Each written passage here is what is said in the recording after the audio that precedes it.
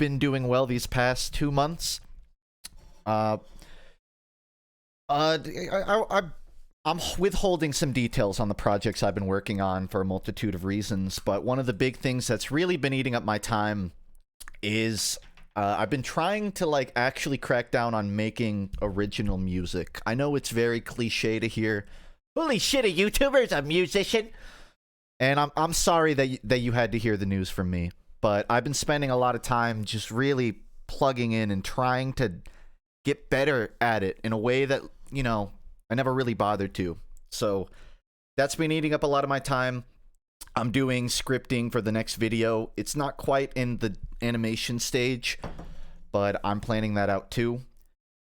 So that's what I've been busy with. And I guess I'll just say it because it's been finalized, but it's not out yet, just to let everyone know.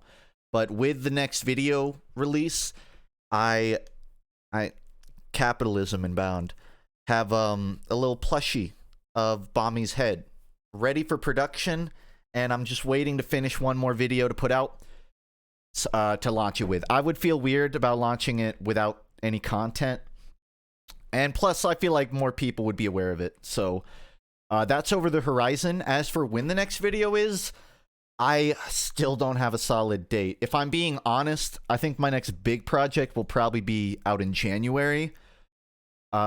I'm not making any promises. If I can kick something out in the next 2 weeks, it'll happen. But right now, I'm looking to have a pretty big, fun January, which is kind of why I've been off the grid these last few weeks. Because a lot of the work I'm doing isn't stuff I want to tease yet. Like, I music-wise, I've got 4 or 5 songs pretty much done outside of mixing and drums. And if you're really curious, I've been trying to reverse engineer all my favorite bands, right? I not except Weezer, because all it takes is a single ear to reverse engineer a fuzz pedal. But I'm fucking obsessed with trying to understand jazz rock, right? Not math rock necessarily, but this specific style of light shimmery guitars that isn't all power chords. I'm trying to fucking reverse engineer Feed Me Jack, all right? And I would say I'm like 15% of the way there, and I want to get it to a solid 40%. I won't spoil any of the music here because I still have a lot of improvement to do. But I'll scat it for you. There's this one song, it goes, and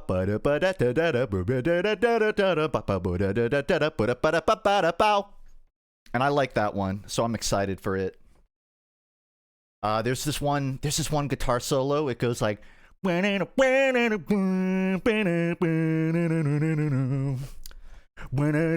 then the drums kick in, and it's like, so I'm working on that. And I think, like, listen, if you still follow FUNKe in 2021, you know my taste. There's probably some overlap. You know what to expect from me. But I hope to have some surprises, too. I'm not trying to just do, you know, solos over a power chord. Although there is some of that. Anyways, that's what I'm working on. I also have another animated Bommy video in the works. But I have less to talk about with that. Just know I'm planning on doing more FUNKe TV style stuff. And that's kind of my updates for you content-wise. If you're just curious about YouTube, there you go. See you in 3 weeks. And now I'm just gonna hang out, play some video games, and talk to chat. Here's my desktop. Usually I have a background of an astronaut in space watching a movie, but for some reason it's a black screen, which you're not even supposed to see at all, if I'm being completely honest. In fact, I'm actually going to have to capture the window itself. Now, there is one fun thing about this game.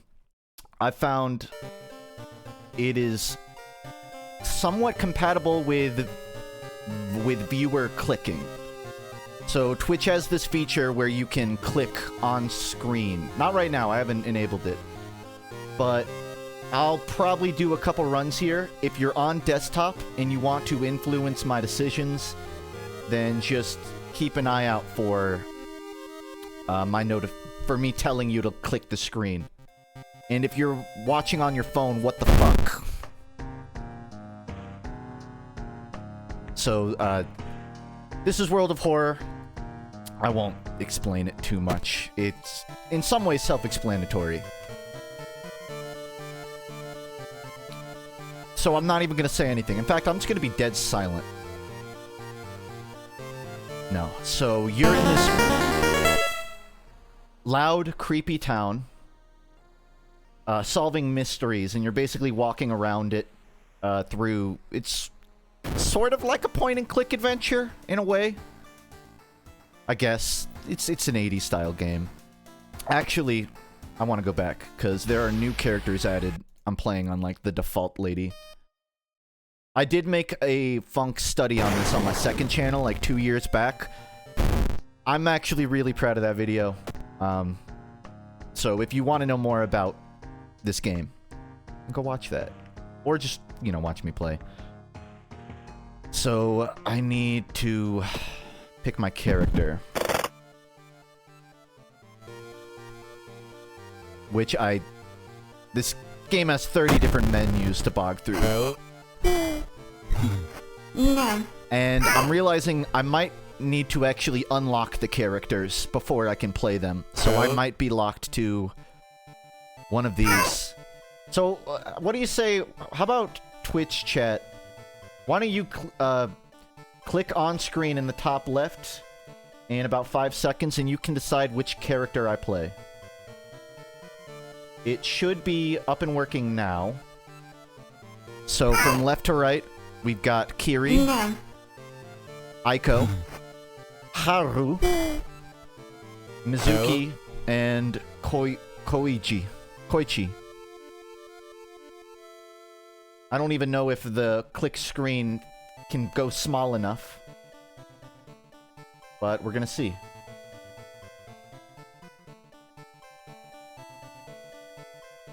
So it's a... Yeah, I probably should have thought this through. It's such a small window. Guys, we can't play everything. Alright, let's try that again. So click on screen, and you're gonna pick which character I play. A lot of Mizukis so far. Alright, I can respect that choice. She's got plus charisma. And starts with an ally. That's meta right there. I foresee a god run. It's looking like Mizuki, so I'm gonna lock that one in.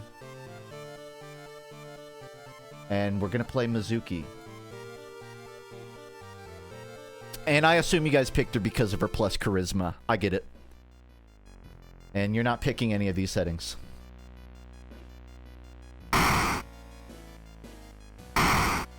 So there are all these different settings you start with.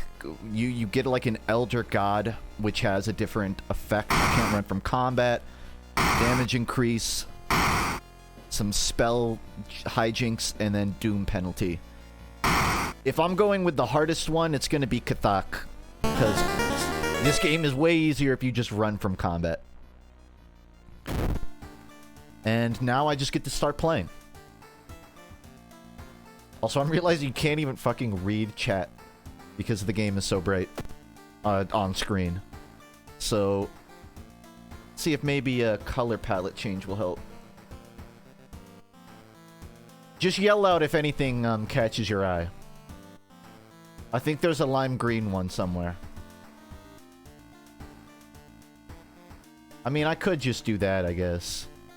I like having everything in one corner.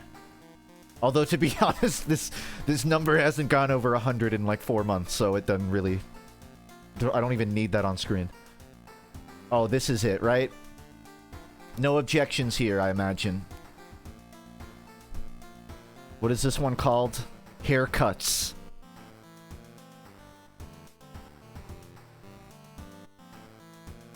I'm looking for something low contrast. I'm a sucker for the green, man. But I've played like 30 hours with that.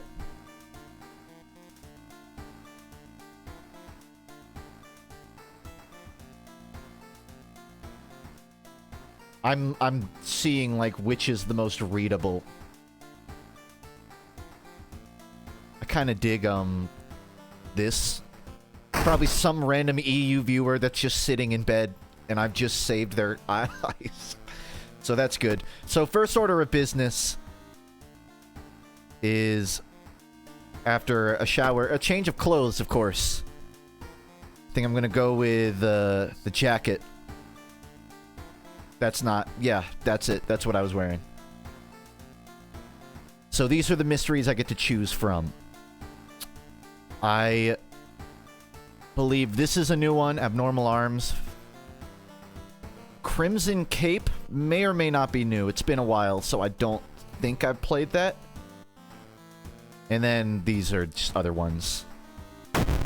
So let's go. Alarming account of Abnormal Arms. I remember when it started, the woman next door was strangled to death in her bed with no sign of forced entry. The killer was never found and the apartment remained vacant. Also, I just got a big gift sub from Swiftshot. So, big thank you. Appreciate it. So, how the game is played is, this is your menu of places to travel. There are shops. There are... The strat, generally, you can either beeline for the objective, or you can meander and maybe find some useful stuff. So I'm actually going to go to the hospital, because it will probably find me some interesting things.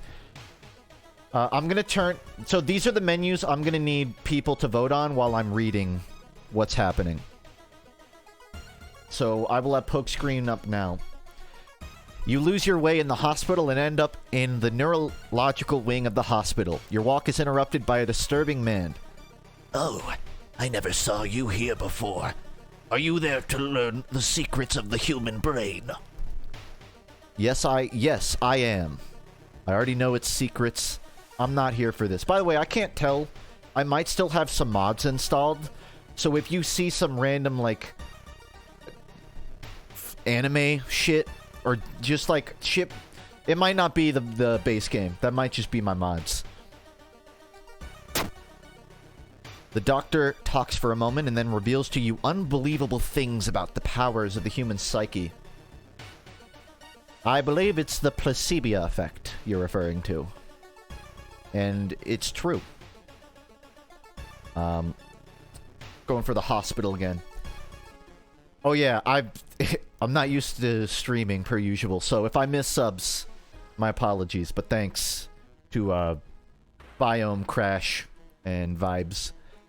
You're stopped by two nurses, ready to apologize and explain yourself. You notice their weird smiles, their dead stares, sharp knives. I don't have a weapon. Already off the bat, I'm in combat. Rap God. Which is no fucking good, especially because I can't fucking run. So, I'm gonna try and just find a weapon. And I don't think I really have another option besides maybe a kick.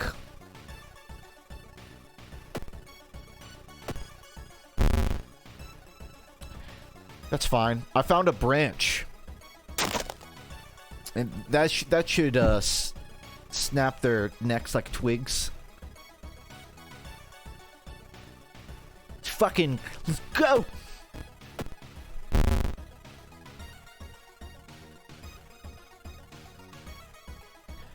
There are a lot of different ways you can play combat here. I like to just wildly swing my arms until they die. I found it works well. At the cost of about 90% of my HP. Oh my god. There's another one. This is fine.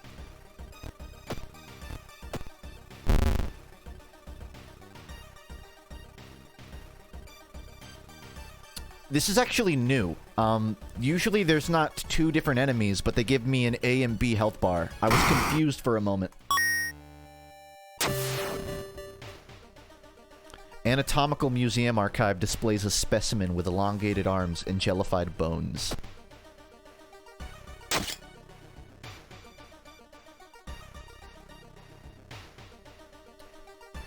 So, I tweeted about this earlier, but I was out at Guitar Center because I needed a specific aux cord for one of my instruments. And I had this thought. It's that every math rock song sounds like just a 4-minute intro to a song that never actually starts. And I tried to think of like one math rock band that was an exception to that, and I couldn't get anything. I kind of like Delta Sleep because they're very vocal heavy, but I couldn't name another. Would you count Orchards as math rock? I wouldn't.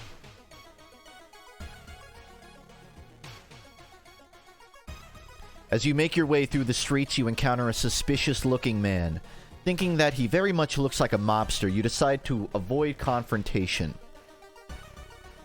As you were about to walk past him, the man puts his hand on your shoulder and asks what troubles you. You may vote now on how I react to this.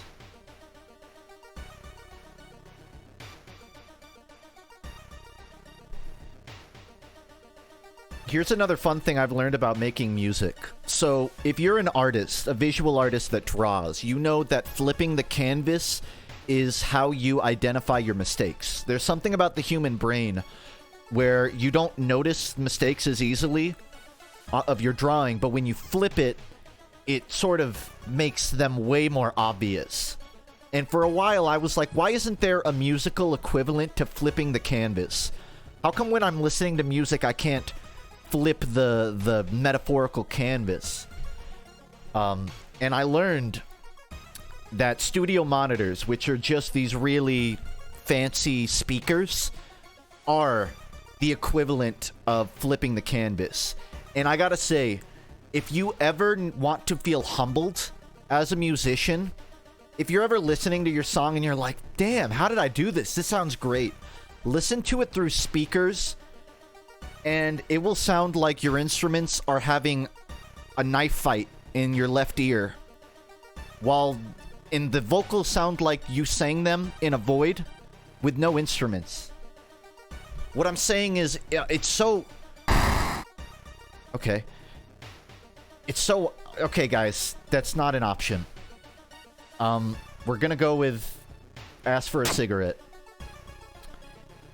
Listening to your own music through speakers is just... It makes you not want to make music anymore. But at the same time, it actually is really useful for learning how to, like... Not even learning. It's just like playing bass, those lower frequencies it's hard to hear. That's like the fun fact I've learned this week in my journey to fucking understand what the hell I'm doing.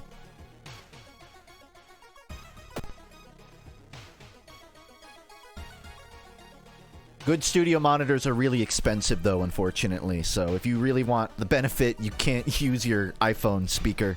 It's not going to work as well.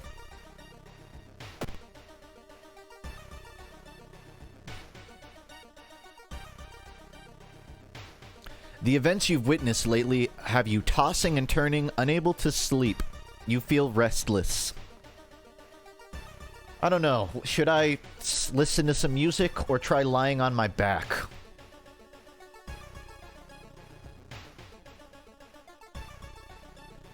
Listen to some music. Yeah. Let's put on some, On Avery Island.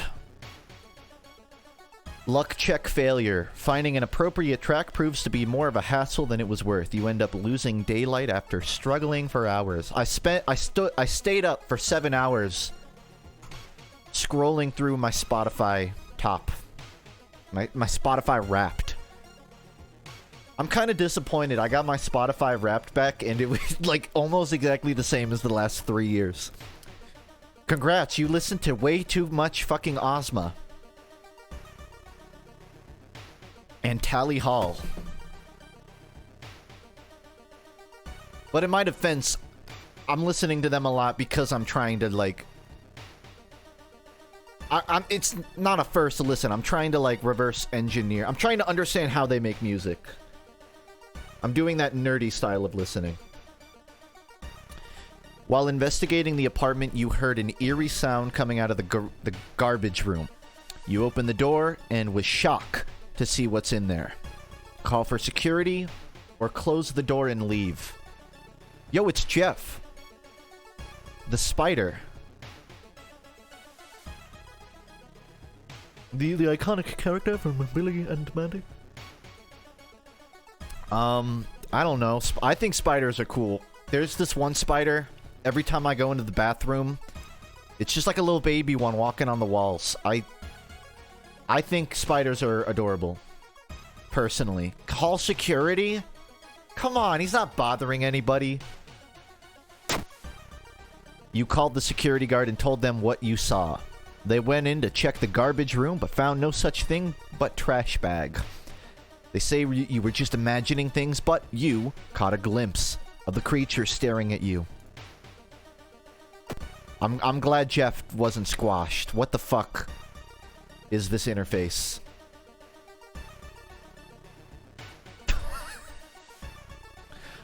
Alright.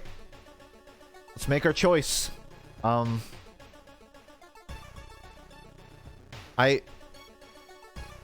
can have a gaping wound in my thigh or a gaping wound in my arm. Those are my options.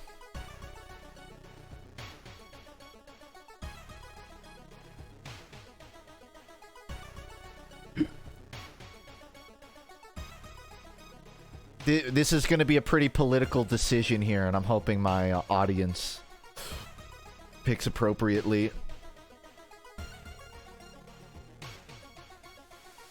Face. Face. Plus injury. Yeah, I mean, that seemed like the outcome no matter what. Oh yeah, isn't my patron a spider? So why, like, why the fuck would I turn on the spider guy? A red-faced youth runs towards you. Out of breath, in his hands are 2 booster packs wrapped in black foil. The new Twisted Spiral expansion's out. Pick one and duel me. Does such a game even exist? Forbidden Strength booster, Arcane Intellect booster. Well, I've got no time for this. Okay. You guys are forcing my hand here.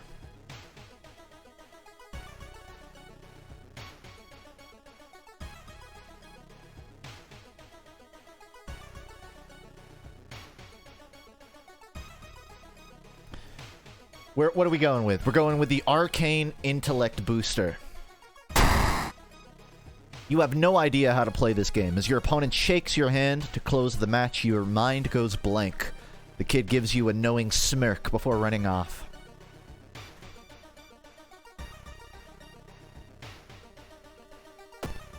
Yeah, I probably should have thought harder about which photo I use. You hear rustling on the other side of your apartment door. If I give you a branch, will you leave me alone? I don't think I'll take it. I can throw the item at him. Yeah, take it. Take the branch. That's new. You could not do that before, I don't think. Or I was too stupid to try. One of those. Oh boy, he's got 21 HP. And he takes stamina. There might be a way to get my stamina back. But I have to, like, look.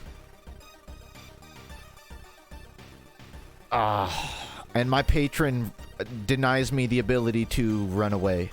So I can give up reason if I just pray. I just have to pray really hard and God will heal my wounds. But he won't make the apartment stalker leave, which seems a little fucked up. Oh god, that didn't even help. I guess it did. Still. I have to think. So 2, 4, 6. 6 damage. 6 damage. 3 damage. Yeah, I don't really have a better option here. I just gotta wail on him. 3...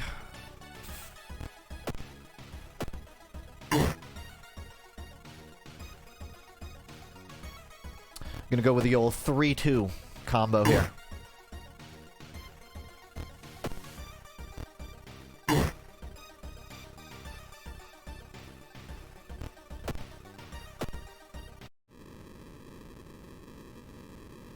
Resisting the unknown horror was taking its toll on your health. Weakened, you finally succumbed to your injuries. I died. I think it's because of the Germa, if I'm being honest.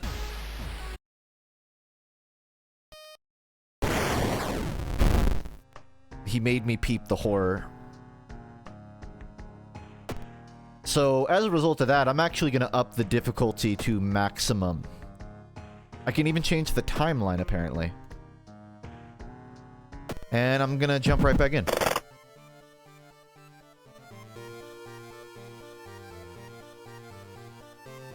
I have the music a little quiet, but that's doing a disservice to the absolute bangers of this game. Let me know if it's still too low. I raised it a wee bit.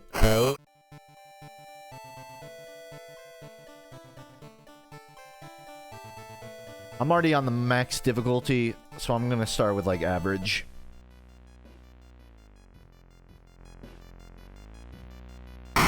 Athyolas, the Towering Eye.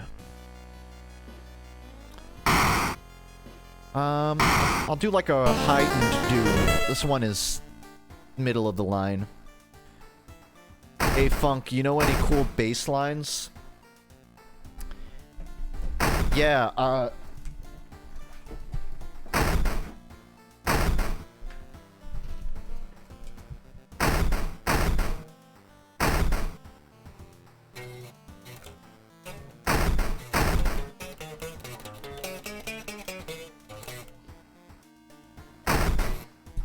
I'm sure you can hear this playing a bass that's not, not plugged in.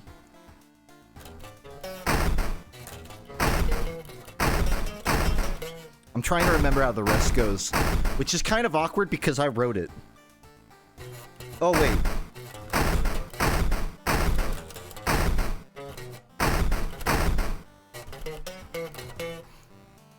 There's, also Pirate Muse. I don't... But the Pirate Muse bass is, it's not as noticeable behind the rhythm, so I don't remember it as well. It goes like, do-do. I can't play it. I'm not even gonna attempt.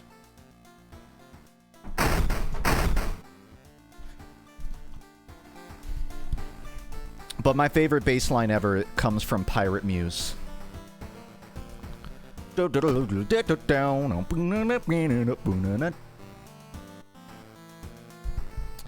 I can't name that many other bass ones. Like, there's obvious don't. But I feel like a lot of people would argue that Feel Good Inc. is an overrated bass line. It's very simple. Doesn't totally show how crazy bass can be. There's this YouTuber that I watch sometimes. They play a fretless bass. So it is just insane semitones, or I guess what would that be, a half tone? Like, a lot of sliding and crazy shit. Fretless basses are really cool. Your neighbor asked you to help her husband. Shiro's gone missing.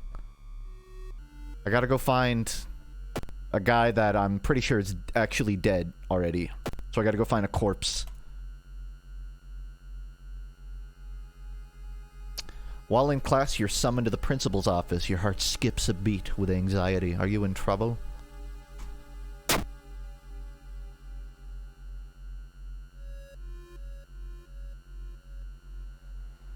What was it? School. I was recalling... Okay. I was recalling a time I went to the principal's office in real life, but I think I've told that story. I was doodling in my notebook, and I doodled the guy jumping off of a bridge, and I like left my notebook in class, so I got called to the principal because they thought I was suicidal. But I just drew a guy jumping off of a of a bridge. I don't even remember why. I was listening to a lot of Hollywood Undead, which, if you know them, they're like this really edgy white rap band from the early 2000s, and half of their lyrics are like, I'm gonna cut my fucking wrists and get in a canoe and swim across my blood. And that's half of their songs. And then the other half are, I'm sipping benzos and having sex on the dance floor. So I drew what they were singing about. And that's how I ended up in the principal's office. When the lights come back after a short blackout, things which weren't there appear suddenly. Oh, you know what? Hollywood Undead is American K-pop. Now that I think about it, it's like it's the edgy, every band member is like, that's my band member, that's my favorite band member. But like just edgy. Anyways, you can vote on screen now. Small creatures plague the bodies of those surrounding you, leaving a trail of slime as they lick them in seemingly random patterns. No one else seems to notice, not even those being licked. Perhaps the most curious is how you can not only see them, but hear their constant arcane chant. Will I attempt to capture one of the... You know what? I really kind of regret even turning that on. I'm going to try and capture one of them. A small singing lickers with your fingers. Does it... Flickers? The host notices you awkwardly. You excuse yourself, confronted with a derisory grin. Hey, that was weird. Was there something on my back? I lost some reason from that. Took some HP. A new yet unidentified species of cordyceps fungus has been observed to infect rats, taking over their bodies. Could the same happen to mammals? I have 0 funds, so I can't go buy a weapon yet, unfortunately. I can go to the police station and ask them to patrol more so I don't get attacked. I could give up XP and one fund won't buy me anything. I think I do have mods on. I updated it, but I forgot to uninstall them. So there will be some weird shit. I might not have the goofy ones though, because I haven't seen any. A pile of dead bodies drawn into a street sign. What does it mean? I think it means road work ahead. Vandalism or assume the worst. No, this is just a PSA about hallucinogenics. Just don't trip, man. Vandalism. You begin to wonder if the neighborhood is getting dangerous. You open your wallet just to notice there's some money missing. So it's that time of year in Georgia where there's a lot of signs up for like vote me for governor, for office, mayor.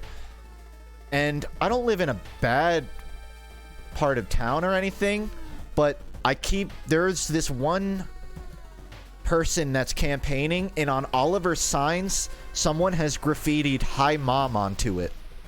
So whenever I drive on the street, there's this campaign sign with "Hi Mom," and I don't know the context of it. Is it a joke about their badly behaved child? Is it someone with a mommy kink? I don't know. I just know it's on every single sign I find.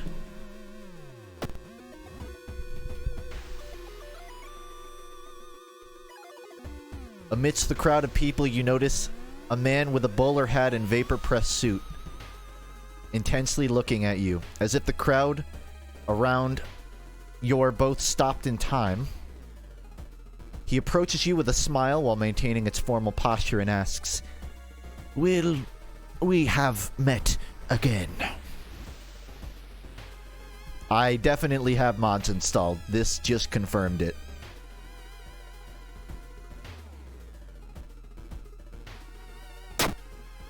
The man tips his bowl into a soft bow. "When we first will meet, I already knew you, and now that we haven't met, I will not know you again. He hands you a package and turns around.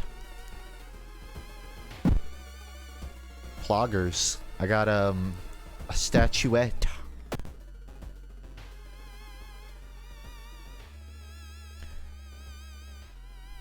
I'm looking. A young girl approaches you holding a small box between her hands. A present for you? She mumbles, smiling while getting uncomfortably close. Present to stop the long faces.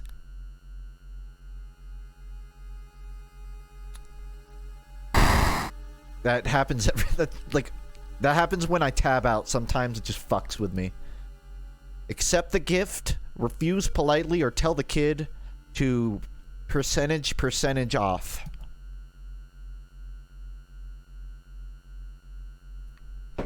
Are those freckles or acne?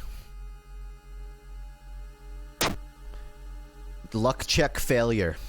It's no use, is it? Says the girl without moving a muscle. The long faces, they'll never go away.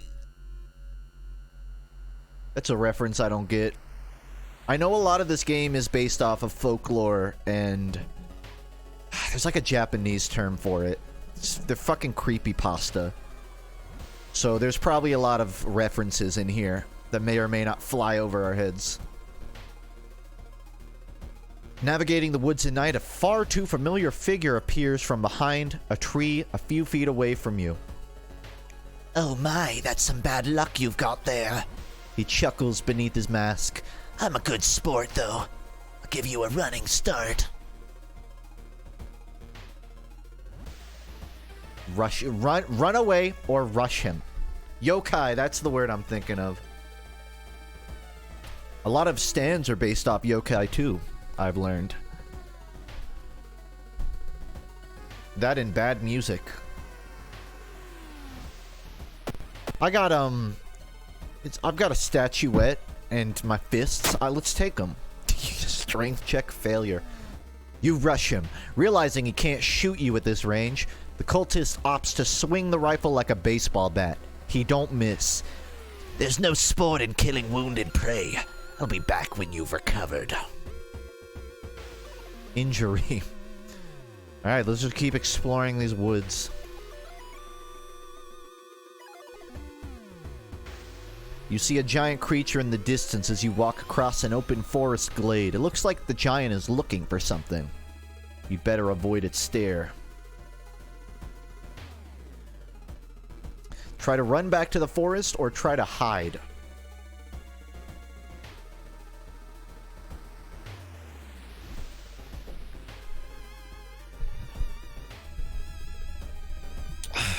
I'm like officially caught up on all Junji Ito. I've read all the books except like the one that's coming out. It might have come out like this week, but I had it on pre-order. So I don't have that much anime to watch right now. I'm watching Cowboy Bebop, the original, thank God. And it fucking blows my mind that I never watched it sooner. Like there will be 3-second clips of John Bebop fiddling just with his spaceship. And it's like the most impressive visuals of an anime I've ever seen.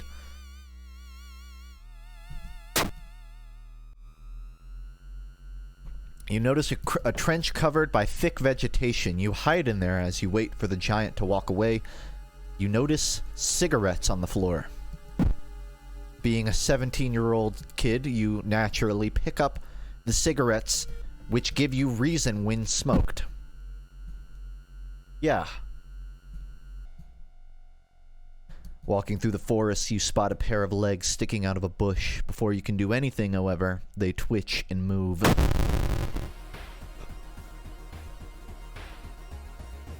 Bark woman. No, you've got that backwards. I bark for women.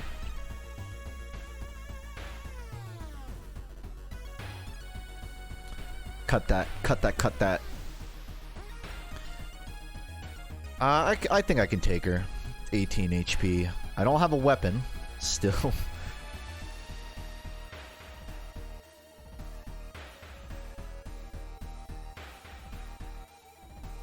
And then I'll kick her.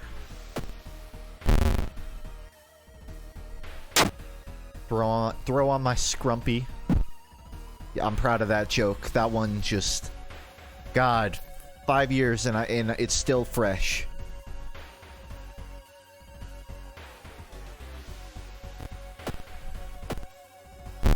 Also, this isn't Undertale, so I can't, like, reason with them.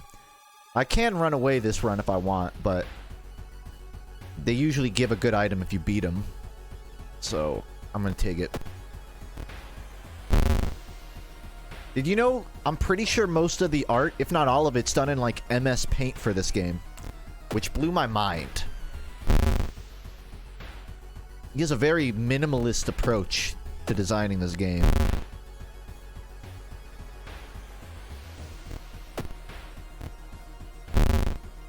Kick. I should have prepped that. Alright, that fucked me up pretty bad, so I'm gonna smoke a cigarette.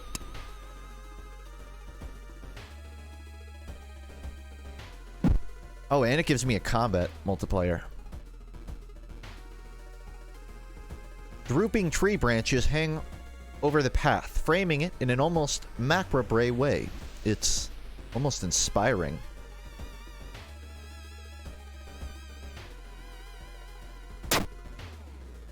You get completely lost in your thoughts and fall into a hole that was clumsily covered with branches and leaves. That was not... I didn't expect a Pokemon floor trap.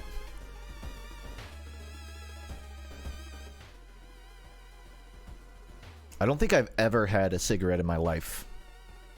I've emptied out a cigar and used it for not tobacco, but never had tobacco. Thankfully. I just don't get it. I even, like, both of my brothers have smoked at some point in their lives, and even now, one of my brothers will offer me his vape sometimes, and I'm like, why the fuck do you think I would want that?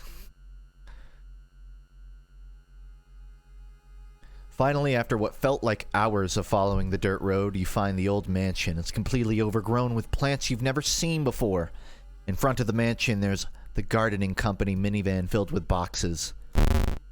Someone asked if I can collect the enemies like Pokemon. You can't, but I can go to the school and collect kids like Pokemon, and then I can throw them into combat to die for me. So, yes and no. You stand in the middle of the room when suddenly the floor gives up and you fall to the basement. So I didn't have the appropriate item, so I don't get the second option. Falling through the hole in the floor, you find yourself in an overgrown basement. In the corner lies a man you recognize. It's Shiro-san, the missing gardener. Plants are attacking you. Oh no.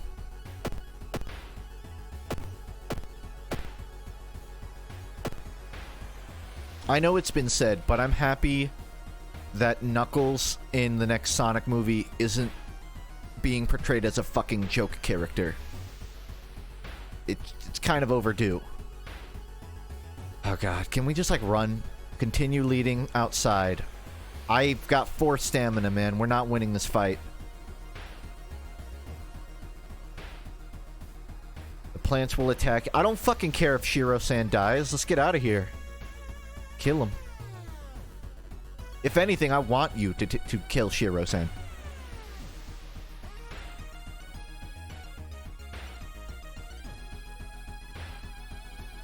The plants... Oh, wait, that's his HP. Perfect. We're gonna make it. I'm gonna make it.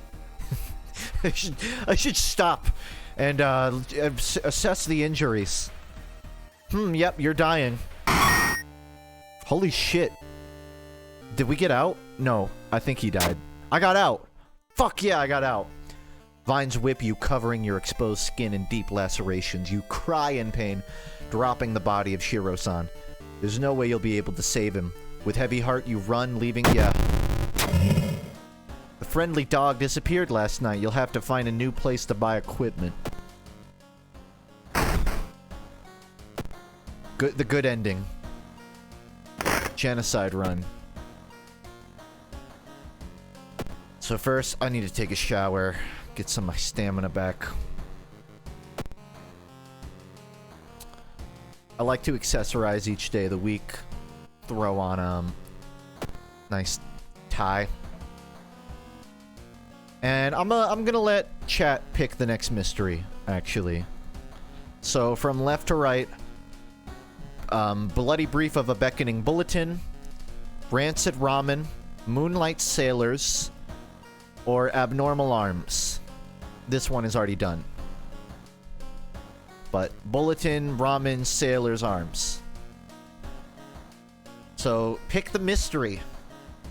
Pick the thing you'd like to do. Click on what you'd like to do right now.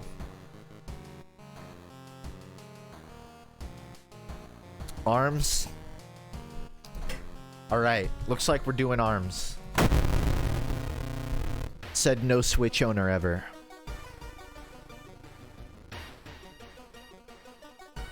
I remember when it started. The woman next door was strangled to death in her bed with no sign of forced entry. The killer was never found and the apartment remained vacant.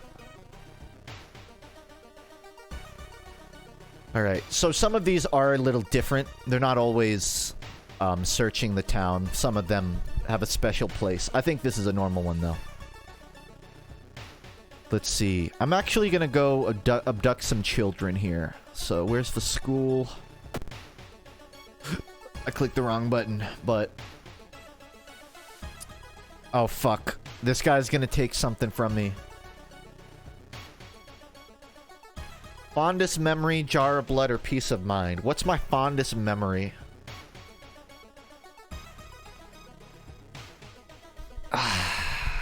You know, there was one time at a Weezer concert in the mosh pit, Rivers Cuomo made eye contact with me. And that might be my fondest memory. Peace of mind?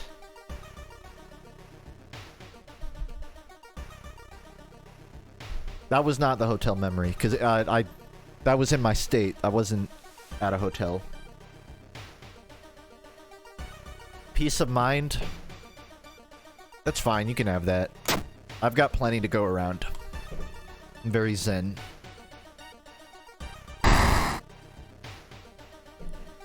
Peace of mind is sort of like an asset, right? You can steal it from other people. If you make other people less peace of mindful, you will feel better about your own life.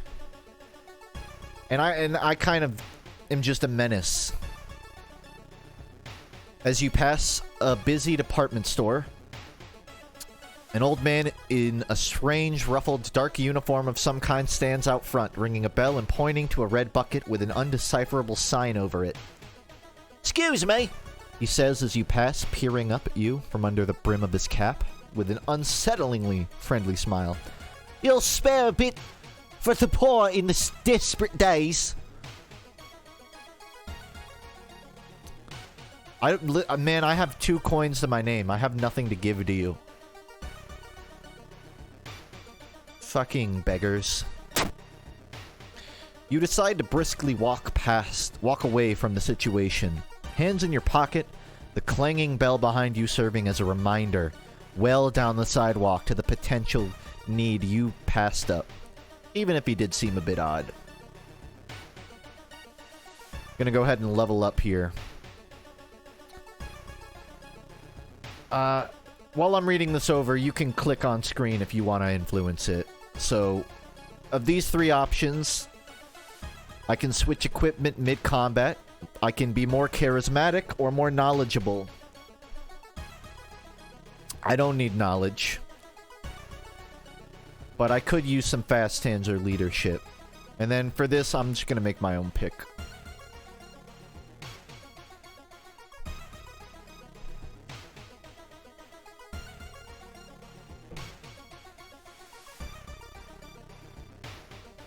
Leadership. What are you guys saying? I'm not a good leader? I'll have you know that I don't have a single example of me being a leader in my entire life. So you're correct, actually. I could use that. Actually, I can name at least 6 times. I started Konging on Hightower, and the entire server joined me. God. I'm such a fucking empty well of jokes. I'm still going back to fucking Hightower. That's okay. Gotta respect the roots.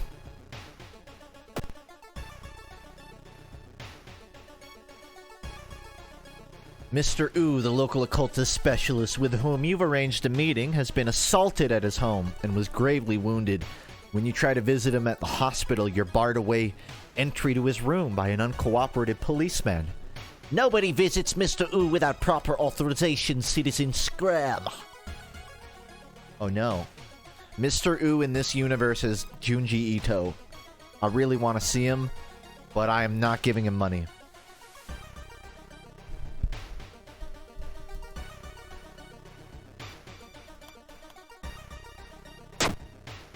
The policeman considers your words and looks around the corner.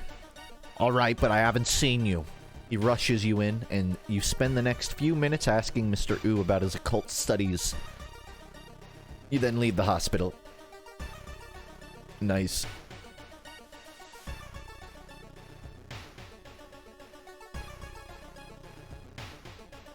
Oh boy, another one of these. Well, do I need my fuck.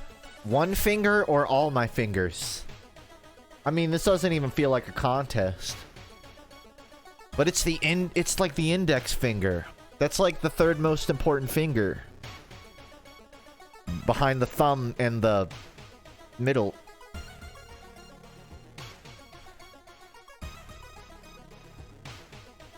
I've always wondered how our lives would be different if we had a second thumb. Like if you just replaced the pinky with another thumb.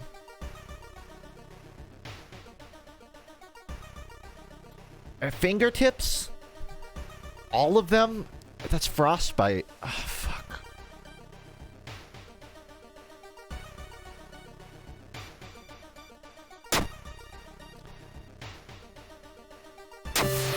I don't even know what I got. Cut artery. Alright. I'm still using a fucking broken bottle. I need to see if I can afford like a hammer. What's the price on it? 2 funds. 4 damage.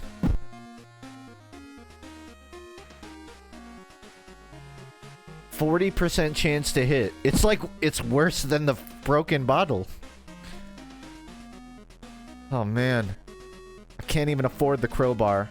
The flashlight would be useful, but it's not a weapon. We'll see if I get far enough to use that.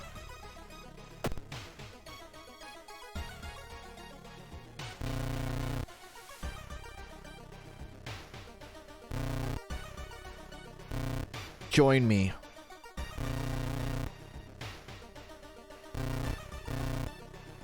I've got 2 party members now. One of them left when I threatened him with a knife.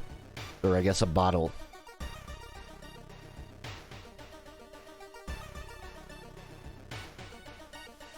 Funk, you should click the calendar. What happened? Did I just time travel? I got an achievement for that. Huh.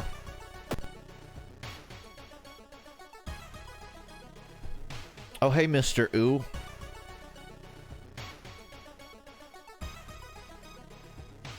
Alright, I'll let people vote. Although, some of these are repeats. I already know the outcome. Why is your name Funk? I've literally just changed the reason. Like it's you know that Weezer song? Who's that funky dude? It's that. That's the reason. Definitely not because of Stadium Arcadium. The Red Hot Chili Peppers album. And definitely not because my name used to be Punky and then it became Funky. You catch a glimpse of the painted thing, suddenly you feel weak and excuse yourself to leave.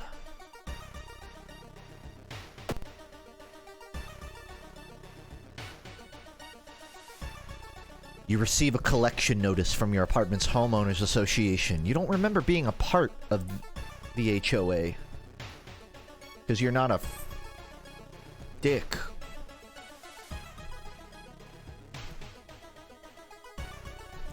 I'm impressed, Nar. You know, I've talked a bit for a while about wanting to learn grease pencil and Blender. Because I've used Blender for years.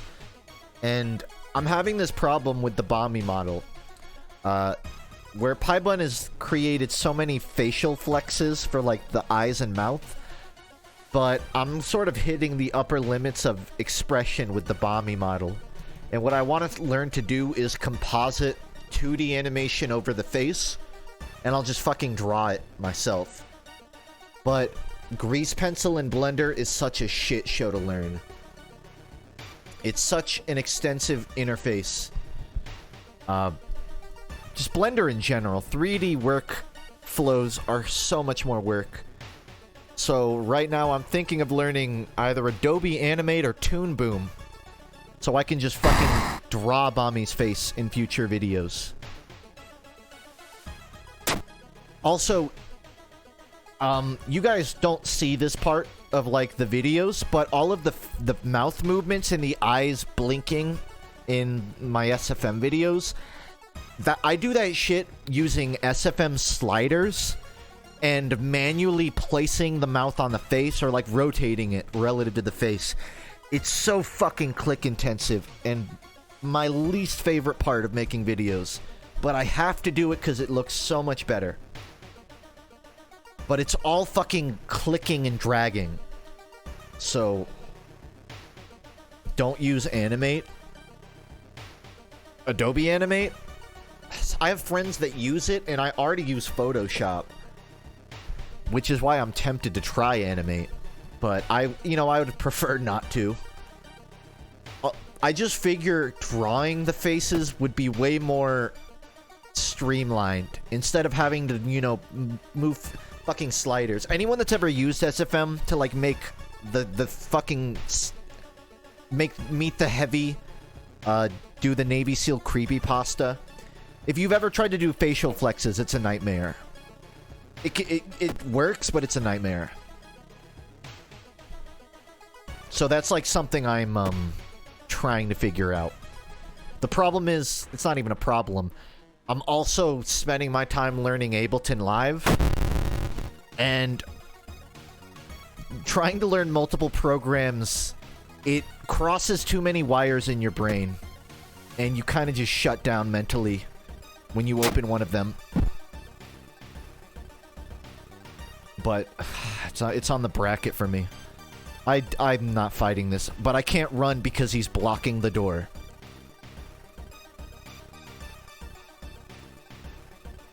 Run away. 2 funds. I could go to the hospital and try to heal up. Or buy some, like, meds.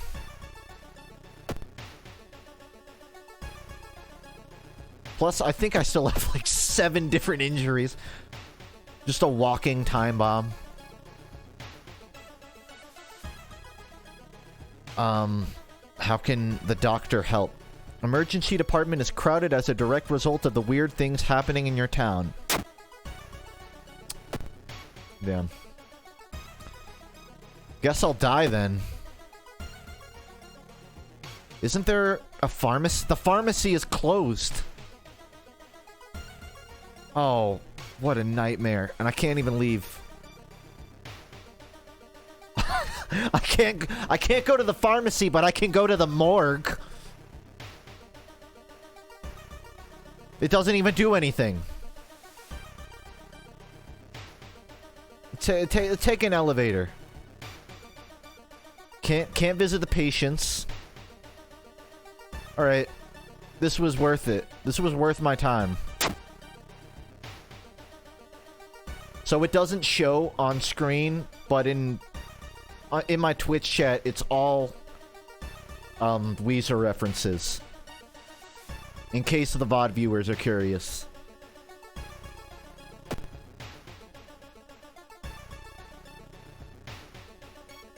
An OG is always welcome, Sagu. Who were you again? I'm kidding. Thank you. As you prepare a bath, you decide whether it's going to be cold water or hot water. And I'm just going to decide myself to take a hot bath.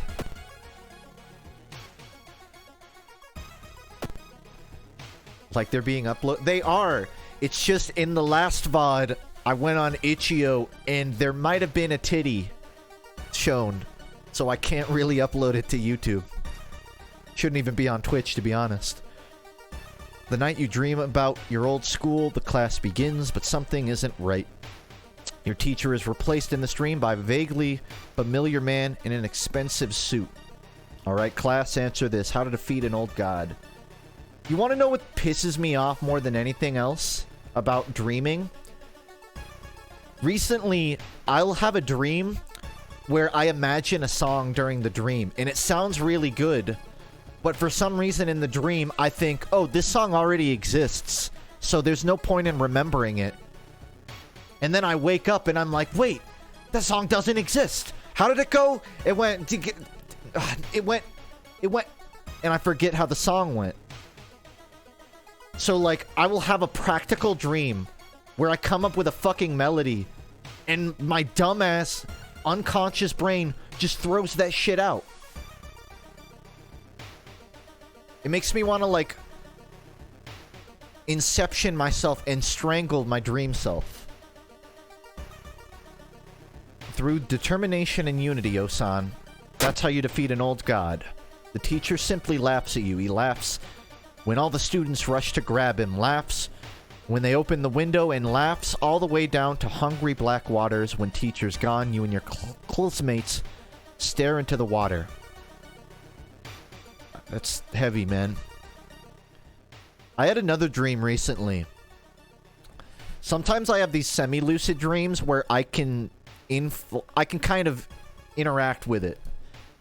And I was just sitting in my living room talking, I don't even know to what, to my own brain, to like this ethereal force in the dream.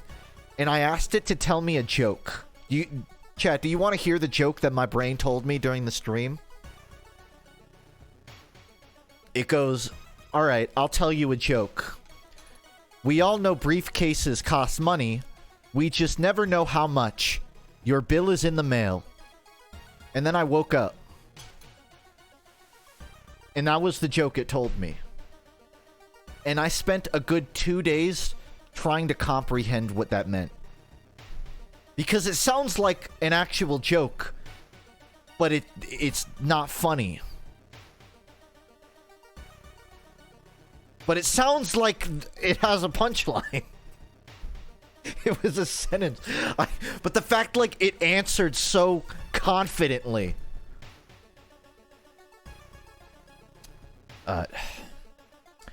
You enter the dark boiler room and trip over the pipe. Cursing, you find a light switch and gasp in horror. It's not a pipe at all. It's a long, rubbery arm coiling around the room and ending in a ventilation shaft. Coming closer, you smell something rotten. That's rotten. It's a vent crawler.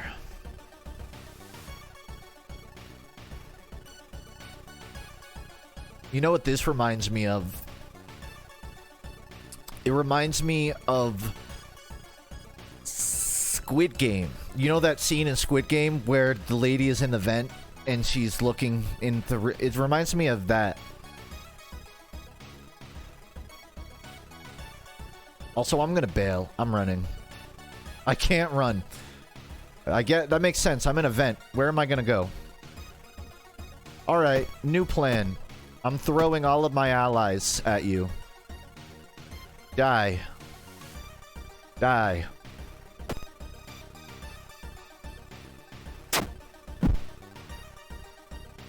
And now I pray. It's okay, we're both in vent. Wait, what the fuck? After the police have arrived, the whole building was searched. Following the disgusting body, the detectives enter one of the flats. Inside the slimy layer, there were countless giant semi-transparent eggs. When broken, they revealed horrible centipede human fetus hybrids. I got away. But it says I'm gonna die at my next encounter. Huh. I might be able to save this.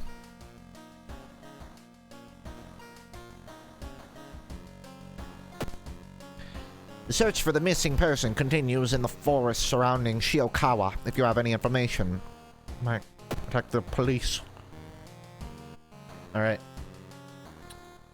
Chat may pick the next mystery. Beckoning Bulletin, Rancid Ramen, or Moonlight Sailors. We're down to the last 3. Yeah, dead name. This is the Junji Ito game. Bulletin, Ramen, and Sailors. You can click screen. I'm impressed you guys have not picked Ramen.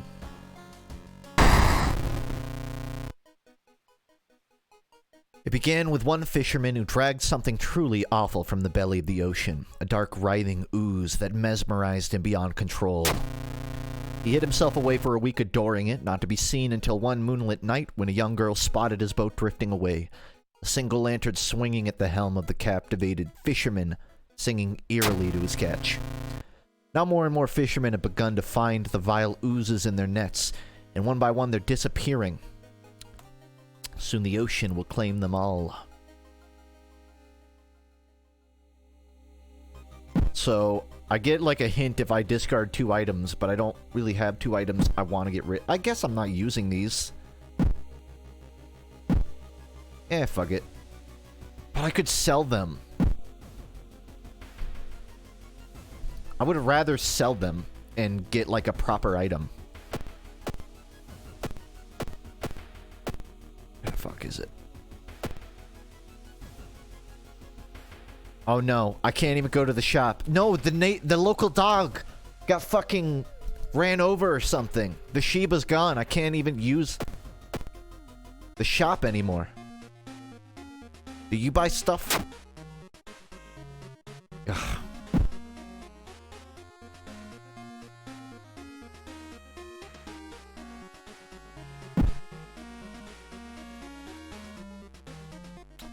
Six damage.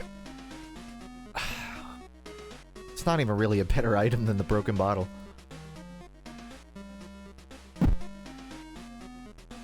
Yeah, the mouse in this game can be very disorienting. Alright, chat, you get to decide what I buy, or if I buy nothing. You can click screen. Fuck. What's your favorite local food place? I don't know if I'm stuck waiting for Warframe. I don't really eat local food. I usually just cook stuff if I want food. I don't think it's local, but sometimes I'll go to Witch because they have like a black bean spinach wrap I like. There's never enough black bean on it, but that's a chain restaurant though. That's not really a local place. Farm Burger, they've got a decent veggie burger there that I like. I tried to see if there was a Come and Go, which is a gas station, but unfortunately there are none in Georgia. I think that's only in like one state. Thanks guys, you've really lowered the options for me.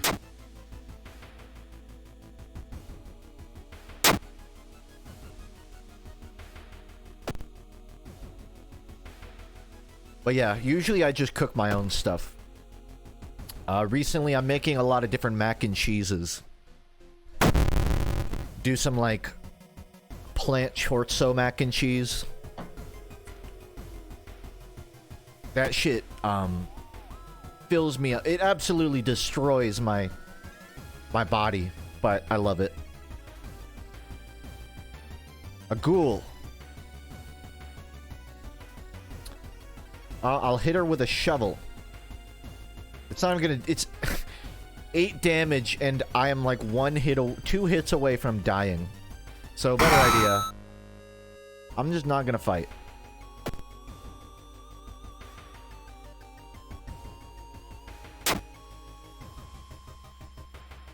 And I can't even get rid of the statuette, so...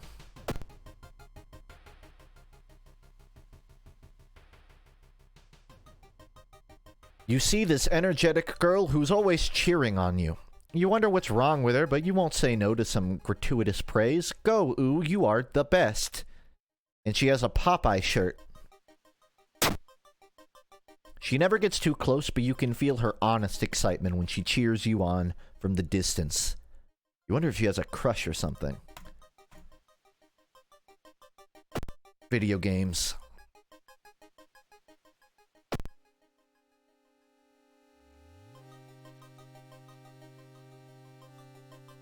I'm gonna turn the sound up a little bit. You find a photo of your friend who's been recently murdered, taped to the wall in one of the rooms. Strangely enough, someone set up a small altar with candles placed under the photo. A memorial, perhaps? Only after a moment you notice that it's been recently defaced with strange symbols. And words written in blood. Light the candles and pray for his soul, or try to decipher the odd writing. You can poke screen. All that's written is an A and like an upside down V. I don't think there's anything to decipher. In fact, this is pretty close vote here.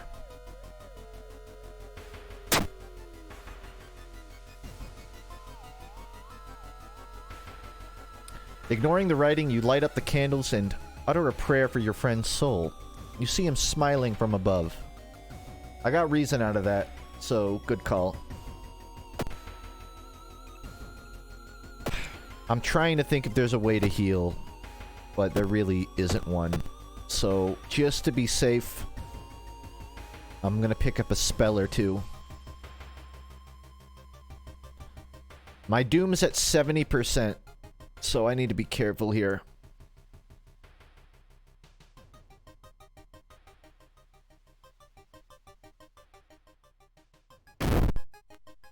Alright, that works. I just got back some stamina.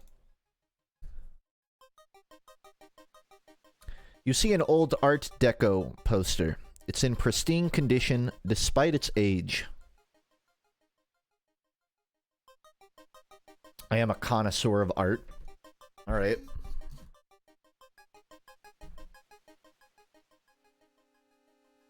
What does that say? Transatlantic Company.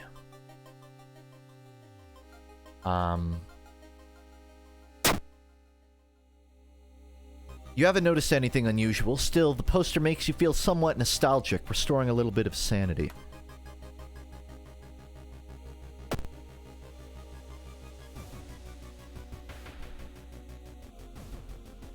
I don't think I can show that on, on Twitch. You meet their herald, the announcer of the things to come. Ask and it shall be granted to you. Oh boy. I could really use a lead in life. Or a retreat. One of the two. I'll put up a vote.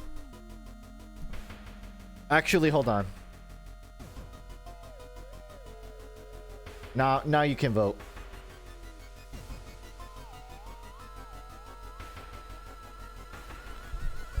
Yeah, let's wish for some time.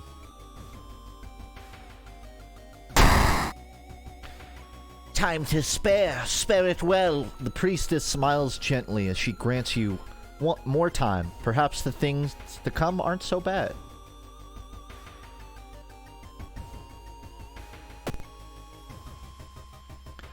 The young man has glassy eyes and mumbles his replies between caressing his catch. The beating movements in his arms disturb you. I'm not spending too much time reading it, but if you're curious, this is sort of the plot unraveling of the mission.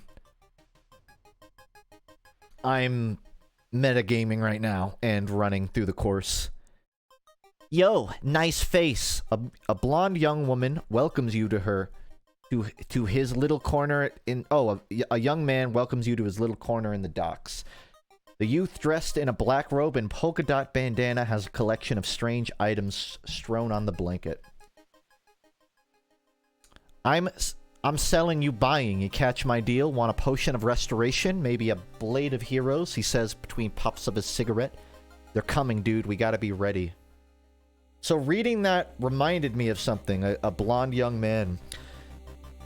Kyle Mooney. He used to be one of my favorite comedians. Then he went to work on SNL. And they don't even put him in anything. So I just forgot about him. He released a Netflix show the other day called Saturday Morning All-Star Hits. Smash for short. And it is the most fucking brain-rotting, psychotic show I've watched, and it's so Kyle Mooney if you know his humor. This show, it's like an entire channel from the 80s where there are like 6 different cartoons and there are hosts in between the cartoons. But the show is a show. So there's 12 episodes, but the show is actually a TV channel. And there are these 2 hosts called Traybar and Skip. But after like 3 episodes, there's a meta plot unraveling between the hosts of the show. But there's also 4 different cartoons. But the cartoons are changing relative to the meta plot. It's fucking insane. And actually pretty good. If you're looking for some mind-tickling thing to watch, I would recommend Smash on Netflix. It's a trip.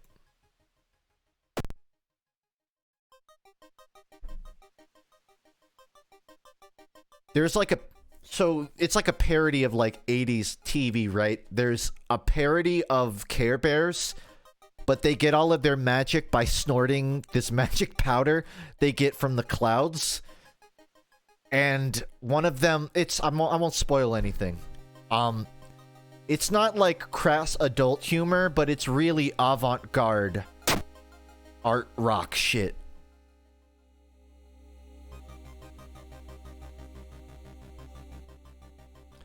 The full moon shines bright in the cloudless night sky. The ink-black ocean waves glimmer eerily. All the residents have drawn their shutters tight and locked their doors. Your footsteps are silent in the sand. The only sound are your ragged breathing and pounding heartbeat. You arrive at the water's edge, breathless. The possessed fisherman's boat fills the horizon, tiny yellow spots. So, they're just out there getting sexified by these ghosts or whatever. Right in the middle of it, a lone figure, when he spots you, the ooze undulates for a second and moves towards you, half-eaten. Whatever the sailors caught in the sea is here. Tonight's your only chance. Boy, it's looking good so far. So, I just want to talk about Kyle Mooney one more time. How many of you guys know All Gas, No Brakes? Or I guess it's called Channel 5 now. It's one of the best YouTube channels, period. It's this guy that goes around, like, interviewing people at public events, but they all either say insane shit, like conspiracy theories, or they start rapping. And it's fascinating. Kyle Mooney, like 10 years ago, he had a YouTube channel where he sort of did that before All Gas, No Brakes. But instead of interviewing crazy people, he was a crazy person interviewing normal people. And he would talk completely incomprehensibly to them. Like, he would go to a baseball show, and he would put a microphone in someone's face, and he'd go, "Says Mexico Grand Slams, man, sure to get back."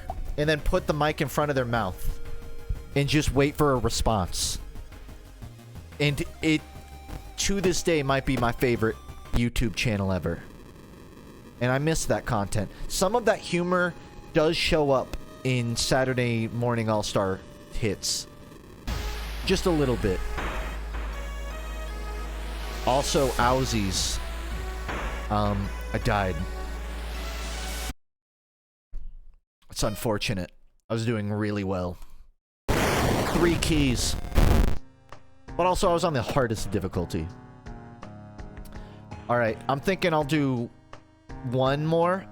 Maybe 2. And then I'm probably gonna start up Potion Craft or another game. I would like to get to the lighthouse today.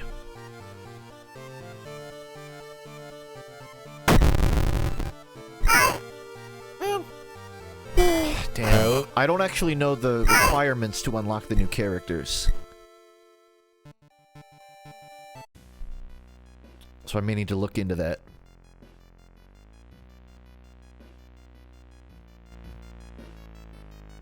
And I'll go with damage increase for this one. Damage increase.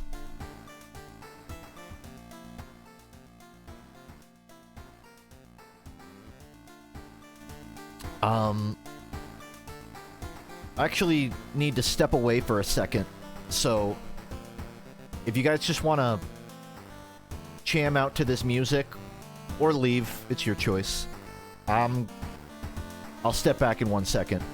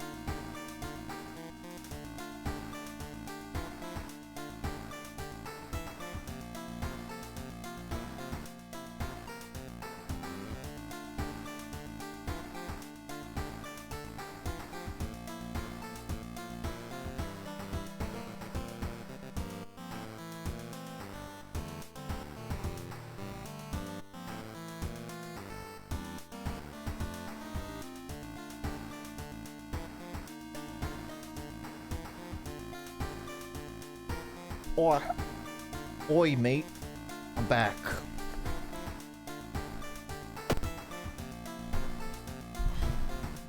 So I spent that 30 seconds. The reason I paused the stream was because I was having a panic attack and I needed to come up with interesting things to talk about.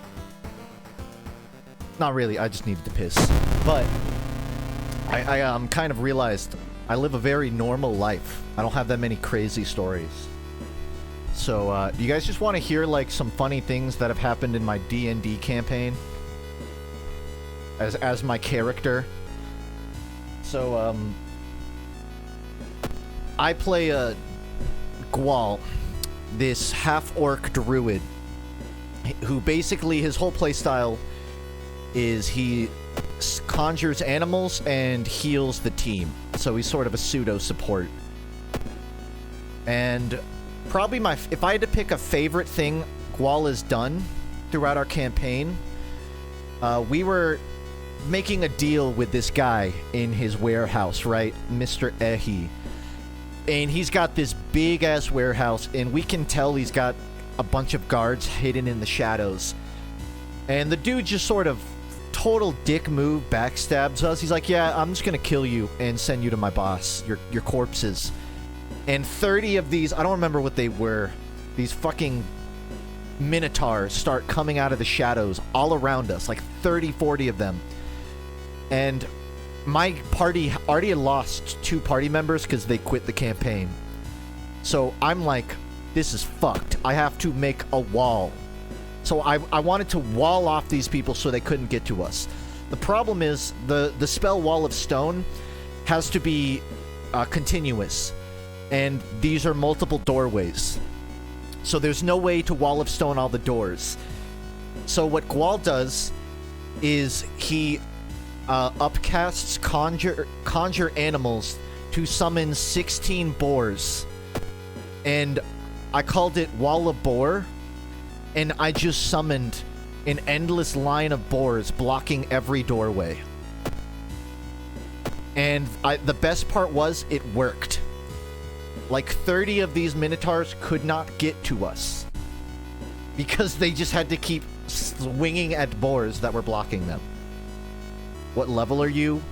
We're 12. We might have been 11 at the time, but that means I can upcast it and summon like twice as many. So 16 as opposed to 8. You accept the magic. The magic, the old one's left for you, marked 1. Yes. You close your eyes as the figure puts out his hand and gives you a spell. This happened last session, but another quality of Gwal's is he's a chef. So he's always walking around with a lot of meat in his pocket. And we're like in the end game right now. And I don't even know how to explain this, but basically our Kenku managed to barter with like the enemies of the next room that if we fed them, they wouldn't fight us. But we didn't know how many or what would be there. So we walk into this room and it's a room of like 60 giant snakes all across in these ponds. And I, as Gwal, had to walk to every single pond and hand them 2 pounds of just meat that was in my bag of colding. And in and out of character, I was fucking pissed about it. Because I had all this meat I was gonna cook for my party, and I just gave it away to some fucking snake trick-or-treaters. But we managed to skip like 40 combat encounters. That was a very memorable event for me. With the trail growing cold, it might be time for a different approach. Could a similar case have occurred in the past? A trip to the library might help. I will let chat vote on this one, as I usually do. Trying to think of other stories. There was one time we were trying to find this guy in a city, but we didn't know where he was. So my character Gwal, he has a wild companion. His like signature animal, right? It's this little pig named Bobber. This little boar named Bobber. Bobber rolled... I like rolled for Bobber to sniff the scent of the guy we're looking for, and he landed, I believe, a nat 20.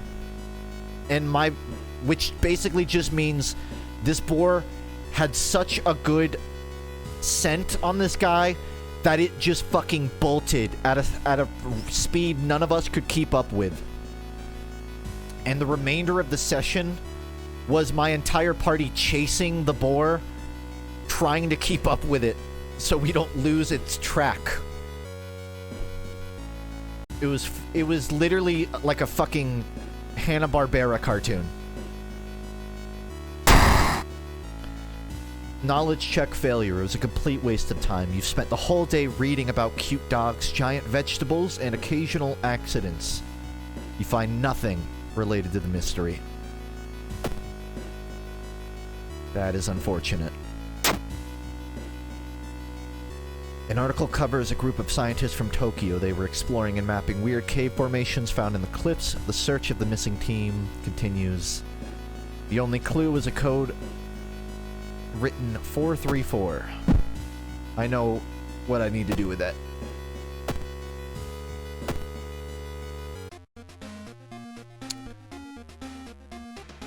Monkey wrench.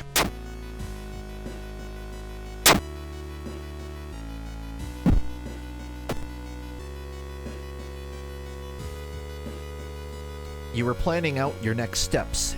It got you thinking about everything that needs to be done and then everything that could happen. And every awful thing that's already happened, and now all you can think about is just how scary and horrible things are. Oh, tell me about it, man. Do I cry or push through it? I appreciate that cry is an option. I'm sitting here thinking, do I cry? This seems to be unanimous. Charisma check failure. You can barely get out of sight before you break down into heaving sobs. Why? Why you? You don't want to do this anymore, but if you don't, everyone will die. You cry and cry and cry. Oh.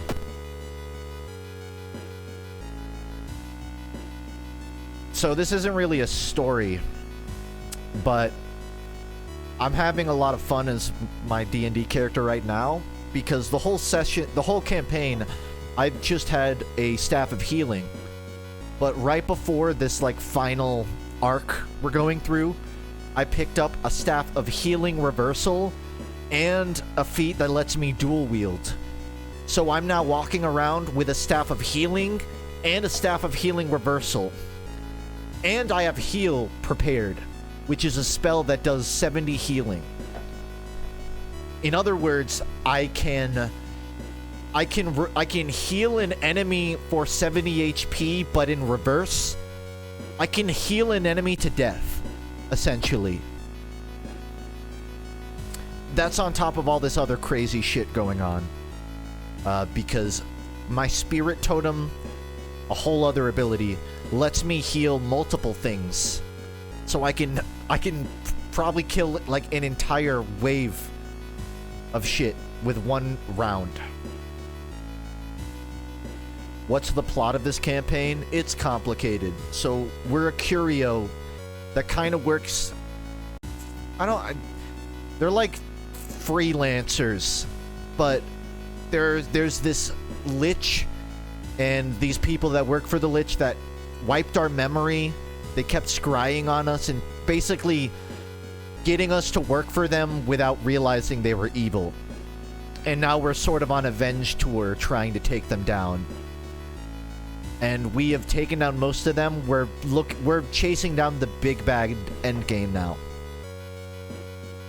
You've been investigating a lot today. Tired? You check your watch. You notice something strange. Why are the clock hands turning backwards?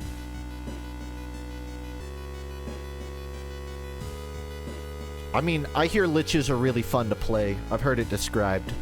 I just know we're trying to kill one right now. The thing is, this is still my first ever D&D campaign. So there's a lot of shit I don't understand that I'm only learning session to session. I didn't know what the fuck a phylactery was, and I still kind of don't. But basically, liches, to my knowledge, they sort of have a backup body. And if they die in their normal lich body, they revive into their phylactery, which is just like, I can't describe a phylactery, but it's just their fucking backup save. It's their respawn bed. It's their Minecraft bed.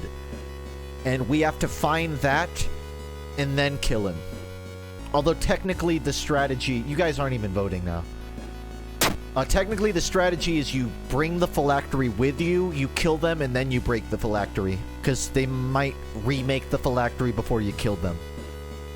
Anyways, that's where I am in my campaign. But we're pretty close. You've heard a weird noise coming from the locked study. You must find a key.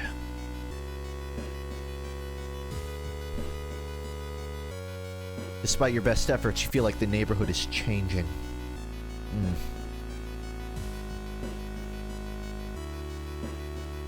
Dark forces scheme. I got cursed. Survivor's guilt. Is that a curse? I guess in a cosmic sense, yeah. FUNKe, if I turn you into an FNF character, will you play the mod? If it's good, yeah. If it's good, I will. If it's not good, I still might.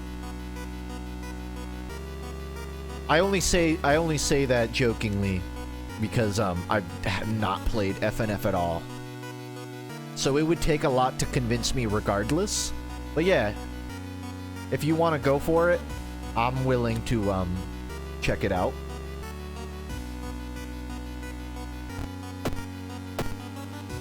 Alright, I think this is a free low.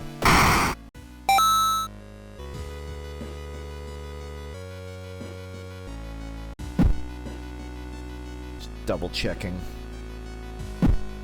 Do I have an injury? No.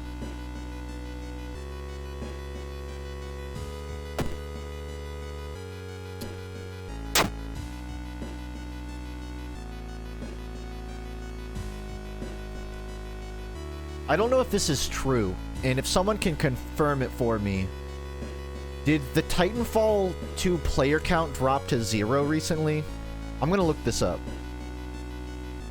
I saw that Titanfall 2, it's had a bot problem for, you know, as long as the other one has as well. But I'm looking at it now, there's still like 300 players. But in case anyone's curious about the monthly update for Titanfall, it's not good. It's unfortunately pretty much gone under.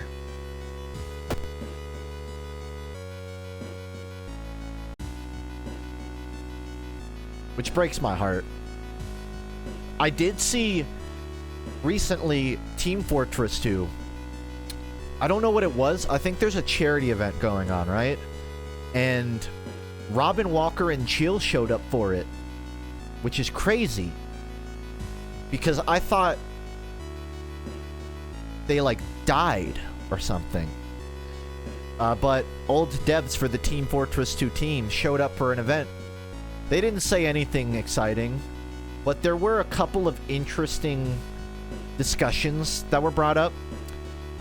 I think Robin at some point said that in hindsight they regret not adding the female mercs, because way back in the day it was genuinely considered letting you flip your character model in to be a female variant, but they didn't do it because of hitbox reasons. And looking back, Robin said, like, yeah, we could have done that. And Jill said they would have gotten rid of Sniper. Like, they would have just not made the Sniper. Which is pretty based.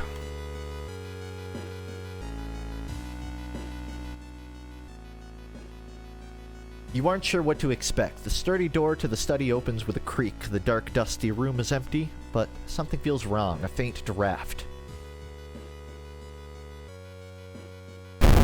I know what I'm looking for, but I don't think I can interact with it because I don't have a flashlight. So here, there is like a machine, like a radio, and on that, I type in 434 because of this clue. But because I didn't bring a flashlight, I can't fucking see. Is a monkey wrench not a sufficient amount of light? What the hell?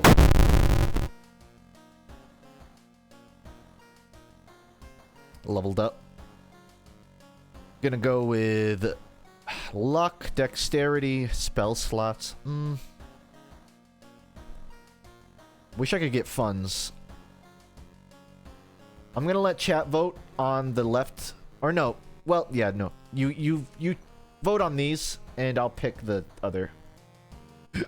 So top one is luck, middle is dexterity, bottom is extra spell slots. Click one of these. Click one of these on your screen now!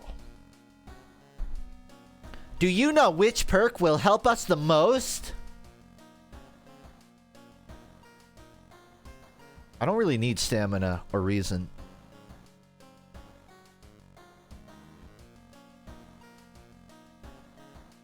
I don't remember if strength helps in combat. I don't think it does.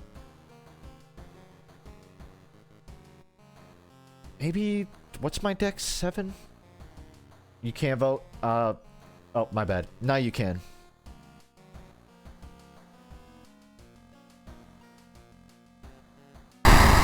Stop it. Jerk.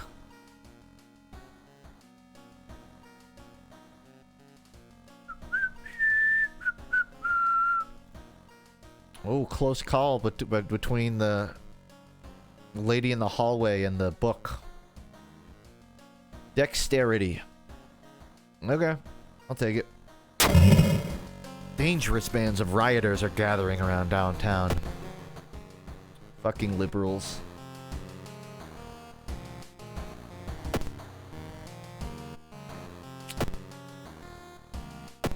I guess I'll go for XP here. Fucking liberals wanting actual debt relief for their college. What the fuck? Abnormal arms, crimson cape, violent vigil, or school scissors. Wait, I don't know what this is. Tranquilizing tale of Twilight TV terror. We're not gonna vote. I'm gonna click on this because this is new. Tranquilizing tale of Twilight TV terror. If you're ever up late these days, unable to sleep and flipping through the TV, you might be unfortunate enough to find the 444 channel. The pale people stand on an empty set staring into the camera with lopsided smiles. Hissing in a language you don't understand.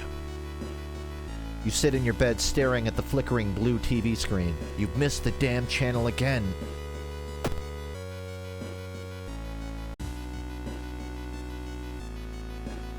Thanks, Xantho. You have had a good day. Suddenly, you hear a violent, insisting knock on the door that you just closed behind you. Do you ask who is it, or open the door?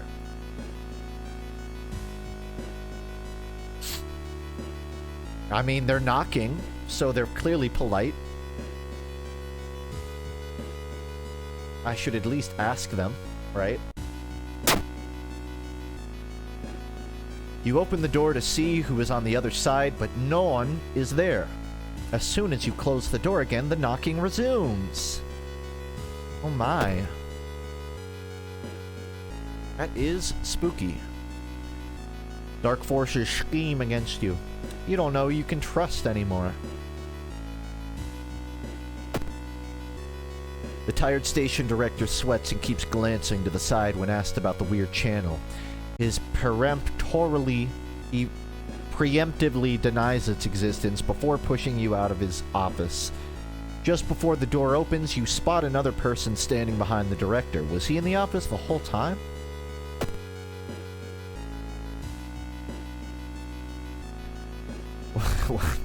Walking down... Is that an anime character? Walking downtown, you come across a strangely dressed little girl playing a drum. The people around her are engrossed into her drum beats, paying no attention to their surroundings. Do you pay attention or ignore the noise? Is that like an isekai protagonist? I don't want to stay and listen to the Madoka Magica character, but democracy is democracy. And democracy says to straight up ignore. You walk past but can't help overhear some of the drum beats. Going about your day, you can't stop hearing a drumming noise like it's right behind you. Every time you turn around, though, nothing's there.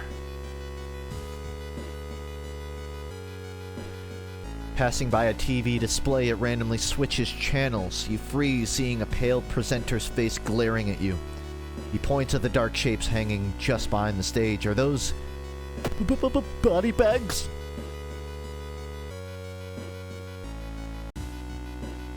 I need to relax a bit. You decide to go to the park to vent. All this eldritch horror are going to be the end of you if you don't take a breather. Oh man, do I sit on the bench, go for a walk, or lay on the grass? Well, considering it's World of Horror, these are all terrible options. The one should be go home.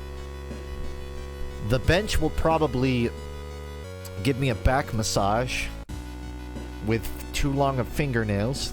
The walk sounds kind of nice. And the grass will probably trap me. It'll probably just lasso me to the ground.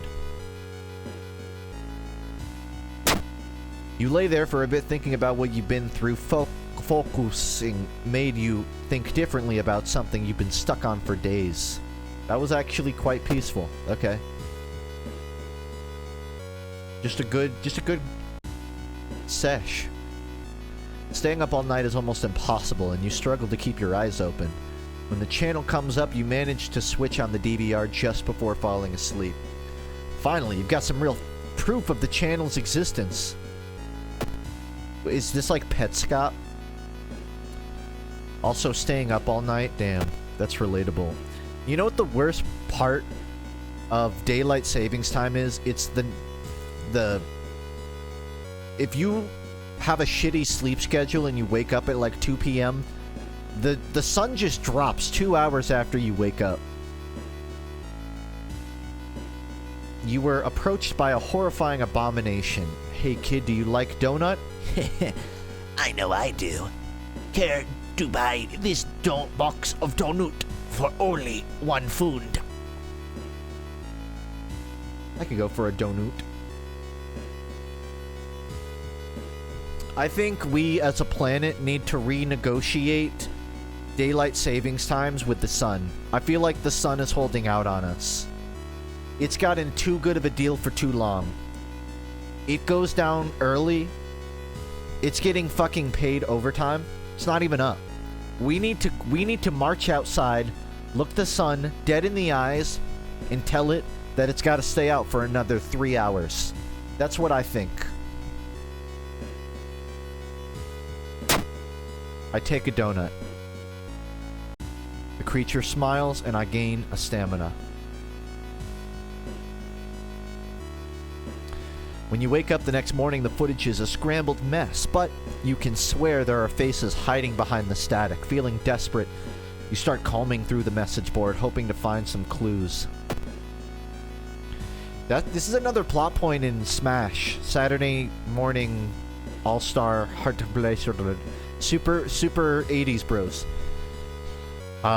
It's like a lost footage kind of TV show where murder becomes a main plot point, which is weird because it's about 80s cartoons. I'm sorry to keep bringing it up. It's just all I can think about recently. It's past midnight and you're barely keeping your eyes open. Maybe it's a good idea to call it a night.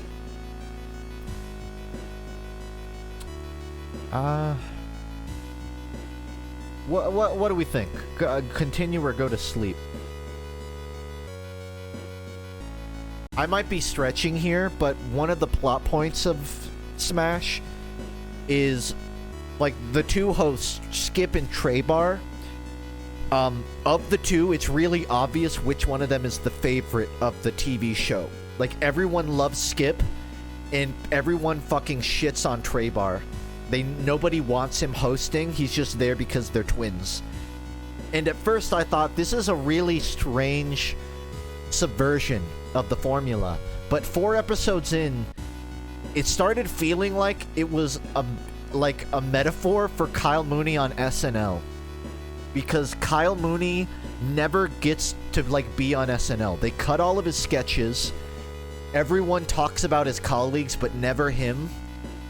And after a certain point in Smash, I'm like, is this Kyle telling the story of him getting pushed to the background of SNL? I might be stretching, but it would not be above Kyle's writing.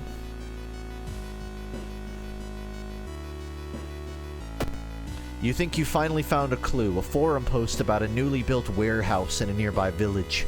Could it be the place where they broadcast the TV show from? You take the last bus and find the studio yourself.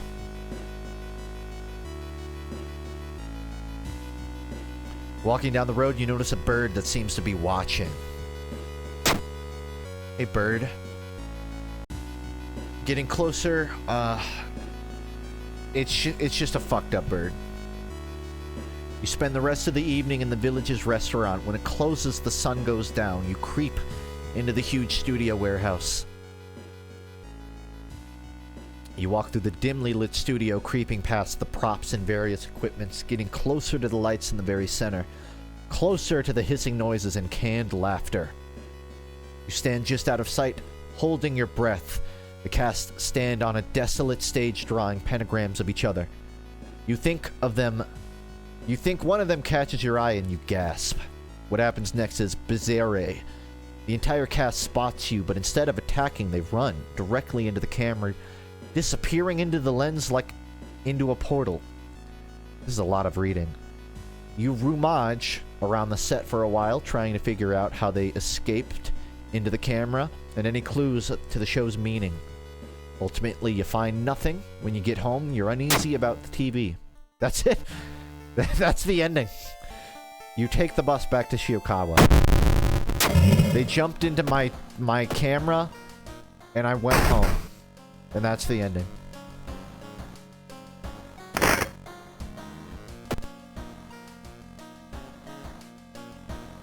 I want to keep an active dialogue with my chat. I don't want you guys to feel like I don't want there to be miscommunications. If you're ever feeling bored of me like reading the game, or you're just like bored, then just post an emoji of a boar face, which I learned is a real thing recently,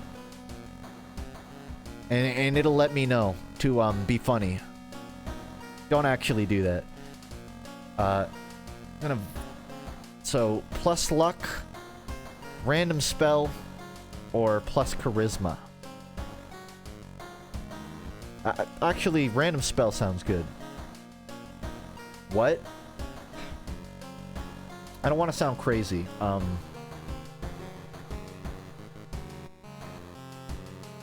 have to go find it, but there's a... What is it called? There's an emoji of a boar face. That's what I'm talking about. And it feels like it has shitpost potential.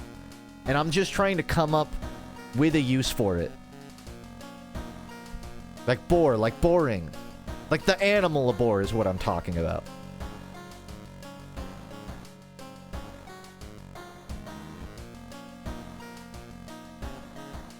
This sucks. I can't even force memes in my own stream. Yeah, you got it. Crystal got it. The little boar face.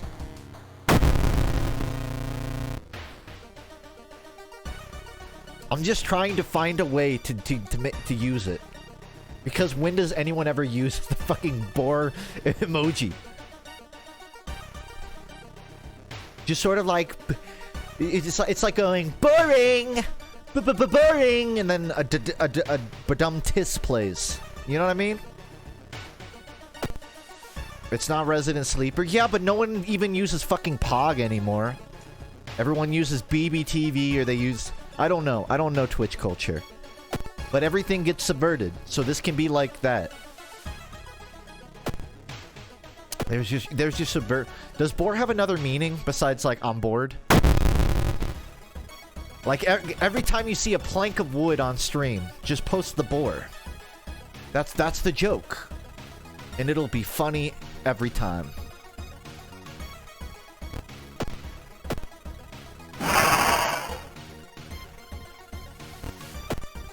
I'm surprised how well this run is going.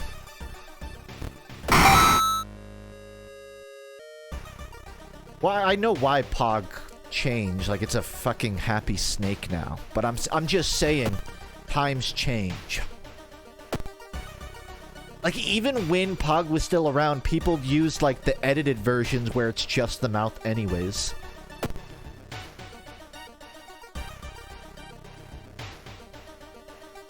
You decide to check in on your apartment as you investigate. When you open the door, it looks like a completely different flat.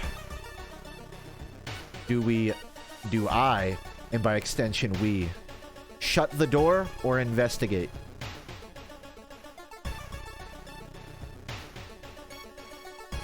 What is I going to vote for?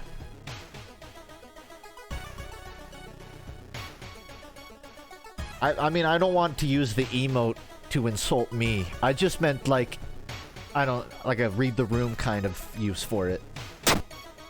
You enter the room and search around for a moment before realizing you simply entered the wrong apartment. Maybe I'll, like, stream... I could stream... Here's what we'll do. I'll stream my D&D tonight, and every time I summon boars, you can just spam that emote. Then it'll, like, actually make sense. Only I can't do that because I haven't cleared it with my group. Also, there would be a lot of missing context.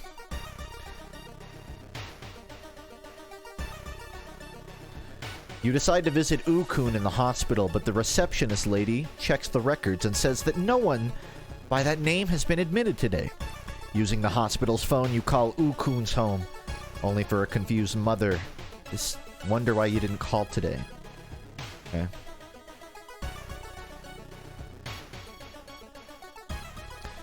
A severed leg stands propped against the door from. You're definitely not supposed to be in here. It wasn't even funny. It just made me laugh. Confront the severed leg. That's a very charged terminology. Not investigate, not look at. Confront the leg. Or look away. Confront. What fucking business do you have with me, leg? You fucking tax collector. Perception check success. It doesn't take you long to spot a birthmark that you recognize from police reports. You may not have fully solved the mystery of this poor soul's disappearance, but you feel a fifth closer.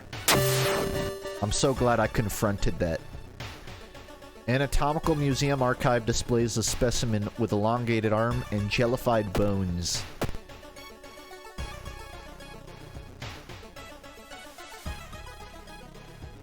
Trying to find investigation notes you forgot in your apartment, the doorbell rings. There's nothing but a massive package on the floor. As you open it, you realize that it's a computer with a note on top of it to Uncle O.R.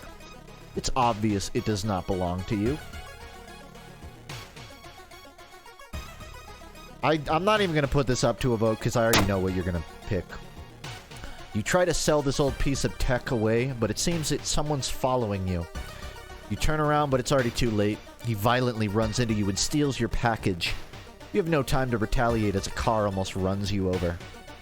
I guessed correctly. You were going to sell it. This monkey wrench is OP. Damn. Not wanting to wait for an elevator, you decide to take the rarely used stairs. You suddenly trip but grab the railing in the last second.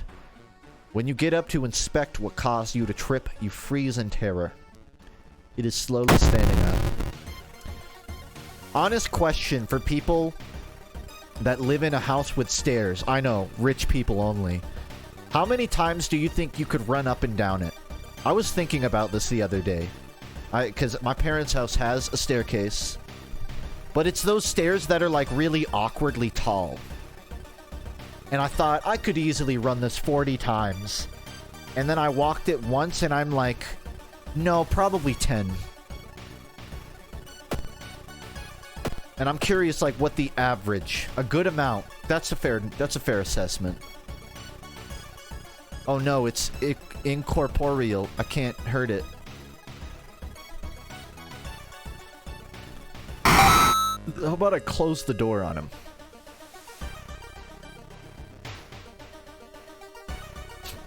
What's potion craft? You craft potions.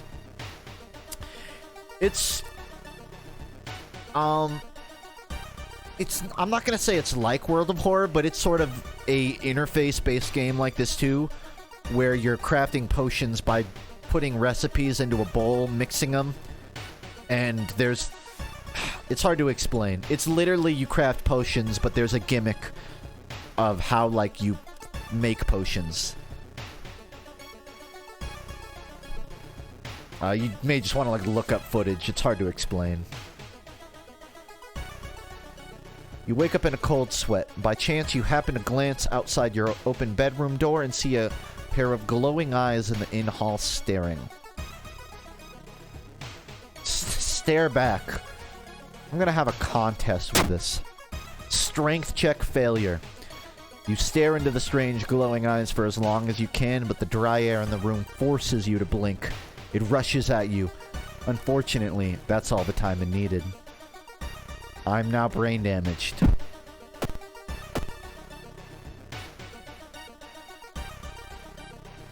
You see someone walking down the hallway. It's Kana.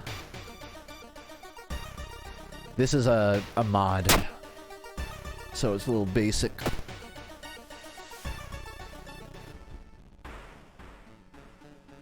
You know the best emote on Twitch? It's actually...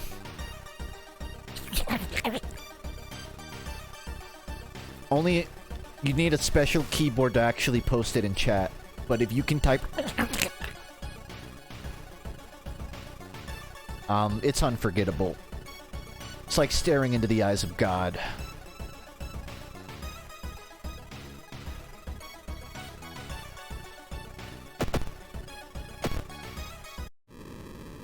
What the fuck? Did I die? I was not looking at my HP. I died.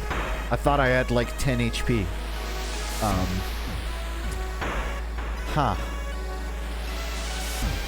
Probably should have paid attention.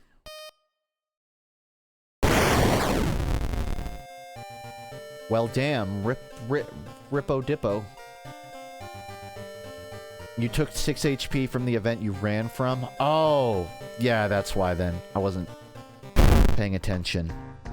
Shit. Well, no W tonight. I kind of want to play some potion craft.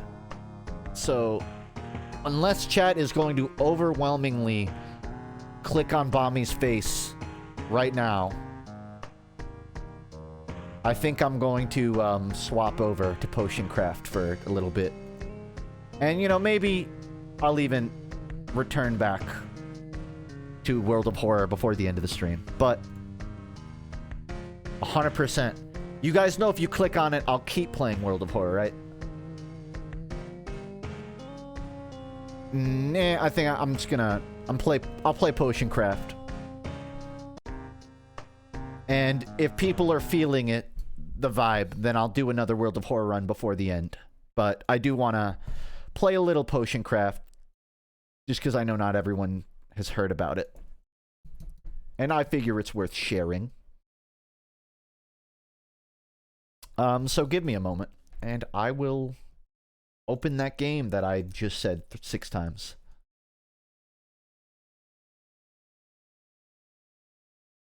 Please enjoy your own inner consciousness for the next 5 seconds. Please spend this time actually fucking thinking without white noise playing.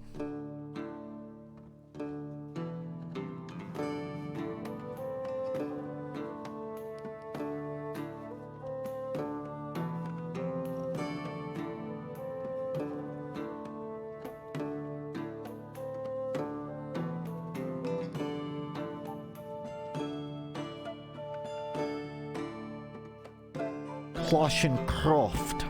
So this is the game. Mic check, audio level check.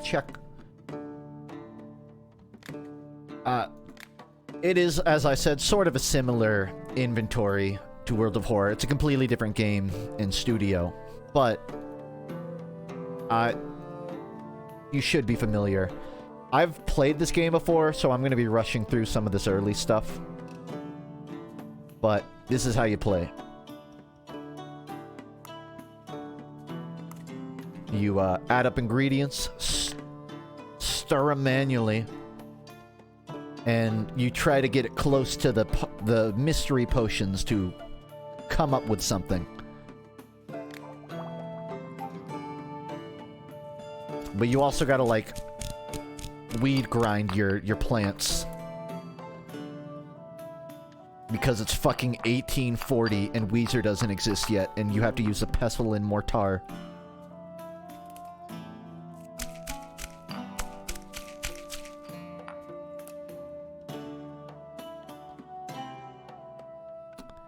Heal the heat the potion.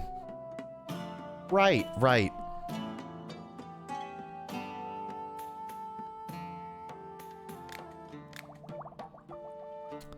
I'm just trying to rush through this stuff because I already know what I'm doing. But he's gonna ask because he accidentally cut his dog or something and he needs a health potion. And she's just addicted to opiates, so that's why she's buying one. And this is how you haggle. It's a very intricate system.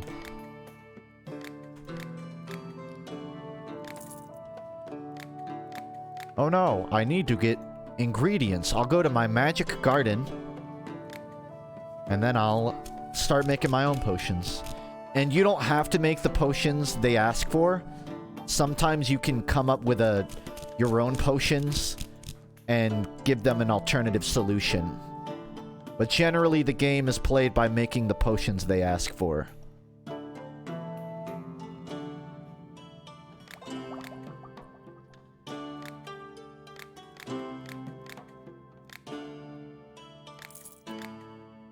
And I gotta say, you're living the millennial dream having an actual yard. Right there. FUNKe, do you agree with the premise that Jesus could win any fight with a water-based organism by turning the water in their body to wine? Not necessarily. Because what if the organism can function independently of their substance? What if they're water-based, but they're flexible enough of a creature that they can still function with a wine-based body? I mean, what percentage of wine is still water? It's still H2O. I mean, has there ever been a test run on how pure Jesus's blood is? Like, what if it's really fucking watered down? I mean, you gotta consider this was wine from 3,000 years ago. So, it was shitty wine. That shit was probably, like, not even mouthwash, you know? He wants a healing potion. Of course you do. Everyone does. Make a weed potion. There are hallucinogenic potions. I just don't think this guy will accept it if I give him one.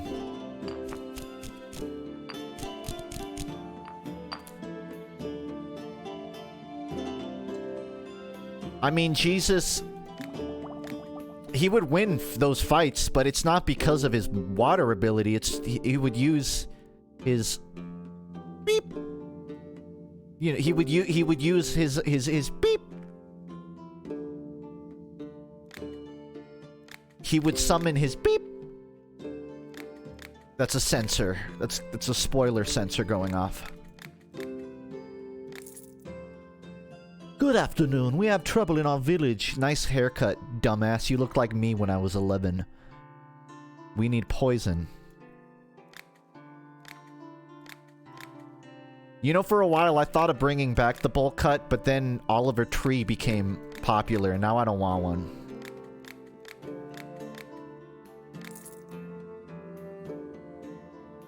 Do you have anything for a troubled gut? Yeah, I'll see what I can make. Gonna try and come up with a new potion.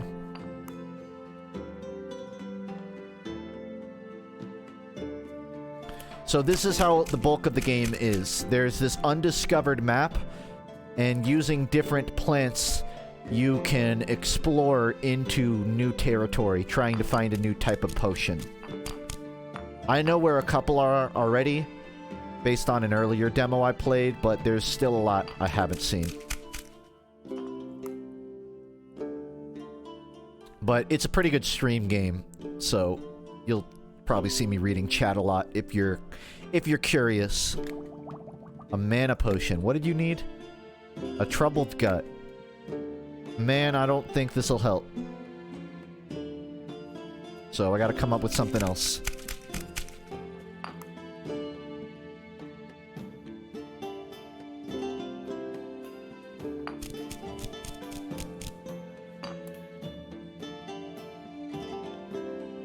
I figure troubled gut, if I find a potion near the health potion, I'll find something relevant.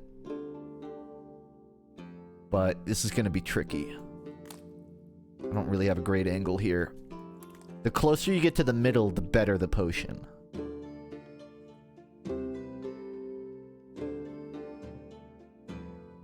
The map isn't random. Once you find a potion, it is always there if you want to make another. But so the thing is, I'm pretty sure a health potion will help a gut, but I don't mind looking for a new potion that might help more, that I can sell for more, or maybe just some potions I can use for something later, because they don't really go bad. So I'm gonna make one more new potion, and then give up and make this fucking health potion. Do you think health potions taste like... What's that medicine that's pink? I think it tastes like that. Or artificial cherries. I hope artificial cherries. Like artificial cherries and rum. But I would expect it to be Pepto-Bismol. What if it's just something completely out of the blue? Like it just tastes like frog legs. Which it probably does based on the ingredients.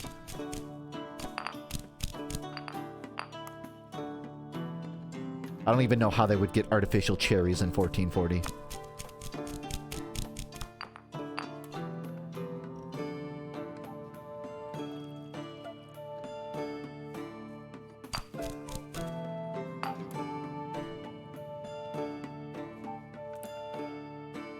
It's always funny. Maybe funny is a bad word. It's always crazy to think that if I was born 100 years earlier and I, like, bumped my leg on the carriage, I could genuinely walk into a doctor and he would just prescribe me heroin. He's like, this should do it for you. Be on your way then. Call me in 2 weeks if you're still alive. No, none of this is gonna work. Dude needs health. I can always deny him service, but I need the money.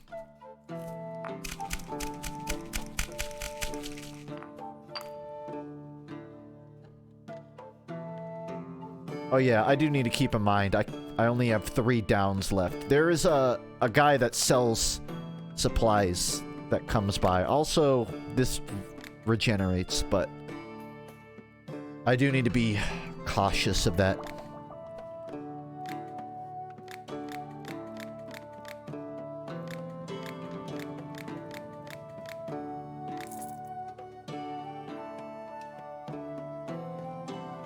I mean, what is the real world equivalent of a potion?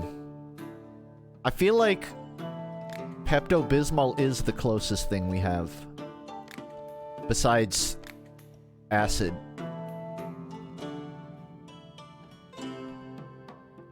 Oh, it's a plant seller.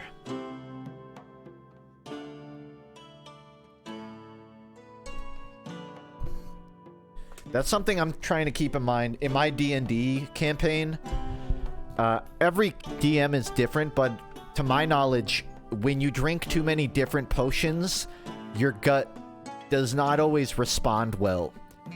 Which is an interesting thing for D&D, where you kind of, like... When you're video game thinky, you think, alright, I'll chug a health potion, I'll chug mana. If I need a haste potion, I'll do it. But, like, for example, my character, Gwal, he kind of deals with ice magic sometimes.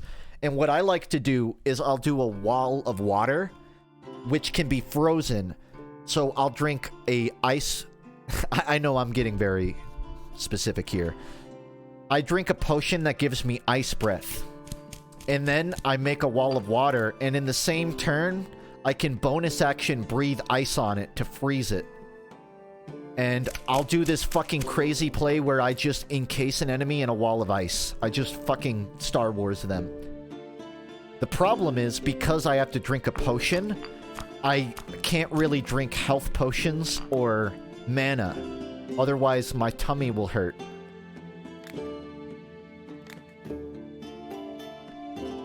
I haven't seen the effect yet, but I will probably see it soon.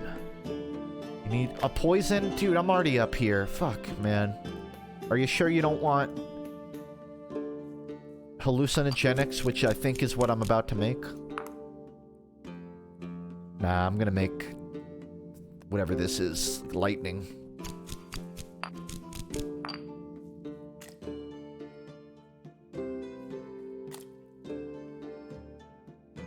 Damn.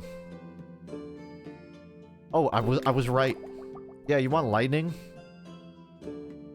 He doesn't even tell me why he wants the poison. I won't do it. I won't be a part. I was summoned to deal with an ice elemental tormenting a mountain village. An ordinary sword is useless. I need an elemental potion. Well, then I got something for you, buddy. Fuck, he wants fire. Everybody wants fire. Nobody ever wants ice.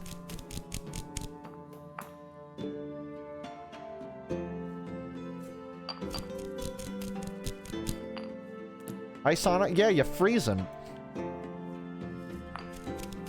Why do you think they have all that fur? It's because they're weak to ice.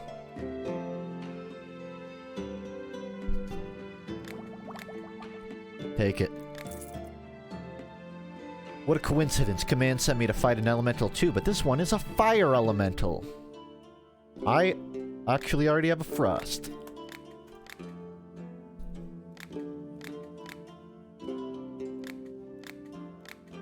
An ice elemental might not be made of ice. It might just conjure ice. But it can be like mammalian.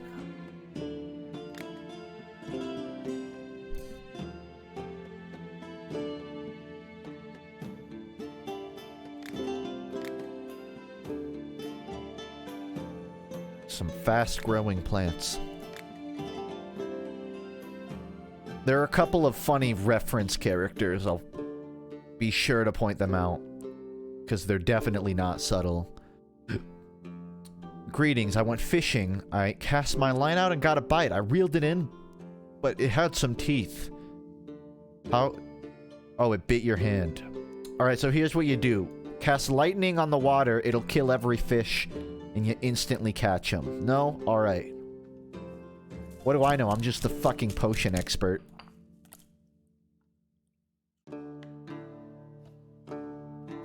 Seeing if I can get a bit closer.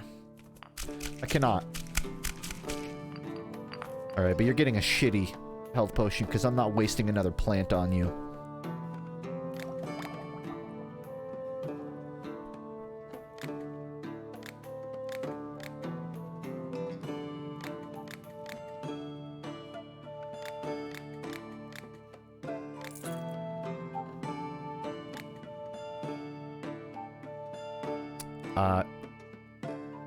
You want a remedy for your calluses. Yeah, so you can...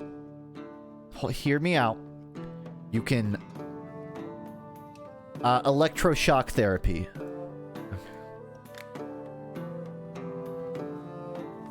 It always fascinates me that my chat considers Weezer to be a punchline. Because I've been thinking recently that Weezer was just a band. They were a great band for 5 years, and then they just stopped existing. Like, have you ever heard the theory that Paul McCartney got replaced by a fake Paul McCartney? I feel like that happened to Rivers Cuomo in 1998. But with all of the band members of Weezer, especially the bass player. Like, old Weezer got killed in a bus accident, and they're all stand-ins, but everyone kind of just accepts that they're still Weezer. But everyone knows that they're not the real Weezer.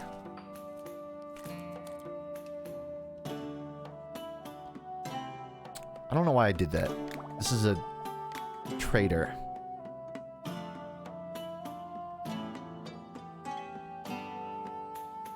But I don't really need anything yet. The bassist got replaced 3 times. Because Matt Sharp quit, Mikey Walsh died, and Scott Schreiner has been in it ever since. He has a great fear of fire and even refuses to use candles, but demands light. Alright, so this makes... Fuck you, dude. There's a... I know what she wants.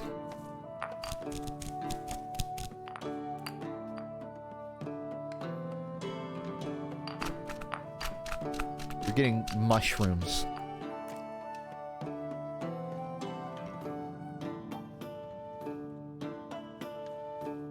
I really hope I have uppy potions. 'Cause otherwise I'm fucked.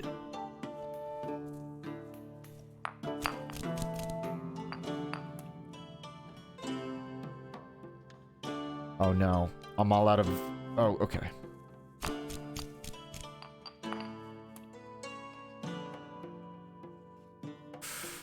Alright. It's anyone's guess now. I know there's a potion of light, but I don't know where. Fuck. It's a... Oh, ho, ho, ho.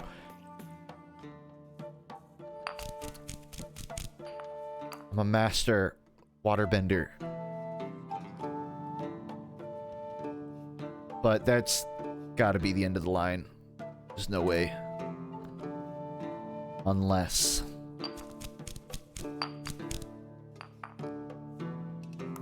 Matt Sharp's girlfriend got sick, so he left to take care of her, and Rivers got butthurt. That's not the real story, is it? Because I don't actually know why he left. I thought he just wanted to pursue a solo career.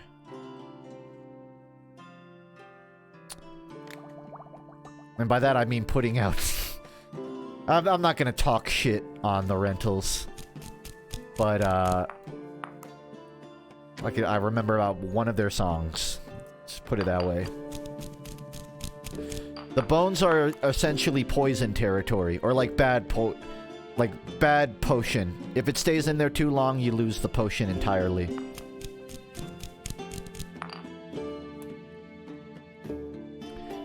Do I like Arcane? I haven't seen it. I keep hearing good things, but every time I see it, it's just a League of Legends character in front of a solid color background with zero detail. Or it's just a really ugly child in front of a background with zero detail. And it's made me not really want to watch it. I might be wrong. But I don't... I'm not that invested in League lore, so I'm waiting for, like, to run out of other shows to watch. Because I still have to finish Bebop. Cowboy Bimp Bump. Fuck. Yeah, I'm out of the potions I need. I don't think I can make... I can't make it. Just suicide potion. Get out of here. Not the live action. I'm watching the original. 3 robbers attacked me yesterday. They wanted my money but couldn't find any, so they gave me a good beating instead. But I did have money on me. I just hid it in a safe place, though now I have to spend the money on a healing potion. Yeah, maybe got rid of that yee-ass haircut. You stop getting your ass beat.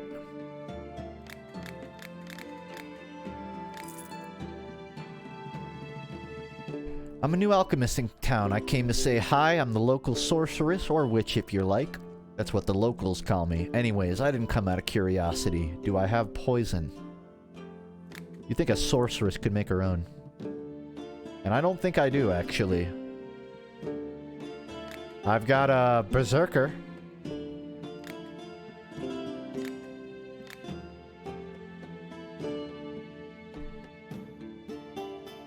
So I was trying to find a potion in this area that I think emits light. But I'm out of the ingredients. Hence me just dive bombing that potion.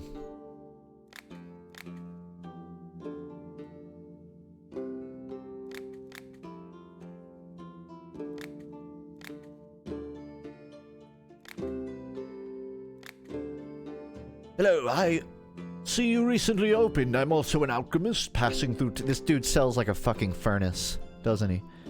Enchanted paper for 200. Yeah. Wait, it's a recipe book? Nah. I kind of just freebase. I need liquid fire. Okay. Not too hard. It wasn't aimless. I just didn't have an exact idea of where I'm going. Oh shit, that might be the lightning. I don't even need it right now, though. Or not lightning, lighting.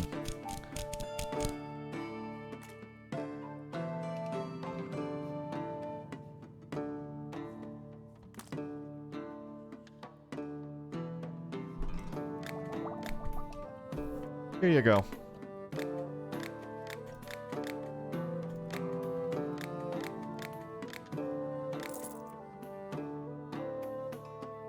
Another healing potion. I'm gonna try something wacky here. Just see what it makes.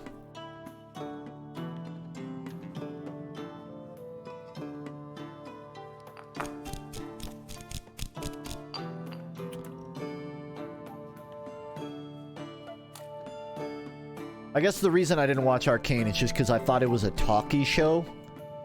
And I'm not a huge fan of talking head shows. That was the lightning potion I needed. You know, unless it's like fucking Breaking Bad or something. Where the dialogue is witty. Also, I'm clean off of League for like 4 months now. And I'm afraid of relapsing. That was another reason.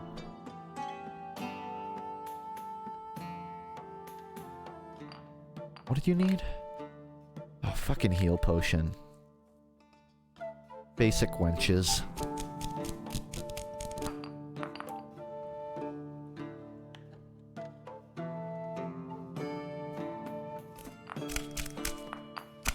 Funk, if you were a Roman warrior, what would your name be?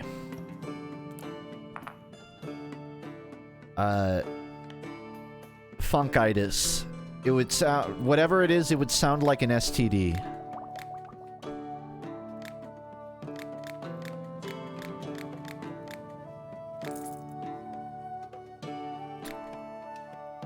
It depends on, like, what the closest Roman translation of Justin is. And then replace one of the letters with a Y. Just... Juenistoris. That sounds like an Italian, or... It's like... Juenistoris? That's like an Italian talking to his buddy at the movie theaters. Juenistoris. You say Juenistoris? I heard... What do you need? A merman. Yeah, lightning. That'll kill a merman. That'll cook him, too. 2-in-1 potion.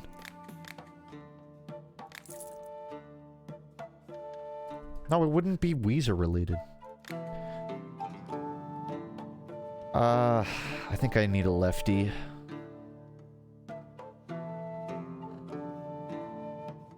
I got 5. 2 downs, 1 right. Do I have an up? Yeah, I mean, I'm mostly good. Grab a couple of those.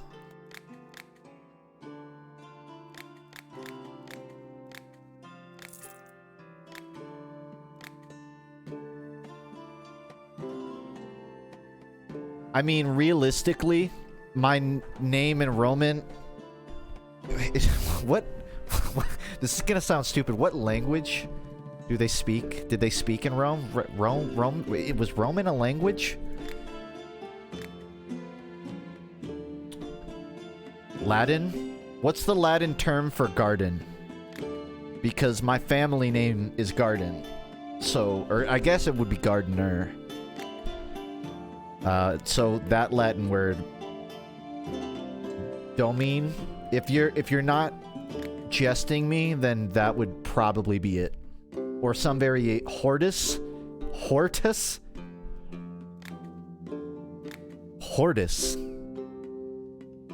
That just sounds like That's like the sound you would make when you're choking. Hortus! Hortus! Hortus. So it would be like Justinus of Hortus. I need to get rid of some bugs. Alright, catch them with this. It sounds kind of like Horus, which is cool. I like that god. Conceptually. I don't actually know what Horus is a god of. Something about birds. I think that's an Egyptian one, isn't it? Horus? Fuck, no one tell me. Horus. Horus, isn't he... He's related to Set. Fuck. I don't know. Bugs? I'm guessing you want a poison. Horus is like one of my favorite Egyptian gods. Is it weird to say that if they were in fashion and someone was selling like Gucci ones, I would wear one of the Millennium items? Like the Millennium necklace? I would still wear that as an adult. But like no one makes like an authentic quality one that's affordable, you know? But one of those those Millennium items, I think they're drip. I need to recover. Okay.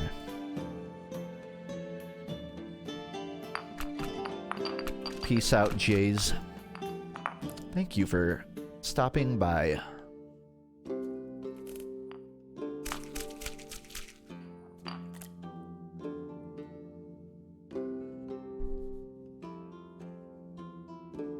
Eye of Horus represents well-being, healing, and protection. That actually scans. The reason I like Horus, big shocker, it's one of my favorite supports in Smite.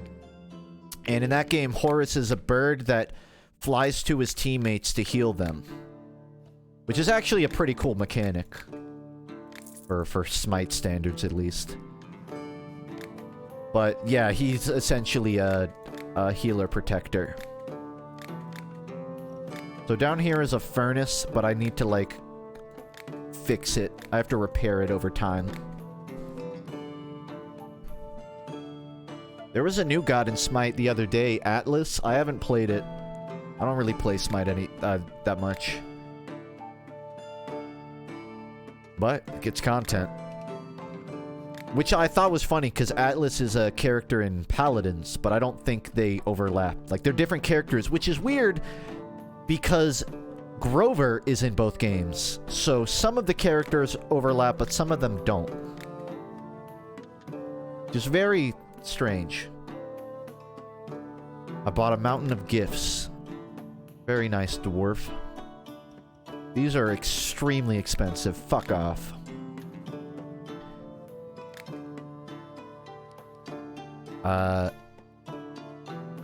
Ice potion. I will see what I can do.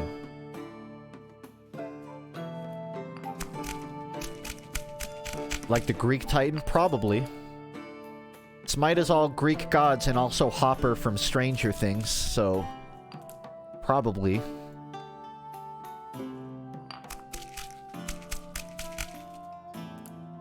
Oh, they added Iroh, too. Again, I don't really play Smite, but I do love Hi-Rez as a company. They do cool stuff. It was funny, they replaced Bacchus with Iroh. They gave Bacchus an Iroh skin. And Bacchus is he's like a god of partying and drinking.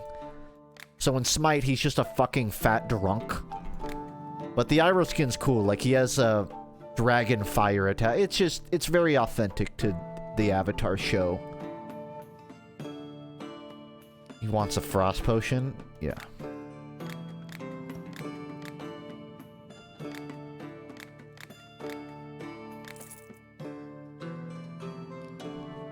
That's one thing I appreciate about playing that game, is I now understand a lot of god references in TV shows I'm watching.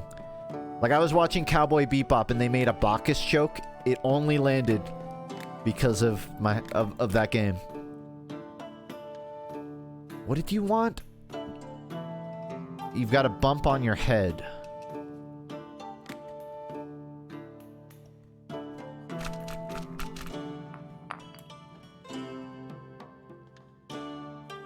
Yeah, since I'm starting the game from the beginning, I kind of have to rush the first dozen nights or so to start getting the really wacky potions. There will be a reason soon to make random potions for the fucking furnace, but I don't have that built yet, so anything I'm not selling is almost worthless to me.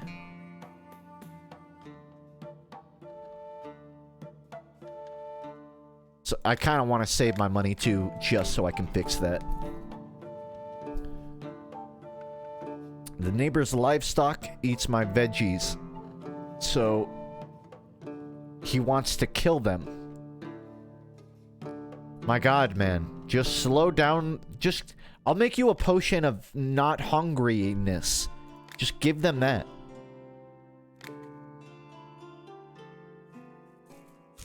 Isn't like one of the rules of being a human that we all agree to? It's like, don't poison your neighbor's livestock. Don't fuck their wife. Their partner. Those are like the 2 tenets you gotta follow. You fucking dick.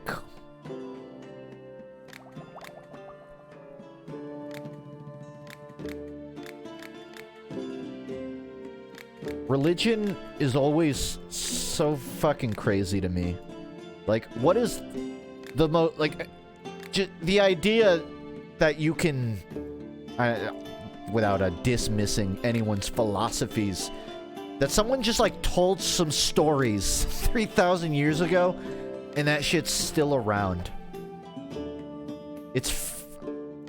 I mean, has there ever been another human that's, like, lasted that long? I mean, do the pyramids, did that come from traditional modern religion? Because that was like 9,000 years ago, right? 10,000? How many human inventions precede modern religion? I guess is what I'm trying to contemplate. Few things, like, have lasted that long. I know we found remnants of societies, of ruins and pyramids and shit. I'm not stoned. I'm just a human being.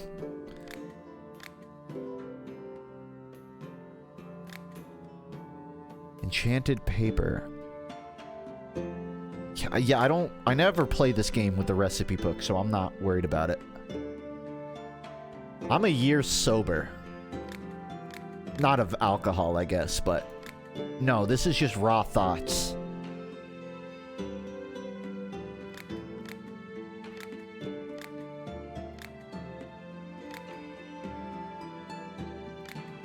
I'm not someone that hate watches things conventionally.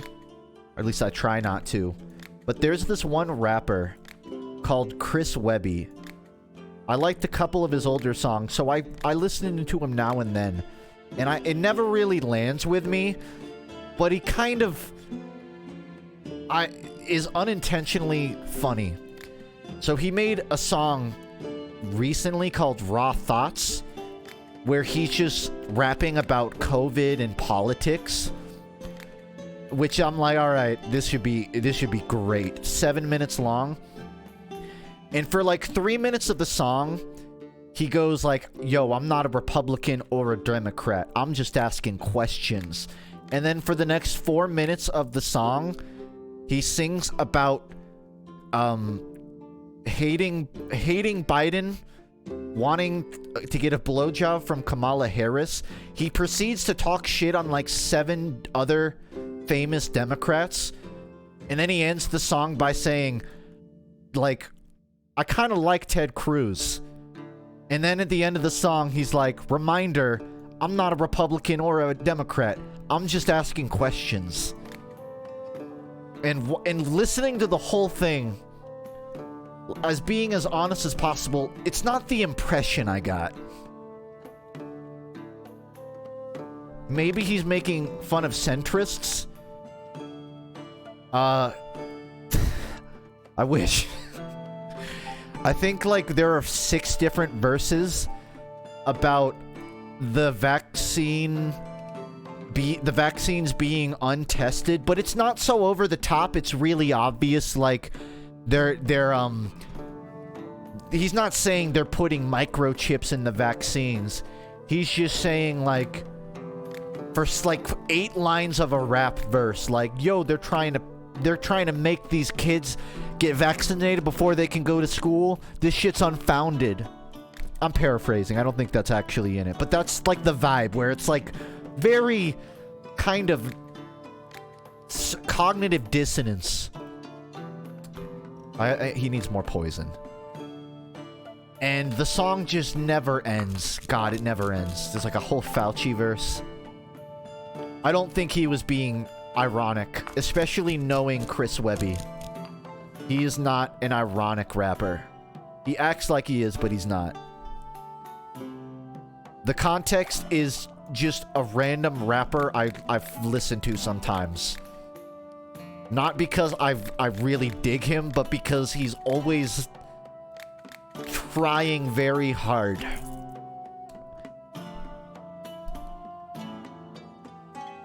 He's just asking questions. He says that a lot. I'm just asking questions.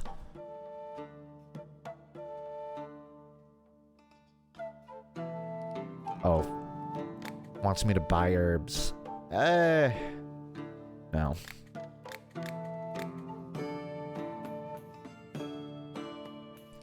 I heard about a rare fish spotted nearby. It only eats fireflies. I need a glowing potion.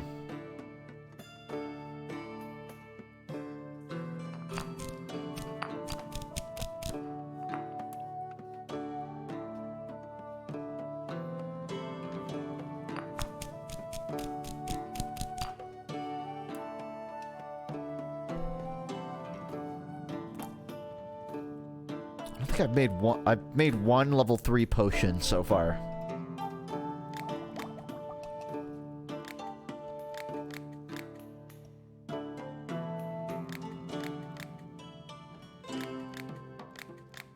Existentialism is cooler than absurdism. It depends on your definition of both of those things. I think absurdism is more practical, but existentialism might lead... I'm processing what existentialism is in my head before I answer. Existentialism is... What's the fucking difference? What's the difference between that? Absurdism is nothing as meaning, but that in itself gives us our own meaning. Existentialism is like, we need to find our own meaning because there isn't one. Sounds like you're just splitting hairs. So he wants a fast-growing potion. That's a new one. I gotta find where to get it, and I don't remember. I think it's south.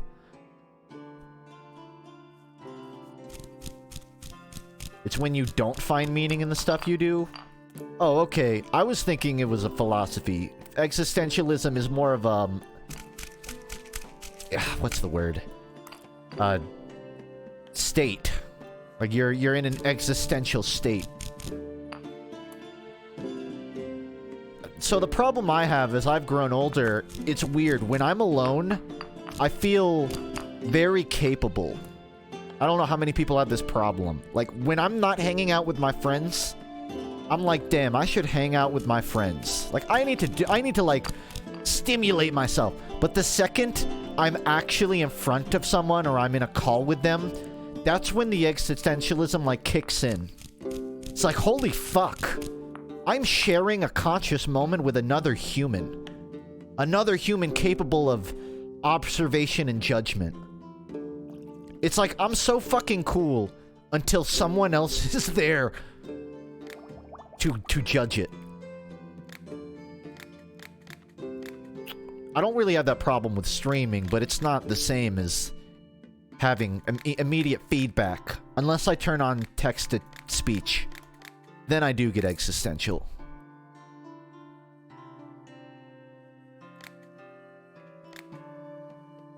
But like I'm watching Cowboy Bebop with a friend that hasn't seen it, and like whenever we jump in a call to watch it, it's like my brain rewires. It's like I'm not just watching this alone. If I want to like point something out, I have to actually use my voice. And that's what trips me up on existence. Because I have to like physically produce noise. You should have never used the word existentialism. You've sent me down a pit.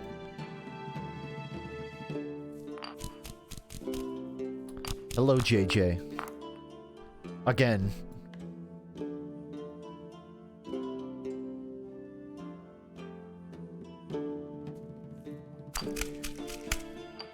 I definitely learned my patterns. If I can, like, humor the discussion for one more moment. It's weird. When I'm most active in my work, like when I'm working on videos, I'm uploading, I'm socializing, I feel the effects of it. I'm happy, I'm busy, I have a sense of purpose. And when I willingly slack off on that, I'm ignoring the things I need to do, I'm not talking to people, I can feel that endless void of static creeping up around my shoulder. Yet, I'm still... For some reason, I still allow it to creep up. Like, even though I know if I work, I feel content. But there's this sort of lingering... There's this urge to try, like, uproot my life and just do something else. That makes me not want to stay on the routine. And that's kind of been my... shit I'm figuring out in life. And I know part of that is I just have too much freedom. Like, I'm privileged enough, I make content. So it's not super valid to complain about having too much free time to not work. But it's... I don't know. School doesn't prepare you for keeping yourself accountable. When you're working under someone, there's a lot more pressure to be accountable. Rather than self-imposing it. And that's not even exclusive to, like, being a YouTuber. Like, anyone that wants to get better at something, you want to learn to make art, make music, that self-discipline of, I'm going to work on this, even if I, like, am not happy with the result. It's kind of been my experience learning music. I will make a song, or I'll develop a track and I'm like, this is fucking great, I'm learning, I'm getting better, I see the progress. And then I listen to it 5 too many times and then I fucking hate it, and I don't want to hear it, and I don't even want to work on it, because it's like, I can't salvage this. But then I take a 2-day break, start up again, and I make progress. Just gotta, like, power through it. You want magic power? What am I making all this shit for? Just... Here, there's magic. How is Berserker not magic power, you asshole? Alright. You're getting ice. Or lightning. You're getting lightning.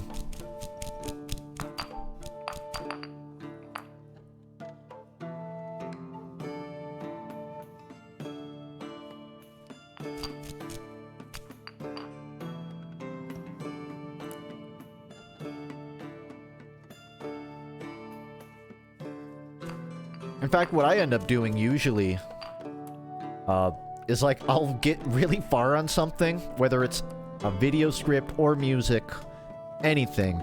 Then I'll just shelve it for like 2 years. And then when I'm like 2 years later, I'm looking for something to do, I'm a little bit at a creative brick wall, I just look through my archive and find something that I feel like, I'm like, man, that was finishable, why did I stop? And I just pick it up and finish it. Like, I've done that for a few of my videos. Like, the last few animated things, those are ideas I've had for like a year or two. And I just didn't do them because I didn't know how I wanted to do it.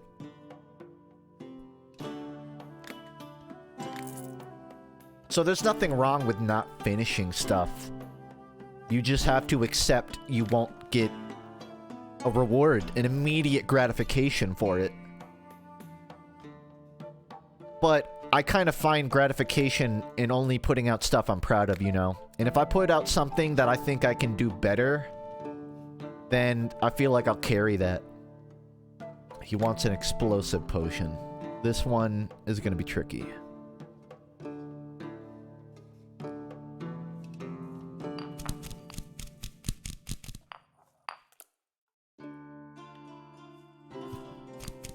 Sorry if I'm bore emojiing everybody, but I'm a deep guy. Not really, but I feel like anyone can appreciate thinking about life, you know?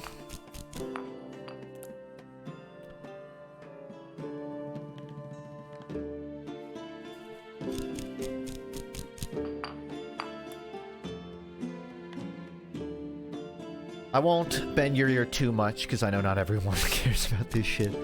But I've been reading... Because I've read all of the Avatar comics. And I'm down to the Shadow of Kyoshi. There's a book on the Kyoshi warrior, one of the old avatars.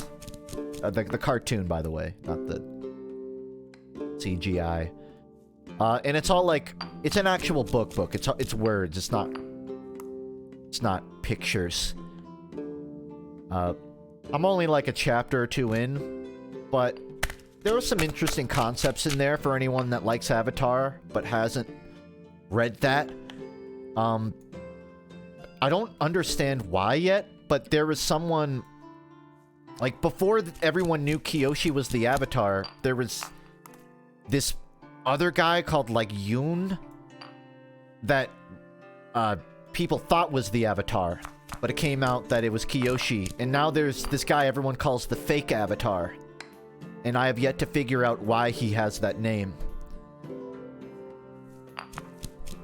But I think that's kind of an interesting angle to take the series.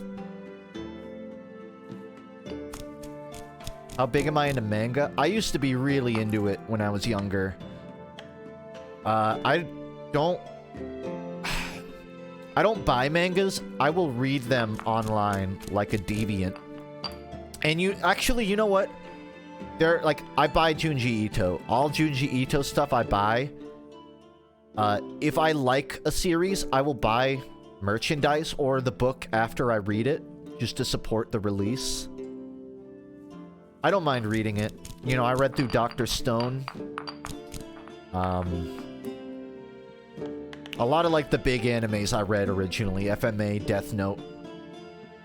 But these days, if there's a animated version, I go for that. I could not keep up with One Piece. I just fucking couldn't.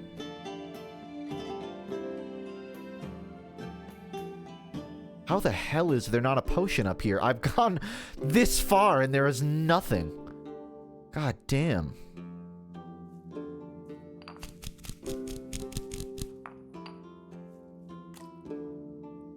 Also, it's just hard to read manga on a screen, man. It's not the same. I can't read that shit on my phone because it's just too painful, too small. I can read it on my computer, but if I'm gonna read, I don't want to sit at my desk, you know? I want to go, like, sit outside or at a table. Not at my desk where I work. Fuck, there's nothing here.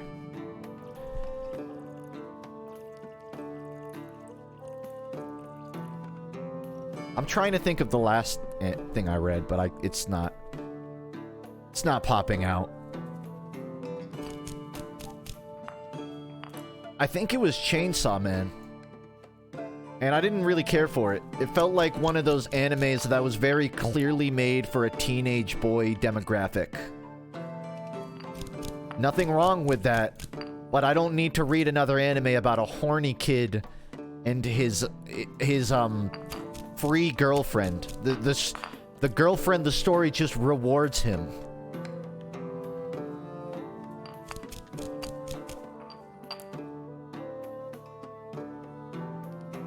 Like, oh, she's playing hard to get. Are they gonna get... Yeah, they're gonna fucking get together. No shit. It's a fucking escapism fantasy for kids that can't get fucking girlfriends. For guys that can't get laid. Yeah. Yes, Chainsaw Man. He's going to lay pipe. I give up. What are the swirlies? I think they're purely decorative. Maybe they have an effect that slow me down, but to my knowledge, it is just decorative. Man, I'm like all out of ingredients, dude. I can't find it. Thanks for the sub, Trumpet.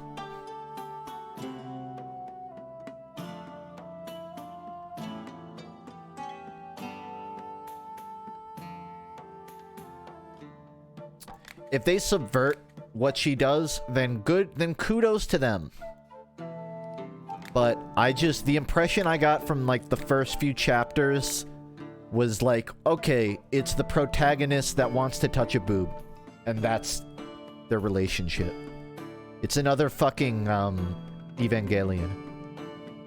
Nah, that's, someone's gonna be mad about that. Goods. I actually kind of do need stuff. So I've got a down, I've got a right,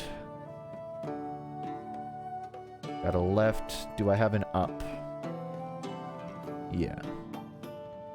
So I just want like some random weird ones.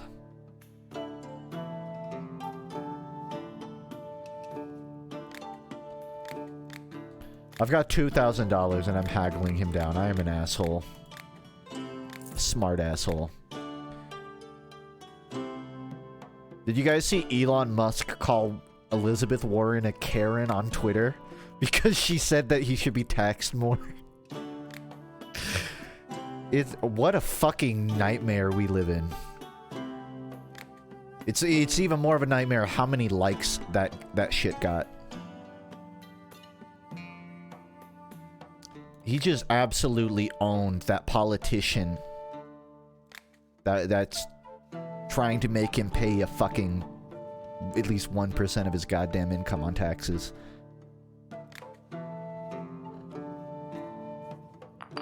And the worst part is, like, you know, Elon stans will eat it up. Not to talk shit, like, I've said good things about Elon Musk in the past, and I've come to realize, like, it's not, none of it is correct. I wasn't even hyping him up like, oh man, he's a visionary. I know, like, he didn't even fucking start Tesla. The guy that started Tesla just got kicked out and Elon took his position. He didn't come up with any of the fucking inventions for Tesla. He helped them, like, redesign their charging port or some shit. Which isn't even, like, a good design, because it's exclusive to Teslas. He doesn't do any of the fucking work at SpaceX. Like, oh, he sleeps at the factory. Yeah, he sleeps at the factory so he can walk around it getting updates from the people actually doing the fucking work.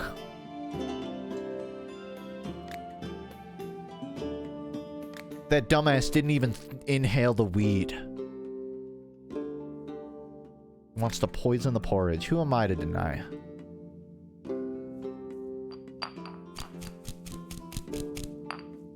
The dude he's just a cunt.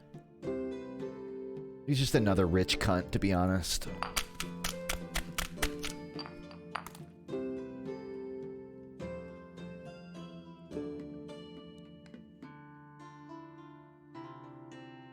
Is he a US citizen? Yeah, I'm fairly certain he has citizenship. Probably dual with his country of birth.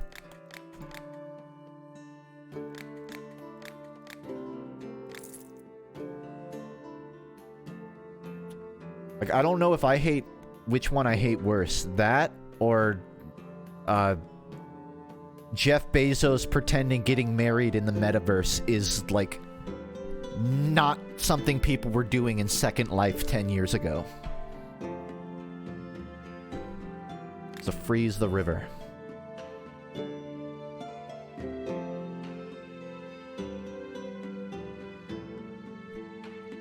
I've said it before, but rich people are like dragons. After a certain point, you should just be allowed to steal from them. Like, if you're caught stealing from them, you just get to keep what you took. It's like, congrats. You took 50 GP from the dragon's cave. You know... that shit's gonna keep sleeping. Yeah, like, you won.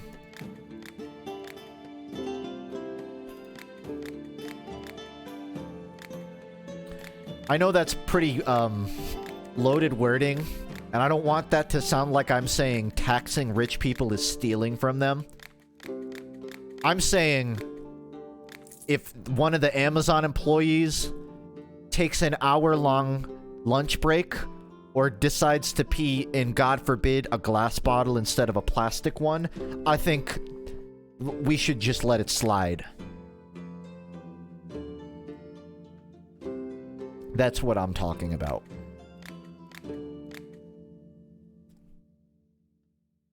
I need another... Everyone needs healing.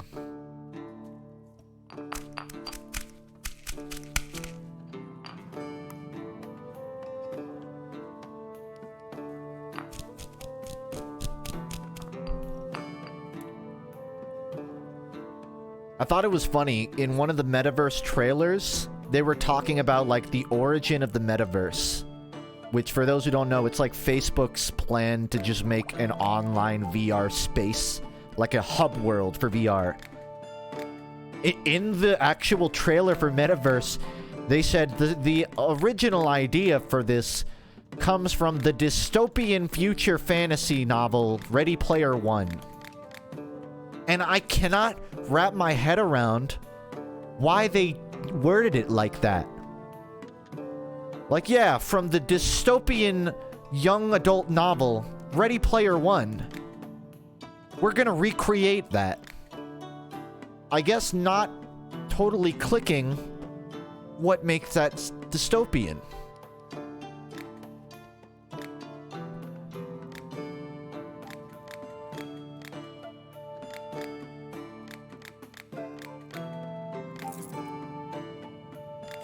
I got an index this year, and you know, I think I'm gonna stick to VR chat, if I'm being honest.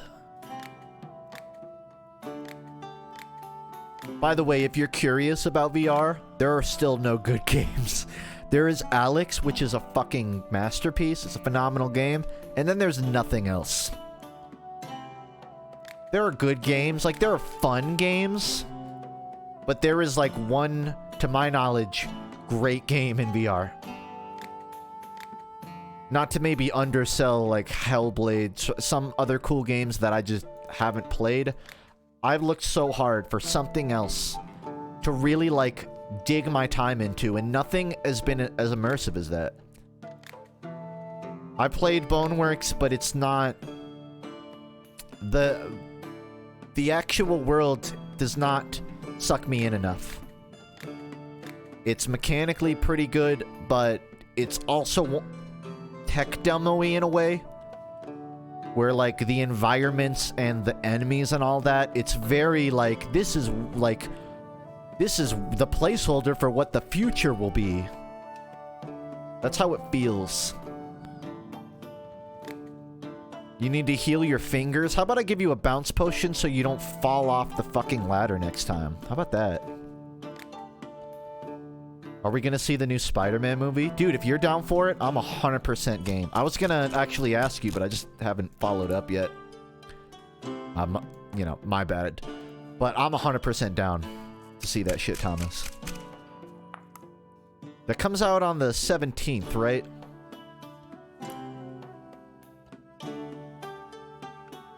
I think I can get to 3. Oh, nope. Best I can do is a 2. I saw Tom Holland did a Hot Ones, and I was hoping they would really grill him. Just while he's dying of a Scoville 20 million. They just ask him, like, what was it like working with Toby? But they didn't throw any spoilers. I did see the new Venom movie the other day, and holy shit.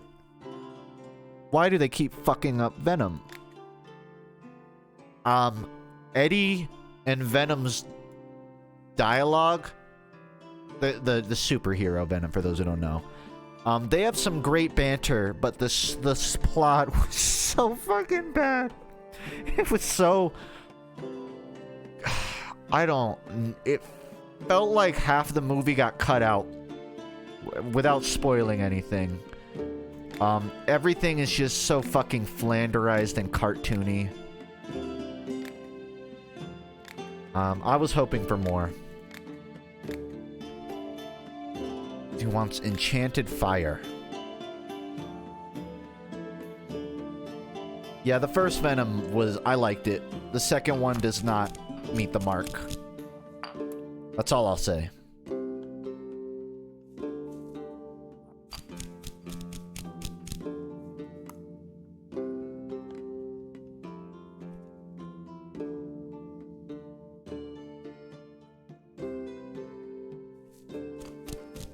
I think their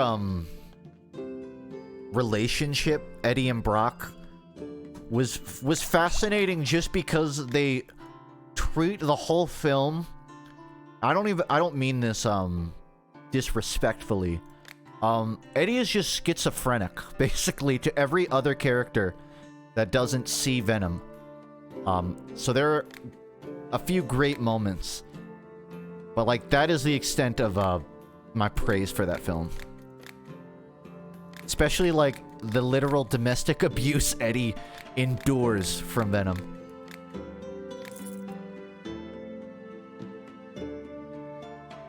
I decided to throw a bomb into the well to kill the monster and collapse the well, in case there's more than one. Here's what you do. You put a berserker potion down there, and one monster will kill all the other ones. And then, that monster will become your servant out of gratitude for its power boost you've given it. Okay, you want a bomb? I'll make a bomb. I liked my option better, but he won't take the potion.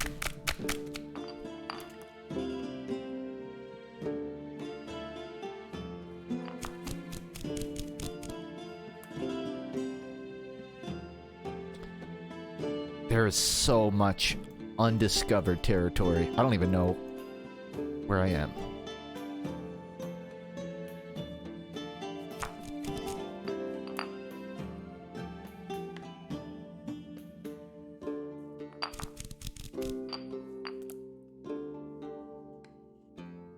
That might have been way easier than I thought.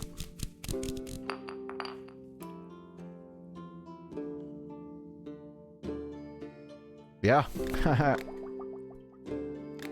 Here's like the shittiest bomb potion I have. Like there might be some unchunked newt in there still.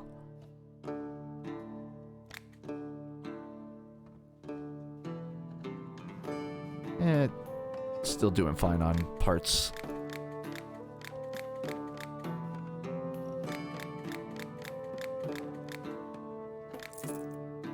Any ideas on a new vid? The World of Horror is irrelevant. I played that earlier this stream. For video stuff, I mean, I usually always have 2 to 3 ideas on, sort of in parallel scripting before I... Oh, hey, Mr. Witcher. I usually end up settling on one. Would it upset you guys to hear... I hate this wording. I'm at a crossroads with my videos right now. I really enjoy doing the fully animated, sort of miscellaneous talk videos. I feel like it's more interesting to hear someone just talk about like stuff they want to see or experiences they've had over just a review. So part of me has looked at the realm of storytime animators, and like I don't want to make videos talking about like the fucking crazy time I got cut off in traffic. but sort of just video, more stuff like the games I would make thing, where I just talk about shit that I try to wrap my head around, but I can't really demonstrate. And I'd love to make more videos, just talking about miscellaneous subjects. I have a few talking about making music, but I would rather, like, actually put out music first before I make a video talking about making it, you know?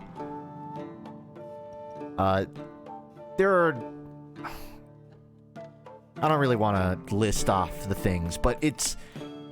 The videos I have in mind are more in the direction of, like, the FUNKe TVs I've made.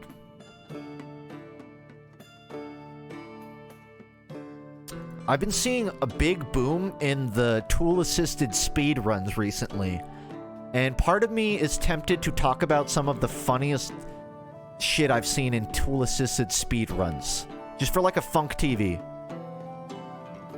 For those who don't know, a TAS, it's literally you program a game to be played as ideally as possible, and you can do some crazy shit. If you want a suggestion, I would look up the Portal 1 and 2 TAS, where the entire speedrun is just a computer clipping through the walls. Sometimes they program in some really crazy shit, like the computer yeeting a disc into a DVD player across the room, but it lands in it because it's all programmed. There's a lot of great stuff like that. I wouldn't mind doing sort of like a web show covering. So that's, if you're curious about video game stuff, that's the sort of ballpark I'm looking at. A potion that accelerates wound healing. Where am I? This is not where healing is. I don't know if there's a full Titanfall 2 campaign TAS yet. I know someone has made portions, and those are crazy. I imagine they're not a full run yet, though.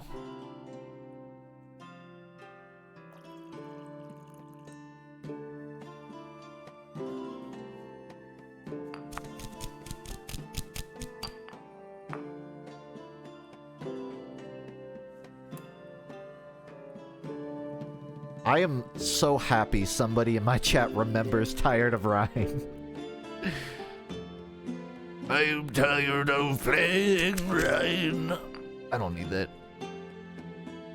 That's a old reference. Acid, nice. What music's being worked on? I talked about it a bit earlier, so I'm not gonna go in depth, but I'm trying to... I'm doing a lot of the work on my end right now. I'm learning mixing and playing, everything minus the drums. I want to do all the genres I like, which isn't necessarily any one thing. But if I was gonna paint stroke it, I want to learn to make jazz rock. I'm a sucker for like neo soul, so I wouldn't mind trying to figure out how to like fuse in some like more like conventional jazz or soul into it. But that's the stuff I'm not super experienced with, and I'm still learning. Like 5/4. Oh, I couldn't pull off 5/4s. I mean, yeah, I love what they do. I think the best music is music that you can't easily label one thing. Where it's like, oh yeah, there's a bit of rock there, there's a bit of jazz there. And that's kind of what I want to learn to make.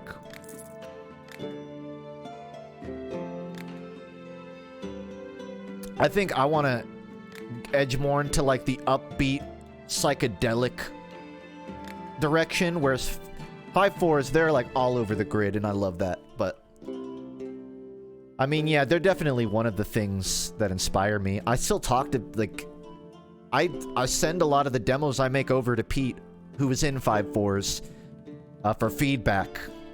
And he's helped me a lot, like, with wrapping my head around stuff. Flowers grow faster. Probably. Probably help with that.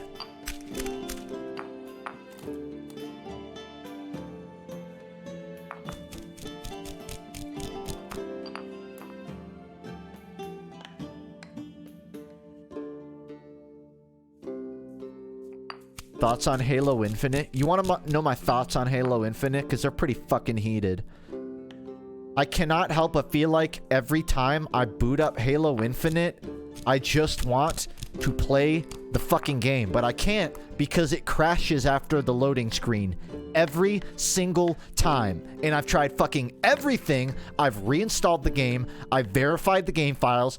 I've went into the DLC and I've disabled the high-res textures, but the fucking multiplayer won't let me get into a game. The fucking campaign won't let me play it. I can't fucking play Halo Infinite.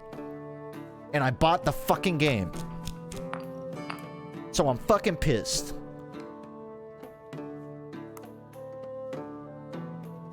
And that's my opinion of Halo Infinite. I want to play it.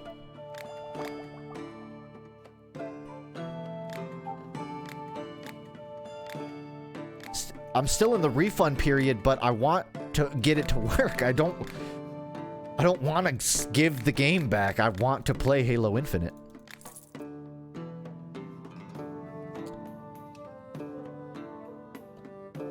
Chan has no genre. They don't have a genre, but like they're psychedelic math rock. That's the vibe I get the most out of them. But they definitely try stuff. Oh yeah, I got that right here. Oh, you need to expose him. That's different. There's like a visibility potion. Oh, buddy. You might be SOL.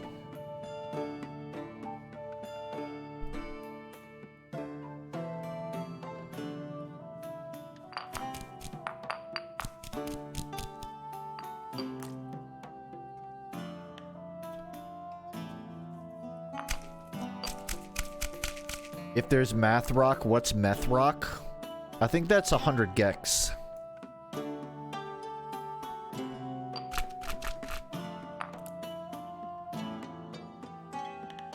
Or like 1/4 of the bands from the 70s.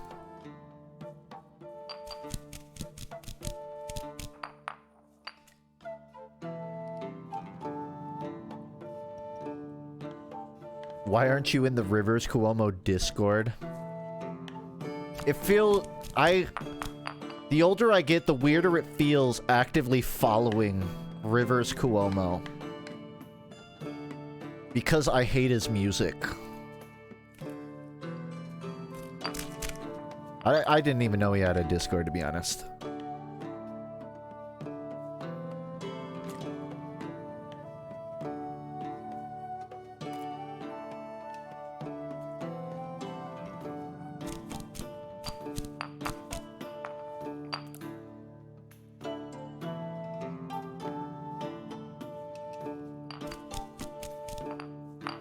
To be honest, I don't know. I'm not as, like, crazy about Rivers these days for a multitude of reasons. One, as a up-and-coming content creator, it feels weirder and weirder for me to obsess with other artists. That implies I'm one, but like another creative person in the fields that I kind of am curious about. It feels weird to hone in so much on one guy, especially because like I spent my high school I don't know, not observing, analyzing that guy. And on top of all of it, I've just realized like he's not, I don't think he's the guy that I thought he was in my head when I like first heard Weezer, you know? Or like, no disrespect to Rivers, he's fucking 50. He's lived a full life and he's got plenty of life to live. But like when I started listening to Weezer, I'm like, this is just an authentic guy in his garage with his friends making music. And I love that. And now he's like a well-established radio play artist that kind of, if we're being honest, makes music to make music more than he does, like, to convey an emotion that he's trying to externalize. I don't know. I don't like psychoanalyzing artists in that way, especially when it feels like he's doing such a specific thing that I'm not super analytical about to begin with. I just don't follow him that much, I guess is like end of rant. I can't make this potion, dude. I'm sorry.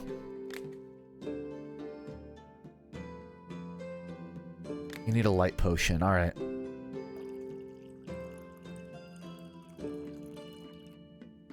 You missed my political phase? I mean, I'm still political. It's just not as much... I'm not as flagrantly political. I mean, you want to hear political funk? I think... I don't have deep takes here, folks. I think it's fucking... hilariously stupid, yet predictable that Biden said he was going to relieve 50K of student loan debt. Then he said it was going to be like 10K. Then he said, well, I'm not going to release the loan debt, but I'll extend the pause on loan debt. And then, like, what? Wasn't this like this week? He's like, I'm actually not going to extend the loan debt. It's going to get unpaused, and you got to fucking pay it. And it's the typical neoliberal bullshit of, like, oh, here's 30 promises if you get me elected that I'm going to do fucking 0 of. Yeah, so Biden said he's gonna unpause the student loan debt, which shouldn't even fucking exist in the first place. And I've talked, like, with my family. I've talked with boomers that don't fucking understand it. Like, I think it might have been, like, one of my parents, where they're like, well, I had to pay off debt to get through school, so why should that be different for the next generation? And I don't know how to convey, like... Just because you go through hardship doesn't mean it should be normal for every student to go through hardship. Now, I say all that as someone who dropped out of college before I accrued debt, so it's not an issue that directly affects me, but considering it's one of the reasons I dropped out of college, it's something that I think about a lot. I still have days where it's like, man, maybe I should just go back to college. Like, if this shit doesn't work out, oh yeah, I'll probably go into fucking debt. Or I'll end up in a general community course that doesn't benefit me for anything that I would want to get into. Like a game design or something. I would need a much more specific course. That's just the most recent example of shit. I'm trying to think of more. I'm not as actively upkeeping my local politics as I should be. I know I fucking hate Kemp, and I know he's still cracking down. He's trying to make it harder to vote. He's still shutting down precincts. He is still making it so you... This is kind of old news, but, like, you can't get people waiting in line to vote water. You can't vote on Sundays, I don't think, which was a big blow to church voters. Specifically non-white church voters who do not vote for Kemp. My local politics are a shit show of conservative politicians making it as hard as possible for inner city voters to actually vote. And it's always the same news on repeat. I heard Purdue, which... What the fuck is... I don't remember what Purdue is, if he's in one of, like, the court. If he's in one of the courts or if he's in a local branch of government. One of the bigger names in my government, Purdue, said he's going to run for governor, specifically because he never wants Stacey Abrams to ever win. Stacey Abrams is the more progressive candidate who almost won but lost by 1%. And by the way, she lost by 1% in an election where Kemp was Secretary of State and was in a position of power to have votes recounted to unregister people from voting up to voting. I think there was I'm going on a rant here. I think the House actually did an investigation because Kemp unregistered 70,000 people months leading up to the election he won by 50,000. Isn't that a little strange to anyone? That 70,000 people, majority were inner city non-white voters, got purged from the voting registration leading up to his vote. Also, the 150 precincts he closed, which meant a lot of people would have to drive like an hour to even vote. Just, it's really weird to me. It's just very odd that he was allowed to do all that. And he won. And now, even more, like, Perdue, Kemp, still trying to keep Abrams from winning. Even though, you know, depending on who you ask, she actually probably would have won. Or did win, for all we know. Not even counting like any votes that were thrown out because for whatever reason or misspelling might lead them to be invalidated because, like, you know, who were they voting for? They put an E where an A should be. Don't let them revote, just throw the vote out. A lot of that shit happens in Georgia. I have a full document about Kemp and about all the terrible shit that's happened in Georgia. It's stuff I've wanted to make a video on, but I'm somewhat tentative about it because I understand it's so different from what I do. But no one really talks about all of the what may or may not be corruption going on in my local politics, at least. Frost potion. Okay.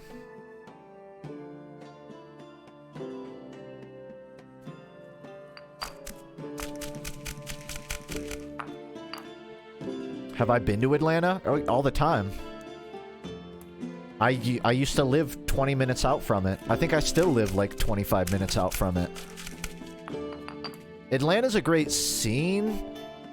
Like, there are a lot of fun bars, restaurants you can go to. I went to... What's that garden in Georgia? Fuck. I want to stop and think about this. If anyone knows it, please call it out. Famous garden in Georgia. In the holidays, they decorate it with a bunch of lights. Like, across all of the trees, they put up lights, they put up these big sculptures, this giant lady next to a pond with these Christmas lights on it. The Botanical Gardens, thank you, Thomas. The Botanical Gardens is really cool. I went there with my family, like a week or two back. And they have some really awesome, like, Christmas holiday decor set up for it. You know, there's some cool stuff in Georgia like that, a lot of great parks. We have a really booming film industry. I'm not an actor, but I've had times where it's like, man, if I wanted to try and get, like, in the background of a Netflix show, I'm living in the place to do it. But even getting a background part requires a lot of, like, you have to get a manager who has to get connections. You got to pay for all of it. You got to dedicate yourself to be an actor. You can't just, like, be invited. But there's, like, cool stuff there. Hi-Rez, the people that make Paladin, Smite, a lot of other great dead games, they work out of Atlanta. I haven't been to their, what is it, studio. I want to go there someday. I think I was planning to before COVID hit, so now I have to reassess when I go. She wants a love potion. I don't know how to do that. I can't remember if a health potion works. I'll try it. Atlanta is great for a lot of reasons, but it's shitty for a lot of reasons. Rent in Atlanta is fucking terrible. You can't find a decent apartment anywhere under $1,200. Even for, like, one bedroom. You want a one-bedroom studio apartment? I hope you have at least $1,400. Otherwise, you're going to hear your neighbors every day. You're gonna, like, have no fucking washing machine or trash or any... Like, you will have no, utilities. I had a friend who, like, he was describing to me his living situation, and he's like, oh man, they're gonna up my rent by like 200 just to give me a garage, but they won't give me the garage. And I'm like, oh man, that sucks. What's your rent right now? And he's like, 500. And I'm like, you play 500, and he has, like, I think he's got a 1 or 2 bedroom with a living room disconnected from any other unit. He's just connected to a garage. And I'm like, 500, you couldn't live in the back of a fucking dumpster bin for 500 in Atlanta. So that's like, even like if you move far out, there are like less ideal places in Georgia you can live in. You're still paying $1,100 minimum for like a great place. And you know, depending on your income, that may or may not be affordable, but like, I know for a fact, like, around like, if you're on minimum wage or, like, near it in Georgia, good fucking luck living on your own. Funk, trust me, where I live where the new SpaceX was built, Elon donated $5 million to our city, 3 to schools, and 2 to beautifying our downtown, which is grimy and shady. But $2 million went missing when, after he donated it. Yeah, that sounds about right. Because half of American politics is, like, unnecessary middlemen. A lot of people that don't need to be employed work in politics. That's pretty much the entire fucking insurance industry. But there's a lot of pockets where money just disappears into. And no one knows why. I mean, everyone knows why, but no one addresses it. That fucking sucks, though. That you had $2 million donated and it just disappeared. Potion that harnesses lightning. I'm still pissed that Google said that fiber was gonna come to Georgia, but it's only in, like, select parts of Atlanta.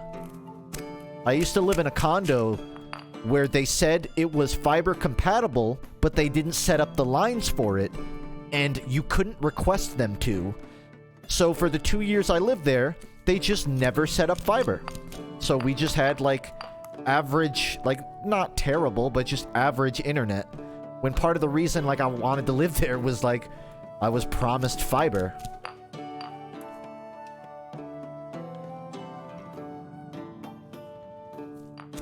And the places where fiber is are, like, the places where there aren't great apartments. It's like student housing where it might as well have just been a jail cell refurbished into an apartment.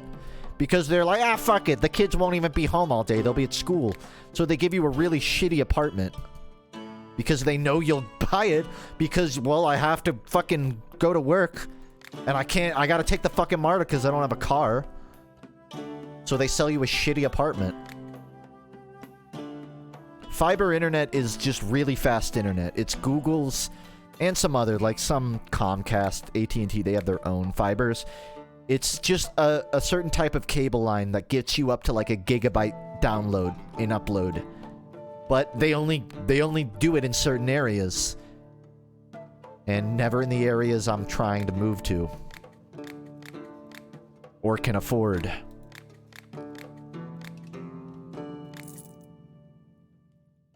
And I understand it's not a global thing yet. There isn't fiber normally everywhere, but they said that they're going to spread fiber through Georgia, and it's still in like 6 parts of Atlanta, and that's it.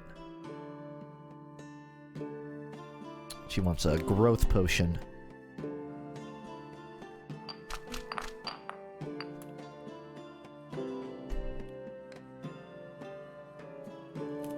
Don't get me started on housing.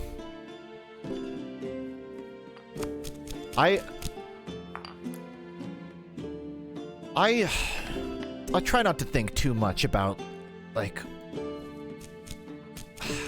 if anything, I should think more about it.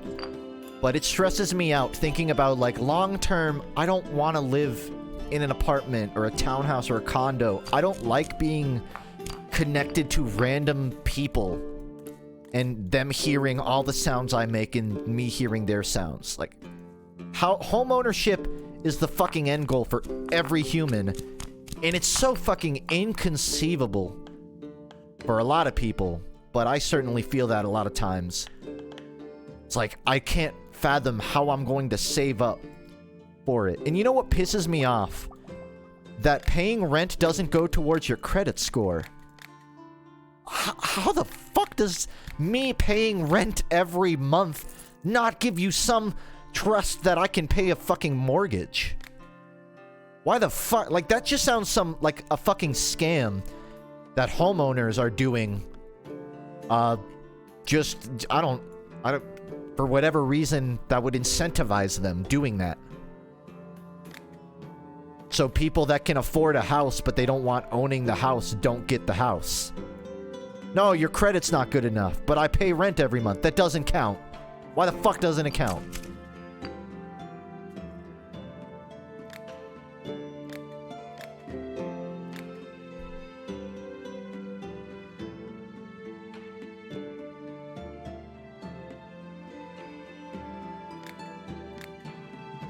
I want to live in a house with a magic garden where I grow plants and fungus and sunflowers and I turn them into potions. Is that too much to ask?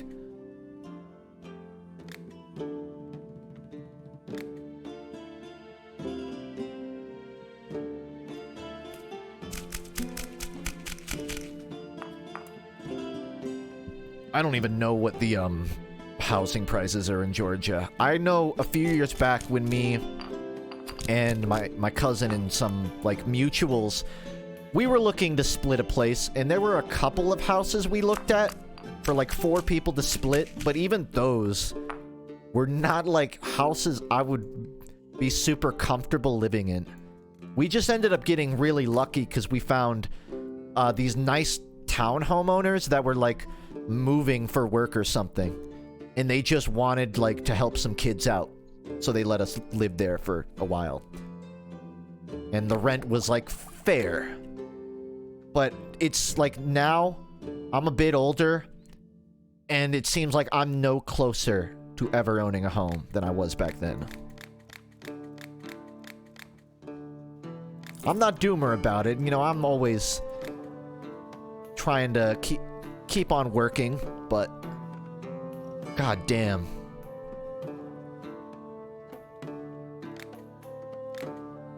You want to light up and blind the bandits. You want to catch them off guard? How about you sneak up on them with invisibility?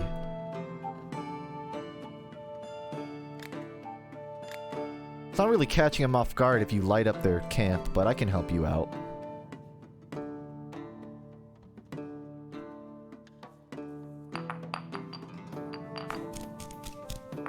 Do I have another job? No. Content creation is my main income. If you count Patreon and Twitch, those are separate incomes, but it's all for content creation.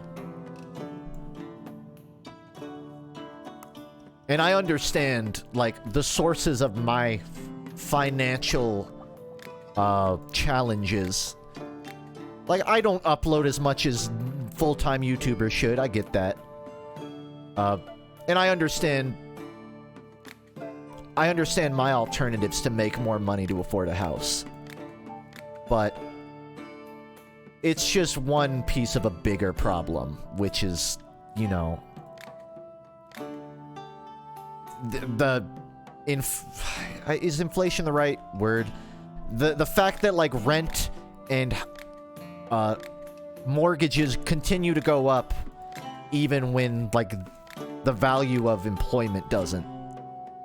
So even if I'm making a livable wage, that doesn't necessarily translate to livable options. Because you actually have to make more than a livable wage to live a livable lifestyle. At least that's how it feels.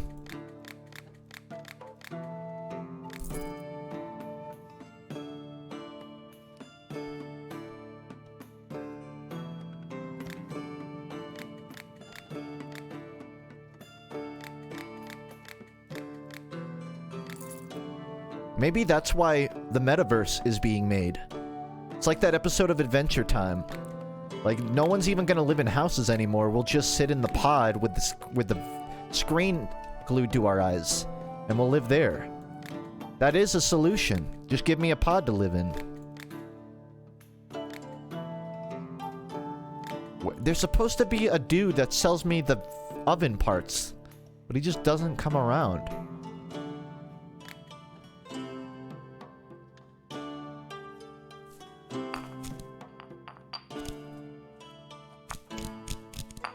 Yeah, I've heard about that. Zillow and some other sites, I believe, are like scalping out housing so they can resell it themselves. Because they're trying to do exclusive things of like, oh, like, we at Zillow can sell you this house or our price. Like, unknowingly, they fucking bought it from you. They bought it before you, so you didn't get to buy it at the original price. That's just one example of, like, the sleazy shit that happens in real estate.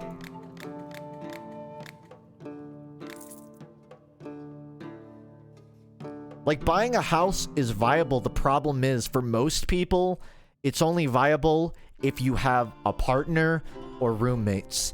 And I feel like it is not fair that you expect everyone to find a life partner if they want to live, like, the average expected human experience. I've noticed that a lot as I get older. Like, it's great that you get all these benefits if you're married, right? Like, your taxes are a bit simpler. It's a bit easier to, like, get loans and get a house and stuff because you have this other person in your life you're sharing it with.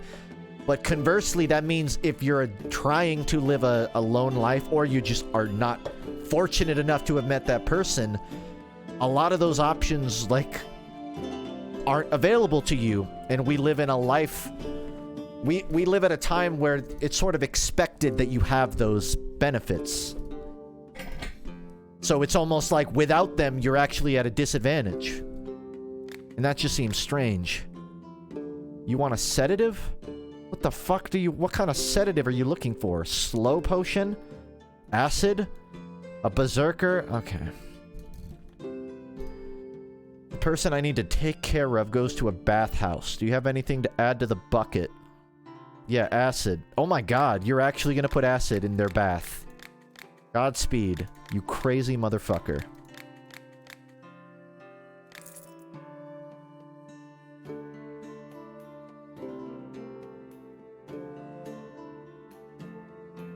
Just checking something.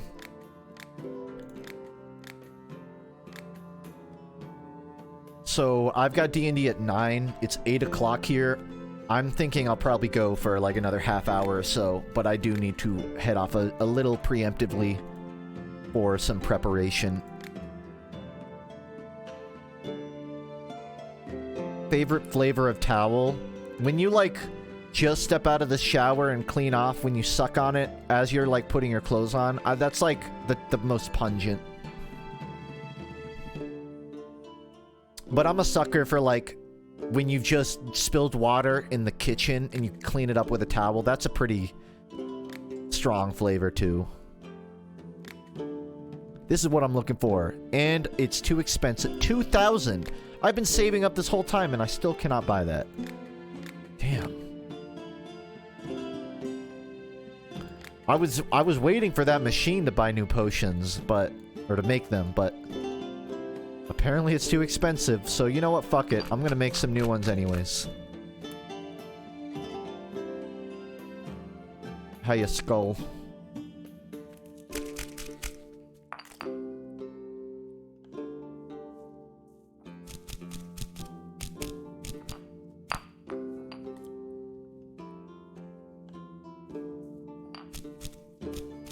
I animate with Source Filmmaker, conventionally. But I am picking up a couple new tools, so in the future you may see like a mix of 2D animation. Just a little bit. But right now it's all SFM, and it's a fucking nightmare. But it gets the job done.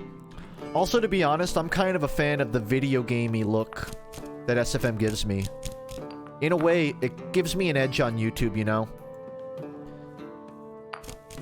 Especially if I'm making videos about games. It's a bit cooler than using, like, Blender, and it comes off as... I think Blender can come off as a bit more sterile sometimes, whereas SFM, there's a beauty in the jankness. The jankness of its lighting, the video gameness of its assets. How am I feeling? I'm feeling pretty good. I've had some ups and downs this week, stressing over, like, the timeline of getting some work done, but I saw this really inspiring Pinterest photo that just made me happy again. Not really, but there was, like, something I saw recently. It's a poster of, like, the average lifespan conveyed using dots for every, like, week.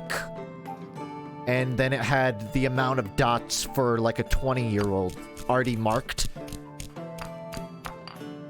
Sort of, like, to illustrate how long a life is relative to, like, a life.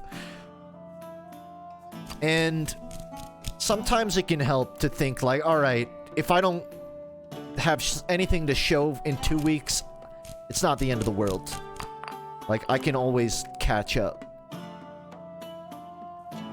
So, I'm feeling pretty good right now. I guess what I'm trying to say is, like, I've reflected and meditated, so I'm not stressing.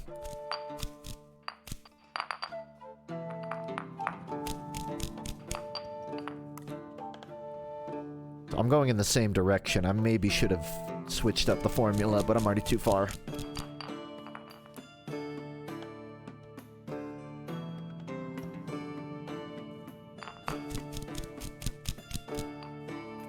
Perfect.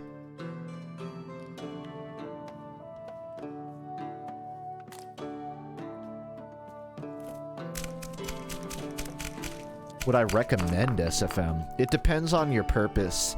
If you're just trying to explore 3D animation, and then yeah, it's a fun way to sort of learn it. If you want to get really invested in animation, no. Just learn a proper industry program, because it's more practical. I only recommend SFM if you aren't, like, pursuing animation for a life, for work, but you want to do, like, some shit in your free time. Like, I make YouTube videos, and I talk about video games. SFM is perfect for that. But if you're really, like, serious about animation, no. If you're young, you know, you're a teenager and you don't really have options, then yeah, I'd recommend it.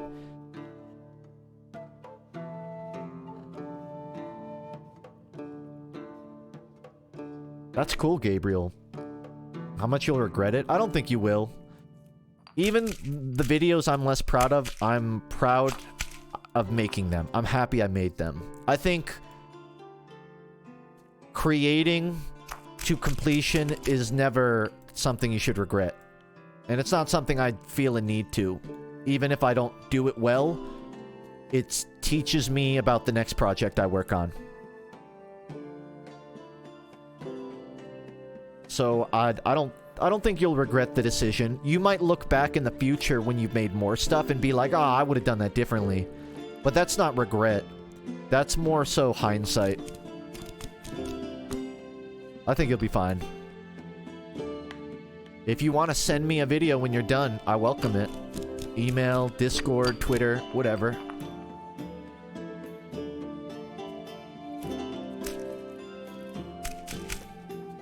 SFM can definitely be a stepping stone if you want it to be. If you want to learn SFM and then learn another program, some of the skill does translate.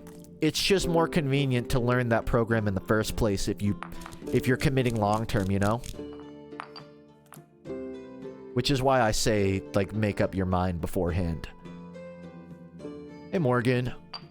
I be gaming. The thing about SFM is it's bare bones in the best way. There aren't buttons that do shit that you will never use, generally. They only show you the stuff that you're gonna need. When you open Blender, there's all these fucking buttons completely irrelevant to animation. Like, there's all this modeling, painting, like, rendering shit that is not relevant. And you can get it into a view that's purely animation stuff. But even then, it's not always... Like, sometimes it's menus within menus. It's drop-downs within drop-downs. With SFM, it's all on the surface. Most of the drop-downs are just conveniences. It's very simple. It's user-friendly, but it's not all-powerful either. There are trade-offs. If you consider yourself a multi-instrumentalist in a creative sense, then yeah, pick up Maya, Blender, because you'll have a lot of fun learning both animation and modeling and all the other tools. And it'll be way more useful. If you're just trying to animate, you can sacrifice some of that other stuff. I really have not found a single recipe yet. It's crazy. Oh yeah, I totally forgot. There's all this leveling stuff that I just haven't been doing. I'm supposed to, like, do these and it'll give me better prices. That's so dumb of me.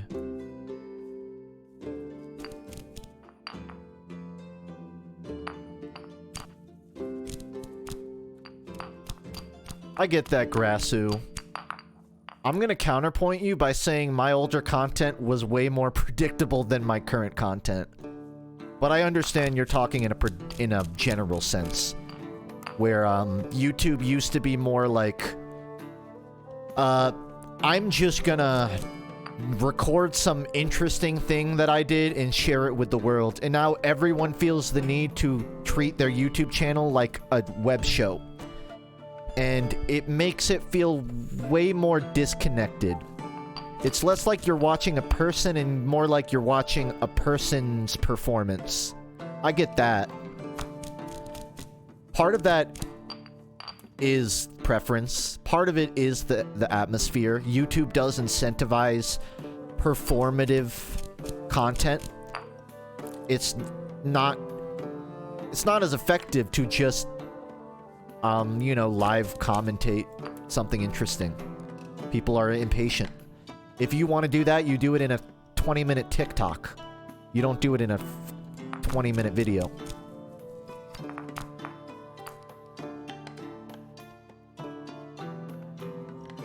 But some of that change is inevitable.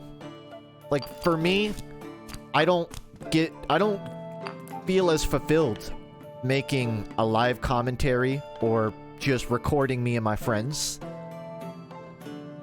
as I do writing a script, having meaningful things to say, and coming up with some literary devices or metaphors or something abstract that the viewer can walk away with that they wouldn't have maybe come up with themselves. When you're watching me play a TF2 update, let's be honest, 80% of the ways I act are ways you could act yourself if you just played it. The ways me and my friends act around each other are ways you could have fun with your own friends. But hearing me talk about, I don't know, games I want to make, or pointing out subtle references or concepts that I picked up in something, it's a bit more to chew on. You know, it's less like chewing on, you know, gum that goes stale, and more like, I don't know, chewing on some dried hibiscus. It's got a bit of flavor, doesn't overstay its welcome, but it's got a memorable palate. Doesn't hurt your teeth. Implying we have friends. Yeah. Well, hey, there's multiple reasons I don't make those videos anymore. Kidding. I mean, I still got a lot of friends. I just don't have as many, gaming cliques as I used to. But a big part of it was just preference. I like having more to show. But I get the sentiment of I miss old YouTube where people did not feel pressured to overperform.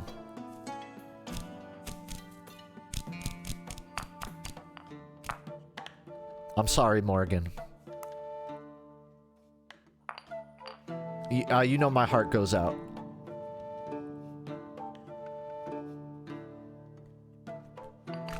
It's just, I've been grading you, Morgan, every time we hang out, and, like, you're just, like, not... There's a threshold. You gotta get, like, that content stamp of approval. And I'll be honest, I'm rolling, like, straight E's and F's on my own, so I really need my friends to carry me. I'm not even talking, like, a grade A. I'm talking, like, make a new letter that goes before A.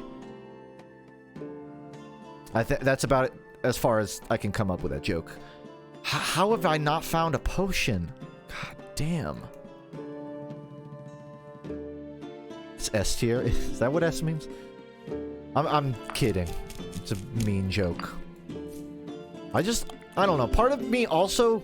You guys gotta understand, before I did commentaries, I did animations. I was doing TF2 animations, like, way before I did fucking... random weapons commentary. So for me it's kind of cathartic hitting my stride of like both. It's like I get to do animation and talk. It's like the best of both worlds. God, I'm literally like out of results. I'm gonna try and salvage this.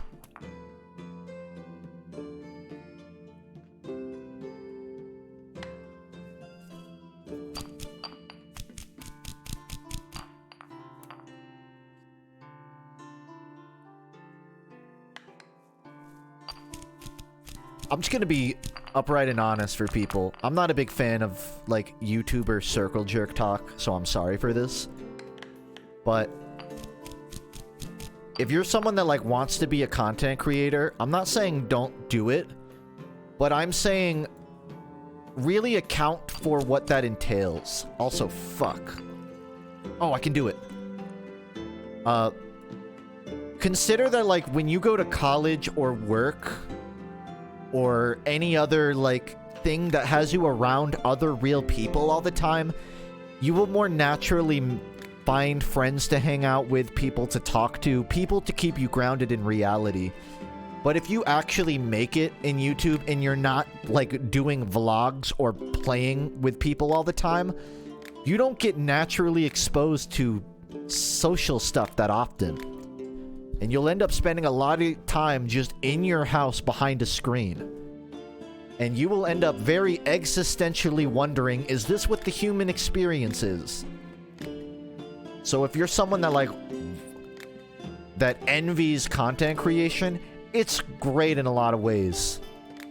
It's freeing to make your own work, but it's also very unhealthy and a very unorthodox lifestyle that you have to not...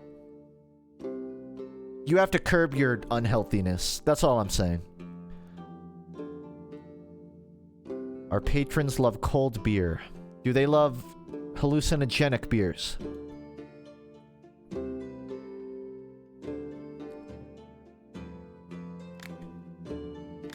And I just say that because, like, no one gave me that warning. You know, I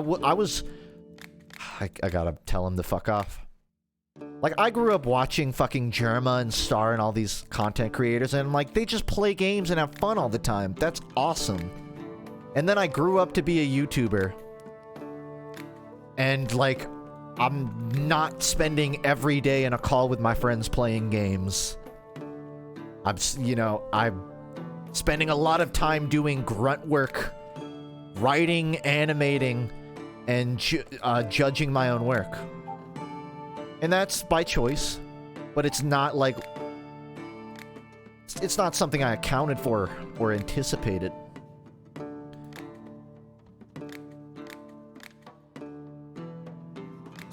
Where does all my money keep going? I'm not even spending it.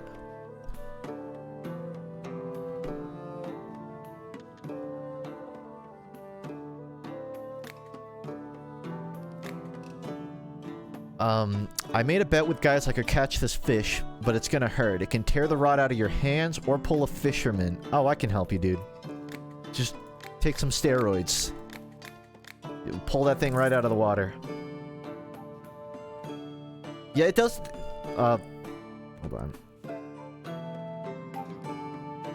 I agree with you, Sephi. It doesn't even apply to being a YouTuber. If you want to be an artist... If you want to be, like, in any creative field, structure is so vital to healthy human emotions and logic. And if your life is unstructured, you will quickly find a lot of that unravels, I have found. And even some of the other creative fields that are orthodox, like... God forbid I ever end up in a conventional animation job where you're just working at a company doing in-betweens. I'm sure it's good having colleagues you can talk to, but it must be hell not having creative freedom, just doing someone else's work, all grunt work, getting overclocked, getting underpaid, and then coming home and thinking, oh God, I've mixed my passions with my job, and now I'm not passionate about my passion. That's like the biggest landmine you can walk into. It's, I'm doing what I love for a living, and now I don't love what I love. Or it's not even that, it's I view my passion through the lens of work. It's no longer about, I want to be creative and come up with something. It's, I need to come up with something that will reach people, that will do well.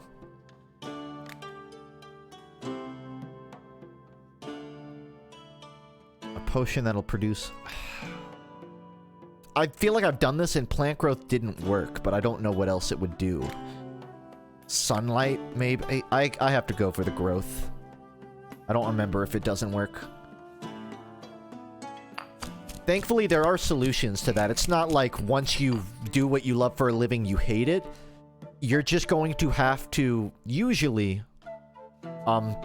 get some secondary hobbies. Get some titular things to do. You know, when I'm playing video games for content, the video game isn't as fun. So I have to draw a line of, I'm gonna play this and not think about content. Or... I'm just going to work on music and not think about content. Or I'm going to do anything else. Draw. Fucking carpentry. I helped my dad rebuild our deck. And, you know, I'm not a fan of physical labor. But I know a little bit about cutting wood. About painting it, sanding, pulling out old dead wood.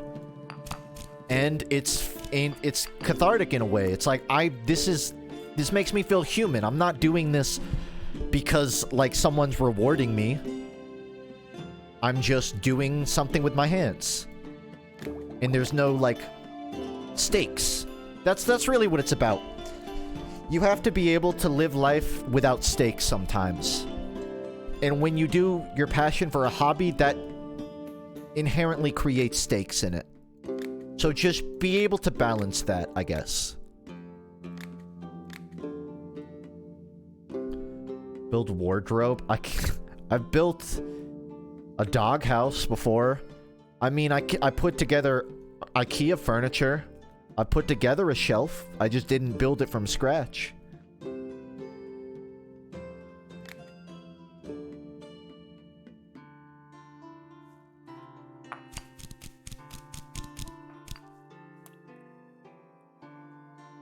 I really want to, do cooking more. That's like something whenever I'm really stressed or anxious and I don't want to be in front of the computer, but I don't want to, like, leave the house. Cooking is so fucking good for that. I don't do it as much as I want because, as I continuously repeat, I live at home. So it's a lot harder to get the dishes I need. It's a lot harder to be in the kitchen without having to interact with people when I just maybe don't want to interact with people. So I don't cook as much as I'd like to. But I think long term, that's like another hobby I really want to pick up. Just trying weird pastries. A bomb. Here you go. You want it, it's yours.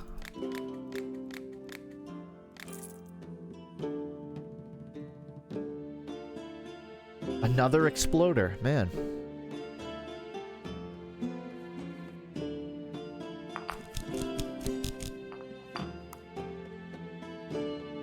Man, you're really blowing out my stock right now. These things are just blasting off the shelf. I can't even get up there. Fuck off. I need a sleeping potion for my husband. He needs to sleep deep tonight. I don't want him to catch my lover and me vanishing into the night with all the... to the streets! I want to deal with a monster. It's invisible. I need to see it. I don't think I have anything for you, buddy. I know where to look, but I don't have the parts for it, my man. So sorry. I think you gotta go.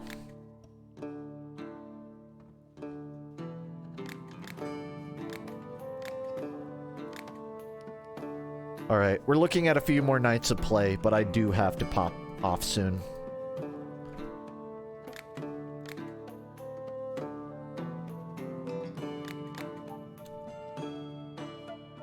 It's been a while, Alchemist. Need to buy or sell anything? Not really.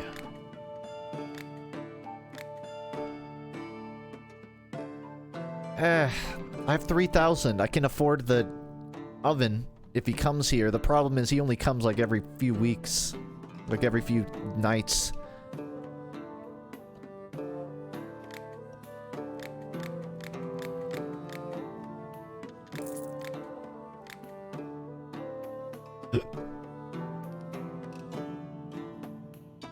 Anything to help my cow feel better.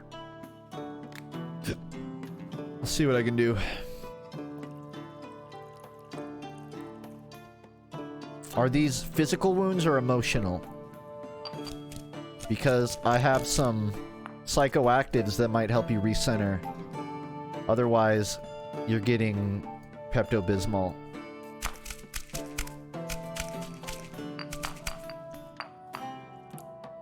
What's a game I want to stream but won't do it out of fear? I don't have that problem, really. It's not fear, it's like me wanting to stream something. Like, I want to play Halo Infinite, but I kind of also just want to not stream it and just sit quiet and watch the story. I've wanted to stream TF2. I wanted to stream Scream Fortress. I wanted to stream Simismus, but I'm worried I won't have fun if I do that. Like, I'm gonna keep running into bots, or I'll join a community server that's not running the new maps, or I'll just feel weird playing TF2 on stream in such like a weird environment. So I haven't done that. It's not what I want to stream, it's really just streaming. I always feel almost guilty about streaming when I haven't put out a video, because I know videos are my bread and butter content, and I worry without that, I don't really have anything to talk with about to people. So I worry I just come out here, and it's just dead noise. But like when I stream, I'm never that anxious, I'm not worried. I either talk about whatever's going on in life, or I'll just start fucking rambling about some stupid shit. But when I'm not streaming, that's usually what locks me up. It's like, people aren't coming for my stream. They're coming... End of sentence. Period. Goodbye.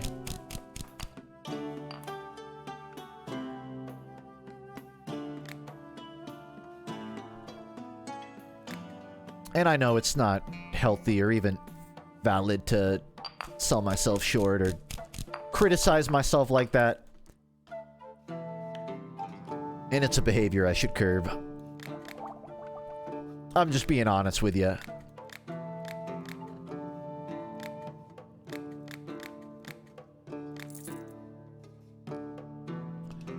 If I'm being honest, part of it is also... And this is really going to be humble and not anything else. I kind of want to respect other people's time, you know?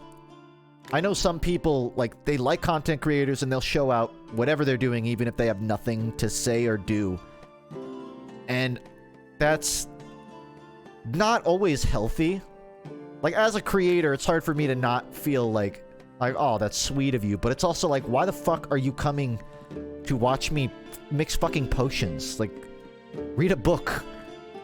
And part of me, like, it's like, I'm not going to stream and waste someone's time with nothing meaningful to say. But I also like the conversation. And I know some people are comfortable with that kind of conversation, that dialogue. Like, I'll leave a message, but I don't have to respond to the streamer if I don't want to. So I think there are trade-offs. It's not inherently bad. No one reads, but everyone tries to, and they want to say they read. That's why I talked about the Kiyoshi book. I don't fucking read, but I want to say I do. Anything that makes... Oh, he wants a Berserker potion.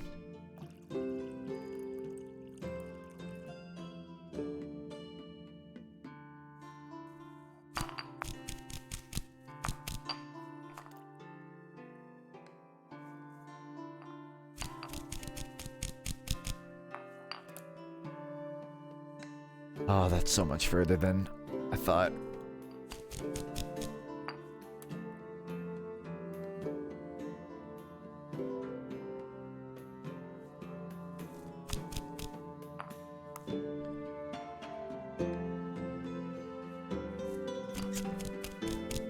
Do you think in the future... Yeah or no? I think in the future... I think I will think in the future.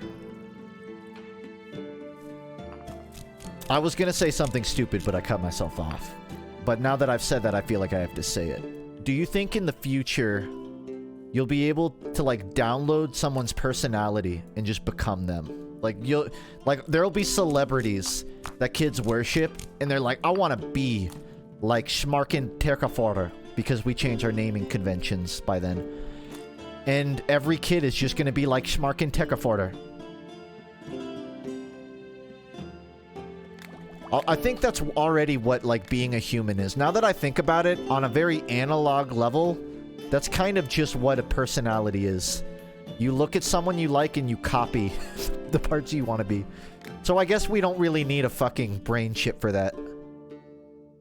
Which is why I cut myself off from saying it and then said it anyways. You're welcome. You want to take out your inner beasts. It has 2 axes with blood, which implies the inner beast because it looks like lungs. You fool. Be gone. My potions are too strong for you anyways. This'll store your... Okay.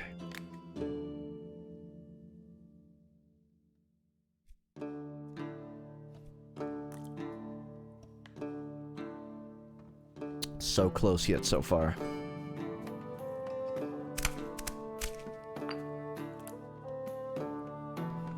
Write a sci-fi novel with no expectations. I do have a novel concept.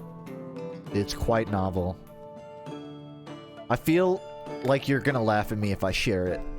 I don't care about anyone, like, taking the idea. I will sue you if you do, but I don't... That's not what I'm worried about. I'm just worried about it being too, like, shonen-y. And I know exactly what people are gonna yell out when they hear it. But here's my novel idea. So... Oh my god. I'm just thinking of all the things that it reminds me of now. So... It's this universe where there are magic pens. And each pen, like, has a special property. There's one pen where whatever you draw, it'll, like, it'll like pop into existence, but it has a certain quality, right? So there's one pen that makes everything you draw a machine. There's another pen that makes it like fleshy and human. There's a pen that makes everything like planty. And then there's like weird pens, right? There's gonna be like 2D cartoon pens that run around on the walls, like that Zelda game. Then there's just gonna be a Death Note. No, but maybe there's like a pen that like you write words and it'll like make events happen. I was right before I said it. My first thought was Chalk Zone, but that pen. That one is going. That all those drawings will come out 4-dimensional. But that's the concept. Wasn't it a Cartoon Network show? It probably was. I might just be forgetting it. I know there are shows where, like, you draw things and they come to... Like, there's the Chalk Zone. There's Foster's Home for Imaginary Friends. But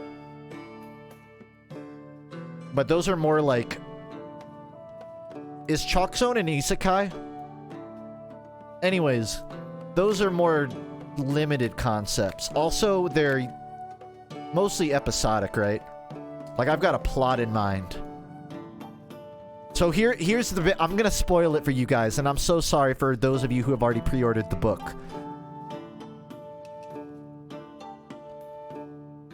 I'm gonna see if I can pull up a photo. I know exactly what to show.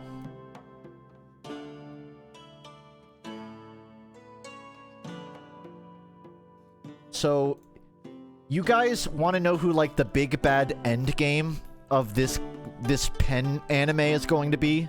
This novel? Like, who is going to be the final boss?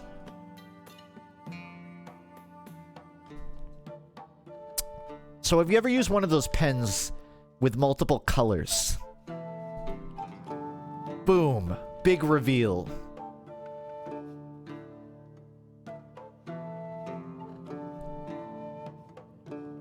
I'll let you know when, the movie's being made. Fuck. Yeah. Well, I said I'd leave at 8:30. It's 8:34. I still have 20 minutes. I just wanted some prep time to get my D&D stuff open, to walk away, get water and all that. I'll finish, like, one more night of this, and then I'm gonna head out. But yeah, that's my novel idea. I haven't written anything. I haven't drawn anything. That's just like, it's an idea I've thought of at some point. It's like, man, if I was gonna write a story, I want it to be a fucking JoJo. Everyone has a special ability. And I think it could work. What do you need? You want to hide. Okay. Yeah, I've got D&D at 9. We're in really big late game. We're about to fight the fucking BBEG Lich. We're in his castle.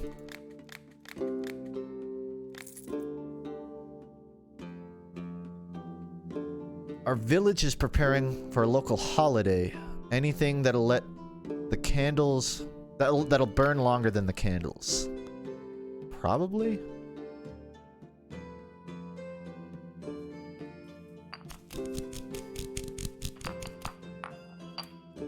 Anime is good when it's not adapted to just be, like, still shots of the good poses. The good animes, like, have great in-betweens. I feel like that's what really sells a good anime for me.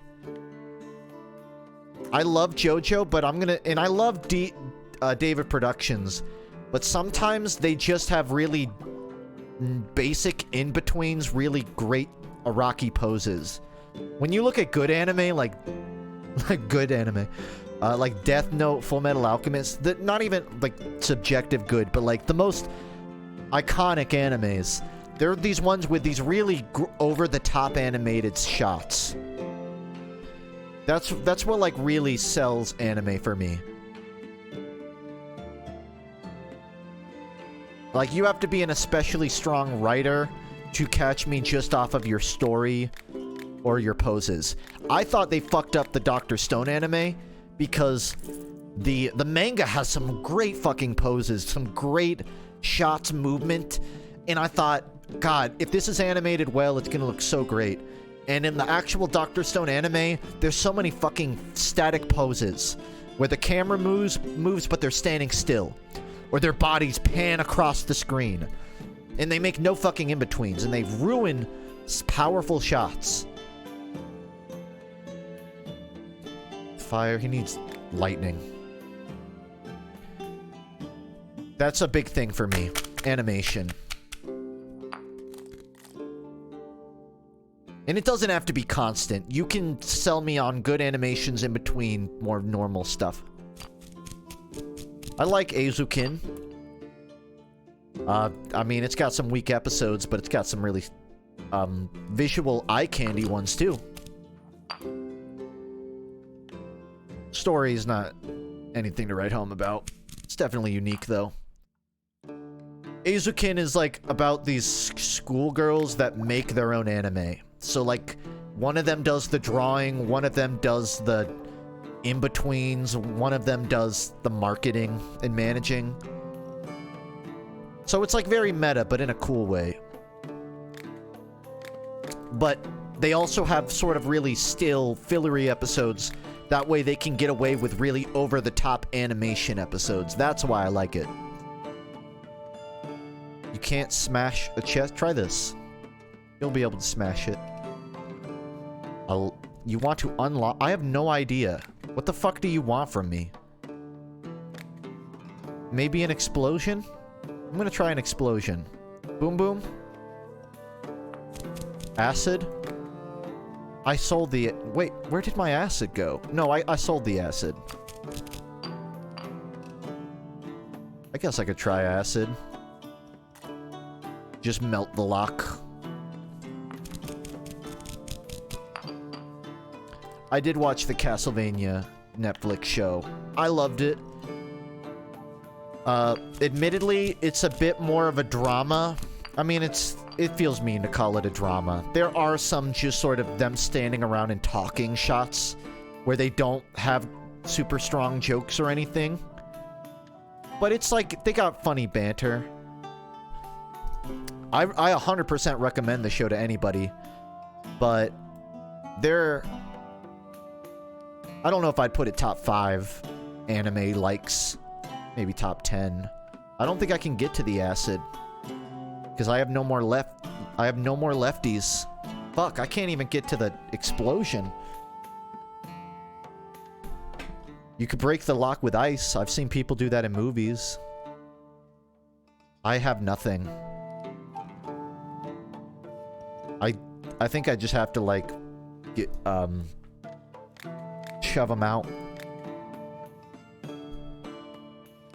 I've never seen Ruby, but I've heard Shammy talk shit on it a lot. And it's always fun to see him angry about Ruby. I guess I've seen a few episodes. It seemed a little basic to me. I'm not gonna make any big judgments. Basic isn't even the right word. I've heard that they bumbled a lot of plots and things that they could have done well. It's 8:45, guys. I've got to cut myself off here because I've got some D&D prep to do. But it was really great streaming again. I don't know why I didn't do it sooner. You can expect me soon, actually. You might even see me tomorrow night. If I do, you'll see me let you know in the Discord with an event, or, you know, if you're ever on Twitch, you'll see me go live. But I'm gonna head off now. Again, for anyone that didn't hear me, I'm still working on video stuff. I've got the Bommy plush launching with the next video. It's looking like early January. I'm not gonna make a promise for late December, but I might have something by then. But I'll definitely be streaming in the meantime, and I'll keep you updated. That's it. I may or may not see you next night. Or next stream. Just have a good life. Just keep on living. Stay present. Inshallah. Bye-bye.